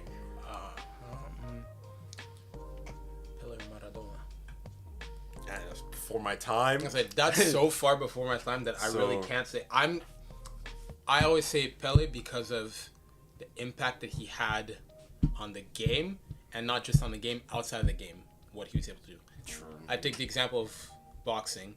Muhammad Ali, off of pure talent, as amazing as he was, there have been boxers that you could argue have been better. But the on-field presence of what Ali was as a person, boosts him. Yeah. Right? I think it's the same thing with Pele. I think that's fair. I think a lot of non-blacks who kind of forget that even in Brazil, in South America, the African descent South Americans do not get treated the same. Yeah. Right? As the European descent, South Americans just look at Argentina. No one in South America is supposed to be white. Why is Argentina composed of only white people? It factually does not make any sense. Sure, you look at you could just It doesn't make sense. Even Uruguay have a lot more. Exactly. It logically does not make sense. There's a reason why they all look like that. No, there's a reason they got it. I'm not saying nothing. No hate to it, like You know, there's if any Argentinian brands want to hit the business inquiries email, hit them up. But yeah, I'm just saying. I think what he did for the sport, how he revolutionized the sport of just bringing that Brazilian flair, that passion for the game. Because even the others Brazilians weren't doing that, because a lot of them at the times were the white Brazilians, the elitists that didn't grow up playing in the street, just playing that favela style. Exactly. So all of that, I think he's the reason that you can have a Vini Jr., a Neymar dominate like that. If Pele doesn't do that, those players, you don't get those players coming up playing like that, in my opinion. True. So for that, I'll say Pele is more Maradona. But I can't really go off of play, because that's how I see before our time. So I was probably more neutral. I think I probably just edge out Pele, but again, exactly. Play, it's really neutral, because I can't say nothing for play. Yeah. So I'm going purely off of what I said before. What else? Somebody's asking who's the most underrated player at PSG at the moment. One word: Vitinha. Cara. Bro, listen, if you guys, some of you all will know, but like, this guy's like, choice. I'm on, obviously, now that I guess I'm one of the bigger English PSG fans. I'm on the pod with PSG, and then like, listen, they've been hating on him. I've been him by the back. I've been with him since day one. So for me, Vitinha is the most underrated. What time is it? Don't call it like maybe 30. Yeah, what time is it now? It's 24. Alright, let's answer the last couple of questions. We'll kind of speed run them. Excuse me. Okay, who is better, 2022 Morocco or 2018 Belgium? Excuse me. Oh, I think 2018 Belgium. I think clear. As in, dare I say, like, as a Frenchman, Belgium played better than that game. I think Belgium played better that game. Like, I was like, in the final, I was like, oh, we got this. Belgium was that tough game. So, like, you could argue. Actually, although I was looking back at it, and I thought, like, how much do you remember from the Belgium-Brazil game? Because I remember from the thoughts, I thought it was a much more balanced game than it actually turned out to be. That when I looked at it, I thought like Belgium, from my recollection, I thought dominated, but actually, no, they didn't. Because wasn't the whole thing was because all I can think of is how like sad Brazil was. Wasn't the whole thing was that like they got away with one? I thought they were a better team overall, but then I haven't looked at the game. I just looked at like the stats and people stuff. But like I'd have to. But I say like no, it was like they were sort of what France were in the other game. Yeah. So like yes, they didn't merit to go through, but Brazil did dominate for large spells and whatnot. So yeah. All right, next question. Who had a better season? Leicester 2016. Leicester. 2012. That was just the Aguero, right? I mean, I don't like Leicester. I don't think that really. Okay. Although what I will say, double promotion, and then to nearly managing somehow to stay up, and then to the next season winning. No, no, you can't. Although I'll say that Montpellier did it first. Where is Ranieri now? Where is he? Oh, he's at like Palermo or something. He's somewhere in Italy. The way they just dished out that man after everything he did for them. Yeah, I mean, listen, football's a fickle game, man. It's a fickle game. And how's it ended up working out for them? Idiots. Yeah, they're gone now. Stupids. Okay. Messi, Zico. No, Zico. Again, Zico before my time. Way too before my time. Okay, even then, Messi number one. As thrown in Messi. Number one, and then I mean, I don't know 𝐋𝐢𝐯𝐯𝐲, so I don't know. Yeah. Mbappe or Haaland? Okay, what do we say? As in, overall, I think Mbappe is a more complete footballer. And we need to Okay, let's go. Okay. We need to stop this narrative that Haaland is just a tap-in merchant. Okay. The only people that say that are people that haven't actually played the sport. Yeah. Anyone that's played the sport, if you ask any all the pundits, all the journalists that have played the sport, all the teammates, everyone knows the impact that this man has. Anyone who has never played the sport, yes, all you see is just him. Why is he just always in front of goal getting the tap-ins? Yeah, he's just kind of sitting there and they're crossing it to him. You men don't see how he gets in those positions. You know how hard it is to, man's from his own box somehow gets to the front post before everyone. Every single time. Bro, you can't, if it was so easy to be such a tap-in merchant, all your favorite players would be doing it, but they're not. That's all I have to say. What I'll say with the Mbappe, enough with this tap-in I think, narrative. I think in terms of me off. As a pure goal scorer, I'll almost say okay, not clear, but he's better. He's much better at that. But I think overall, everything overall, I think Mbappe is a more complete footballer. I would say that. That's how I'd put it. As in, yeah, because I made a video about this. I said how Haaland, if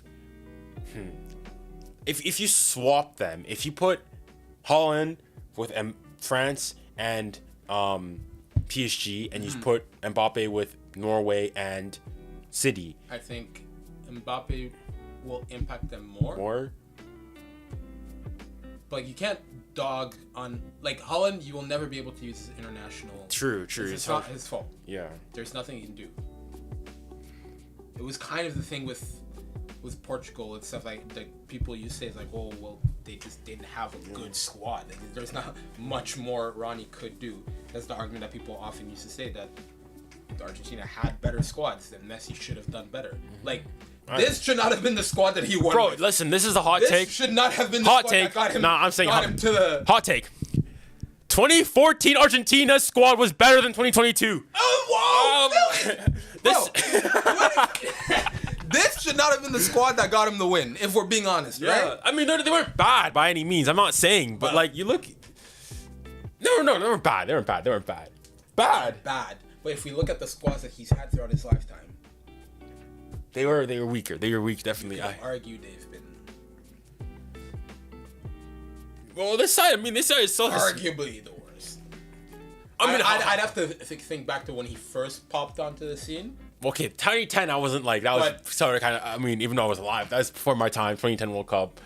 Right, 2010. That's 2010 World Cup is when that's the first one that I actually paid attention to. That was when Maradona was coach. Mm-hmm. That's when he went there. I don't know who was on their team and whatnot. Okay, I don't remember enough of that team, but from 2014 onwards. Yeah, I'm thinking even before the early 2000s era of teams, when he was first coming in as a teen and stuff. Obviously, I can't remember what those squads were but from my awake time, I'd say that's probably the worst squad he's had. No. I think 2018 was worse. 2018 was, they were dog. They were not good. They were not that good. Actually, I don't know. That's when Dybala was actually popping off. Di Maria was a lot younger. I mean, no, I still think 2020. Otamendi was still playing well. No, I think they're called. 2018. Mascherano was still there for 2018. No, he's old and washed. But I'm just saying.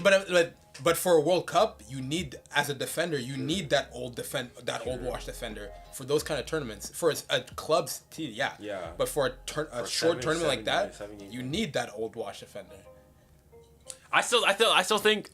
I can't put 2018 above. But anyways, yeah. But I think 2014, I think 2014 was better. Yeah. Messi was younger too. For sure. 2014, Germany had Super Mario saved us. But he should have won it then, yeah. But anyways, that took us back to the Mbappe thing. Yeah, I think Mbappe is better. I think more complete football there. Yeah. Modric, Iniesta, or Xavi? Oh, I got a hot take on Modric. I don't know if people are ready for it. I think. What's your 1, 2, and 3 here?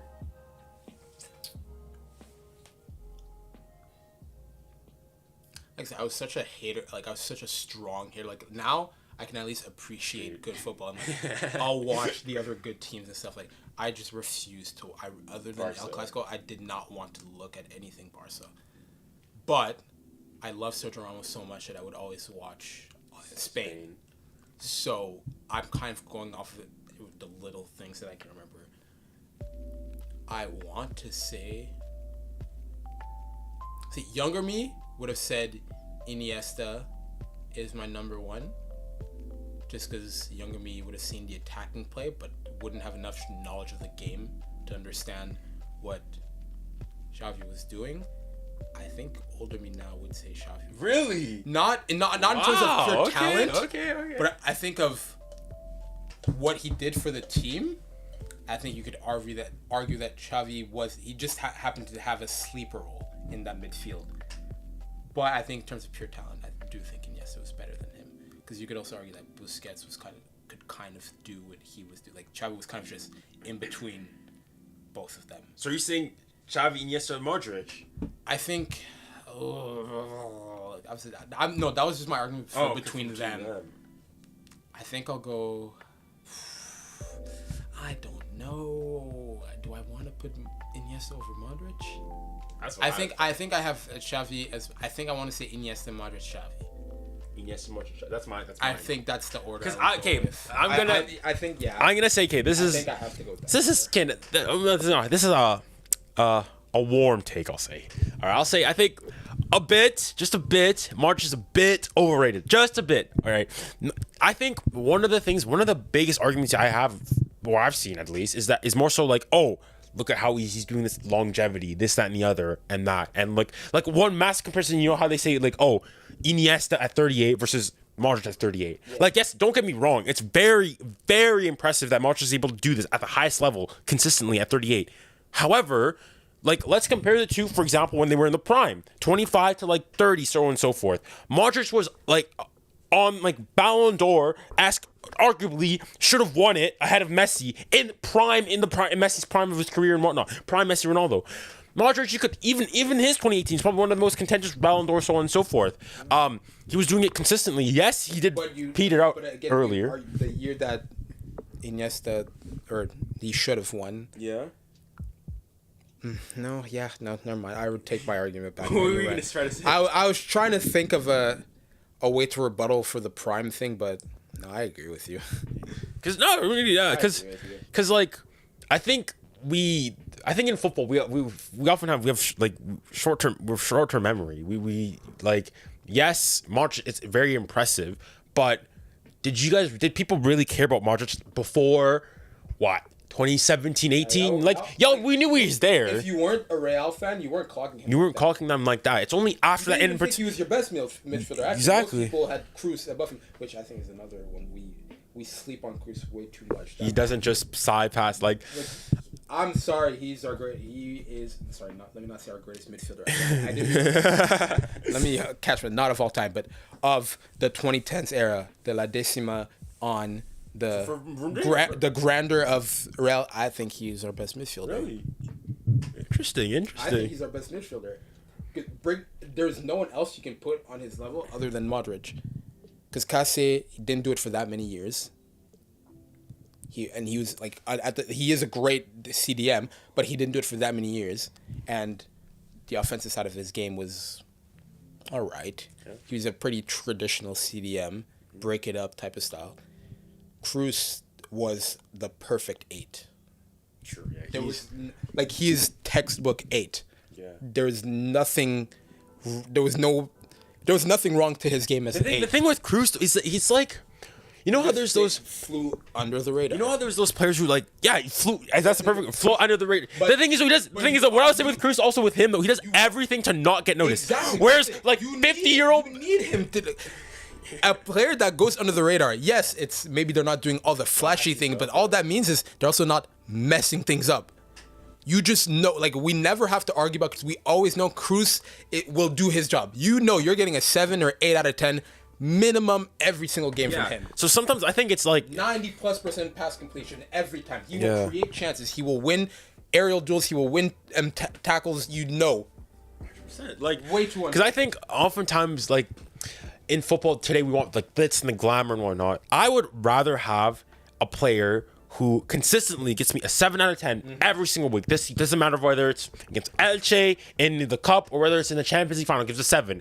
Won't be the star man this time. Maybe pop him with a couple goals here and there, but 7 consistently all the time. Versus a player who will give you 10s, like sometimes, and 5s and 3s and 10s here, then so on and so forth. Especially in the midfield, where that's what you want. I think If you're as a center back, that's what I use when I'm qualifying midfielders. I'm like, who do I want to play with? Who would I want in front of me? Kroos every single day of the week. Every single day of the week. I think Kroos is one of the most like underrated players. Every single day. Underrated. Okay, let's do a couple before we dip out. Yeah. Let's do a couple of good ones. Where's the one I wanted to do? Arsenal. Okay, let's move on.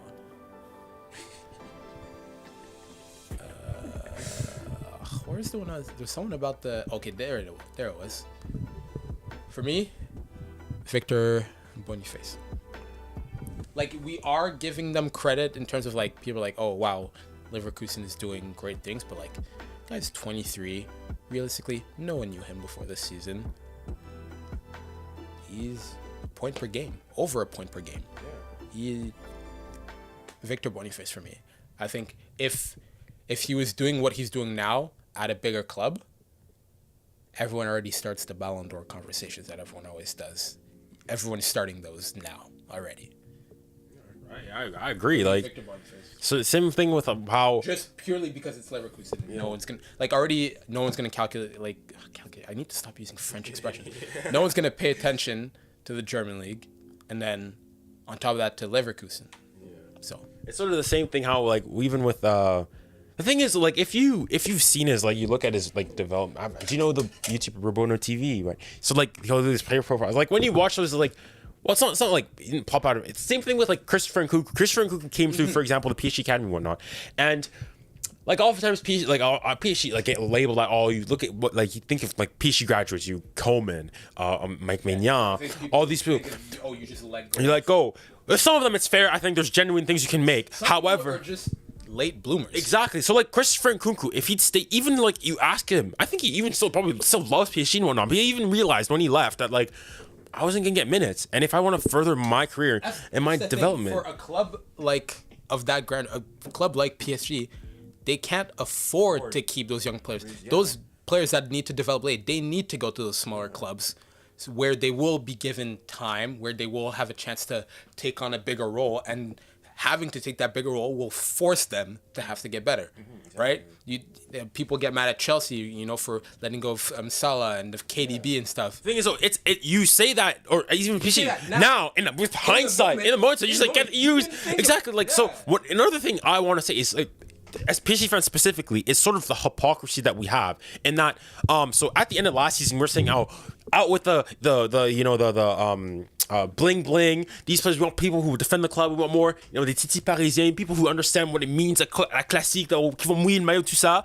But the thing is, though, I'm like, okay, that's fine. But the thing is, though, if you do that, you have to be able to realize that. Maybe that means we do go to Europa League. So I was like, hey, if at the beginning of the season we're saying this is our project, we're going to focus on developing players from our own academy, this, that, and that means we're going to go to Champions League, I'm like, okay, fine. We can't on one end go and say this, and then when we get, like, Zaire Emery, for example, generational talent, but that's, if Zaire Emery is a once, it's not every day we have a player who can, at 17, walk into the starting 11 and start playing. Let's say you got, like, even Bellingham, Ward Bellingham, yes, he's great now, but he started at, what, Birmingham. Then went to Dortmund, then so on and so forth. It's not every day. All the right moves for exactly. His career. If he makes that, was Bellingham going to be great right from the start? Yes, he was going to be great. But let's say but does 17-year-old Bellingham make that move to Real? Exactly. Completely different. Odegaard. You could argue what hindered his career was making that move to Real so early. Exactly. He wasn't ready for the pressure of a club like that. I say if Bellingham went through a bigger academy. No disrespect to Birmingham City.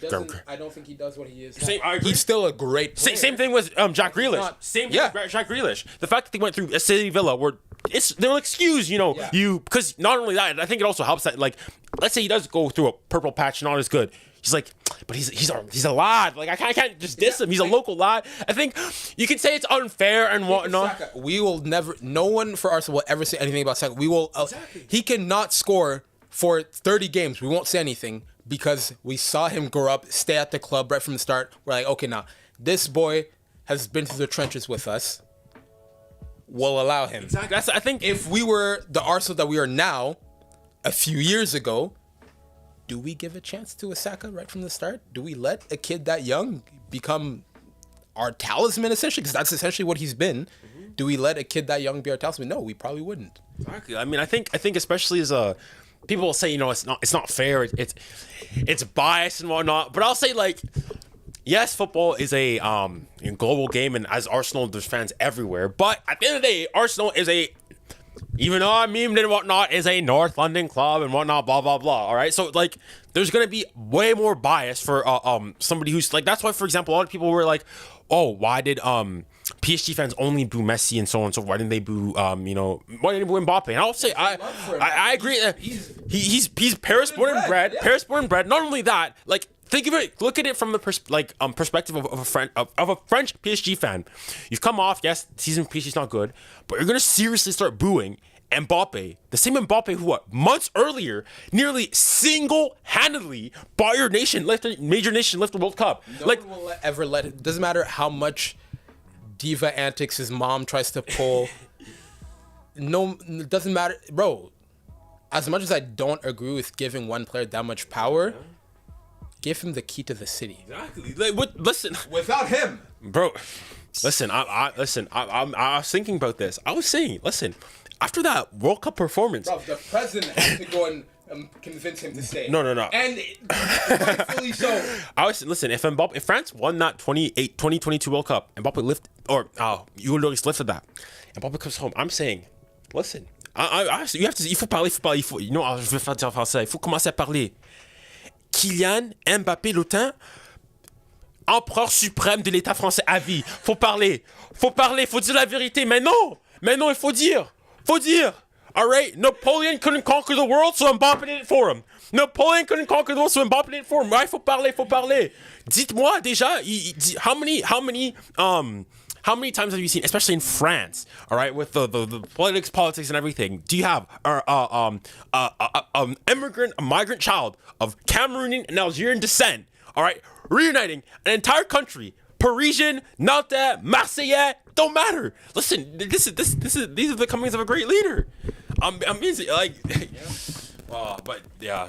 So, like, I think, yeah, go back on the whole being much more lenient towards your own I think, even though you can't say it's unfair, it's biased and whatnot, I think it's justified. I really do. It just turned into a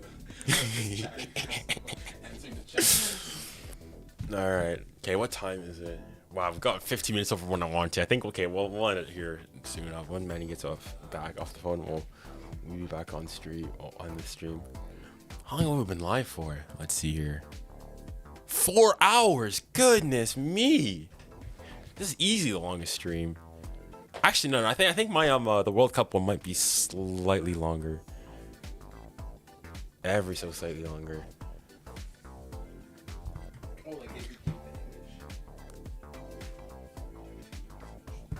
What is it? If Argentina had the same draw as France in the World Cup, would be the final? Would be the same? As in, if they had to go through the same teams. I mean, Argentina didn't have. It wasn't easy, but it wasn't hard either. They had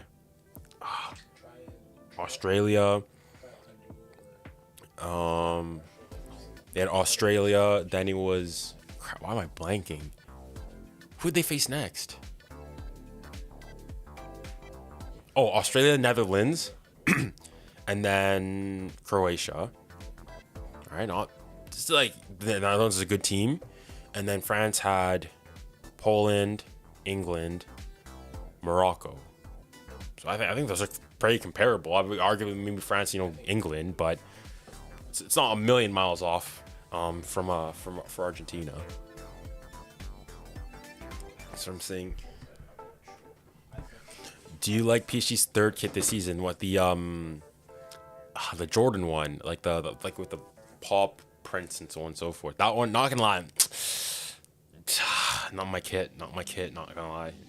I'm not a big fan of it.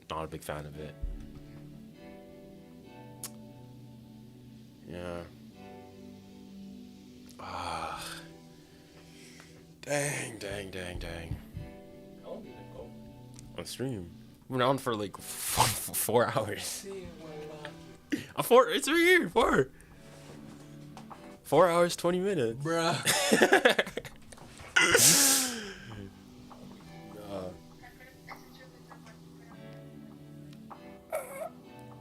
Dang. If PSG sell Mbappe, oh boy. What is it? Literally, no, the first ones are not. If PSG sell Mbappe, who will have the leadership role up front?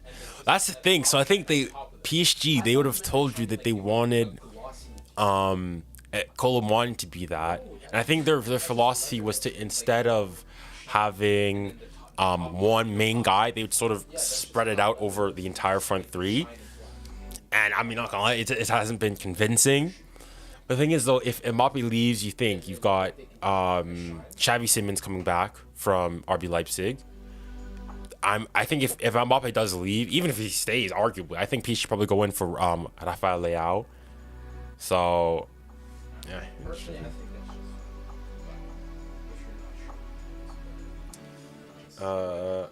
Bro, do you think the Dutch could win the Euros? I mean, they could. They certainly do some harm. I think. Wait, what group are they in? I think they're in ours, aren't they?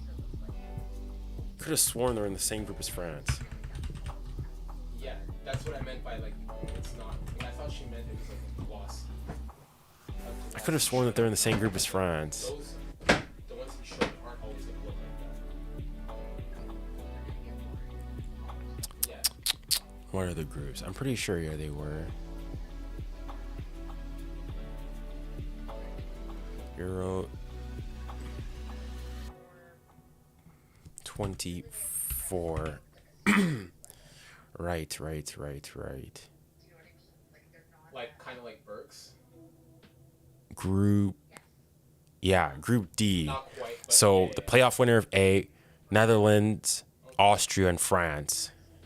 So France had the Netherlands already in the qualifying round, and now they have them again in the group. Which is interesting. Then yeah, I mean. Oh boy.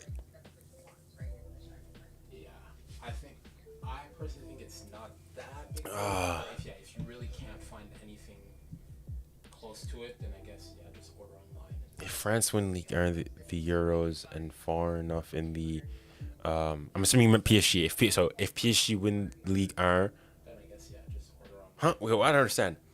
I think you mean if Mbappe wins Ligue 1, the Euros, and far enough in the Champions League, will Mbappe win the Ballon d'Or? I think you certainly have to go and be in contention for it. I mean, yeah. Because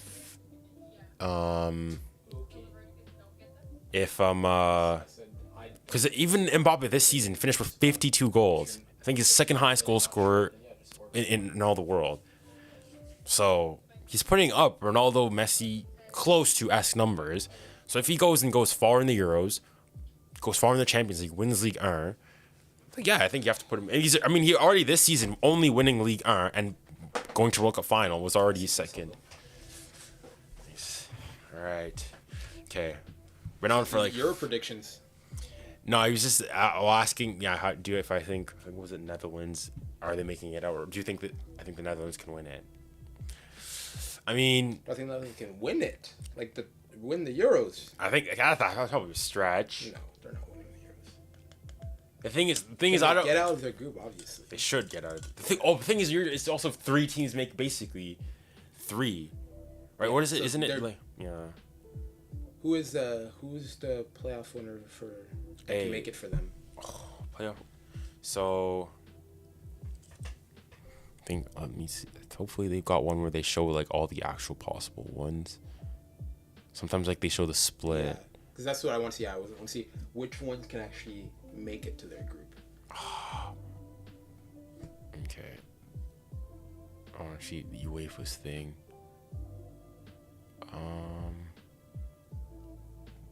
Oh, speaking of which, I ordered the tickets for like basically every France game. Yeah. I'm waiting out. I want to see it. And also, remember how I said, the Champions League this year? Remember I bet? Listen, I was honest. If you can make it over, I'll get the ticket. We'll go. Hopefully, and especially imagine PSG Arsenal. Listen, no. If Arsenal, I will. I don't care. I will fight you for trying to relinquish that offer because I have not forgotten. Yes, if we had somehow made it, I will make you go bankrupt so that you get me that ticket.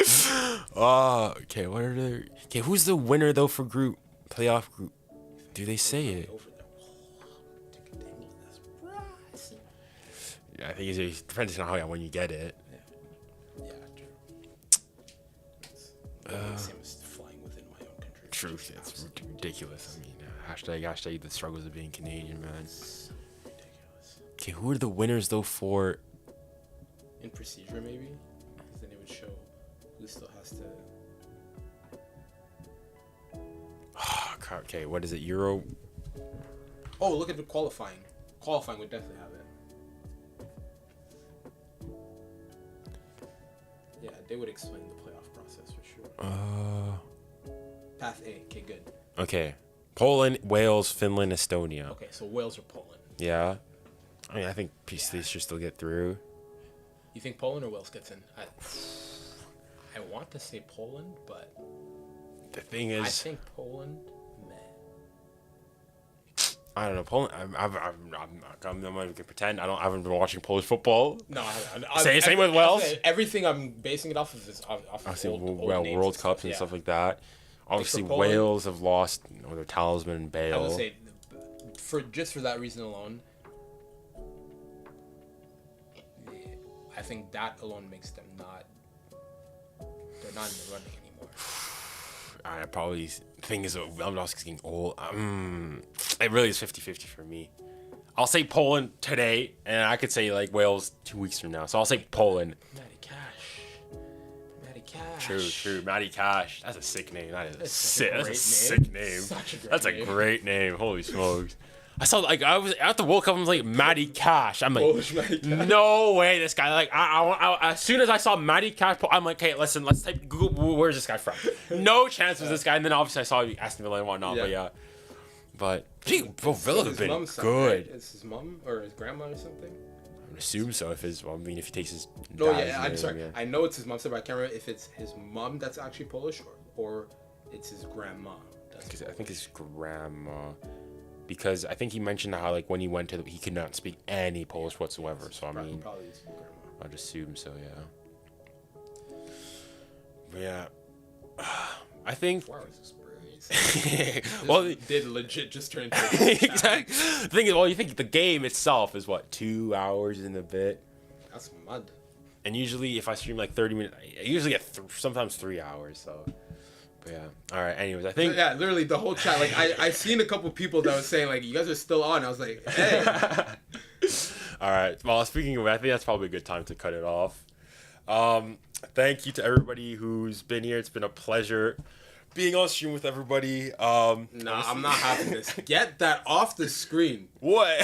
Get that off the screen, man. You guys will see what I mean when I go to the intermission bit. Get that off the screen, bro. But it's been a pleasure with everybody. Pleasure with Manny. What I'll say with Manny is that be prepared for things to come. All right, I've been clamoring on things to start his own stuff, and so there'll be things to see on the ups. Anything to say? Quick update for those that weren't there earlier. Oh no, it's not a speaking update. Just check the chat, innit? It's not Twitch. You were live on Twitch. Yeah. I did not even realize. Oh yes, your IG is it or socials? Yeah.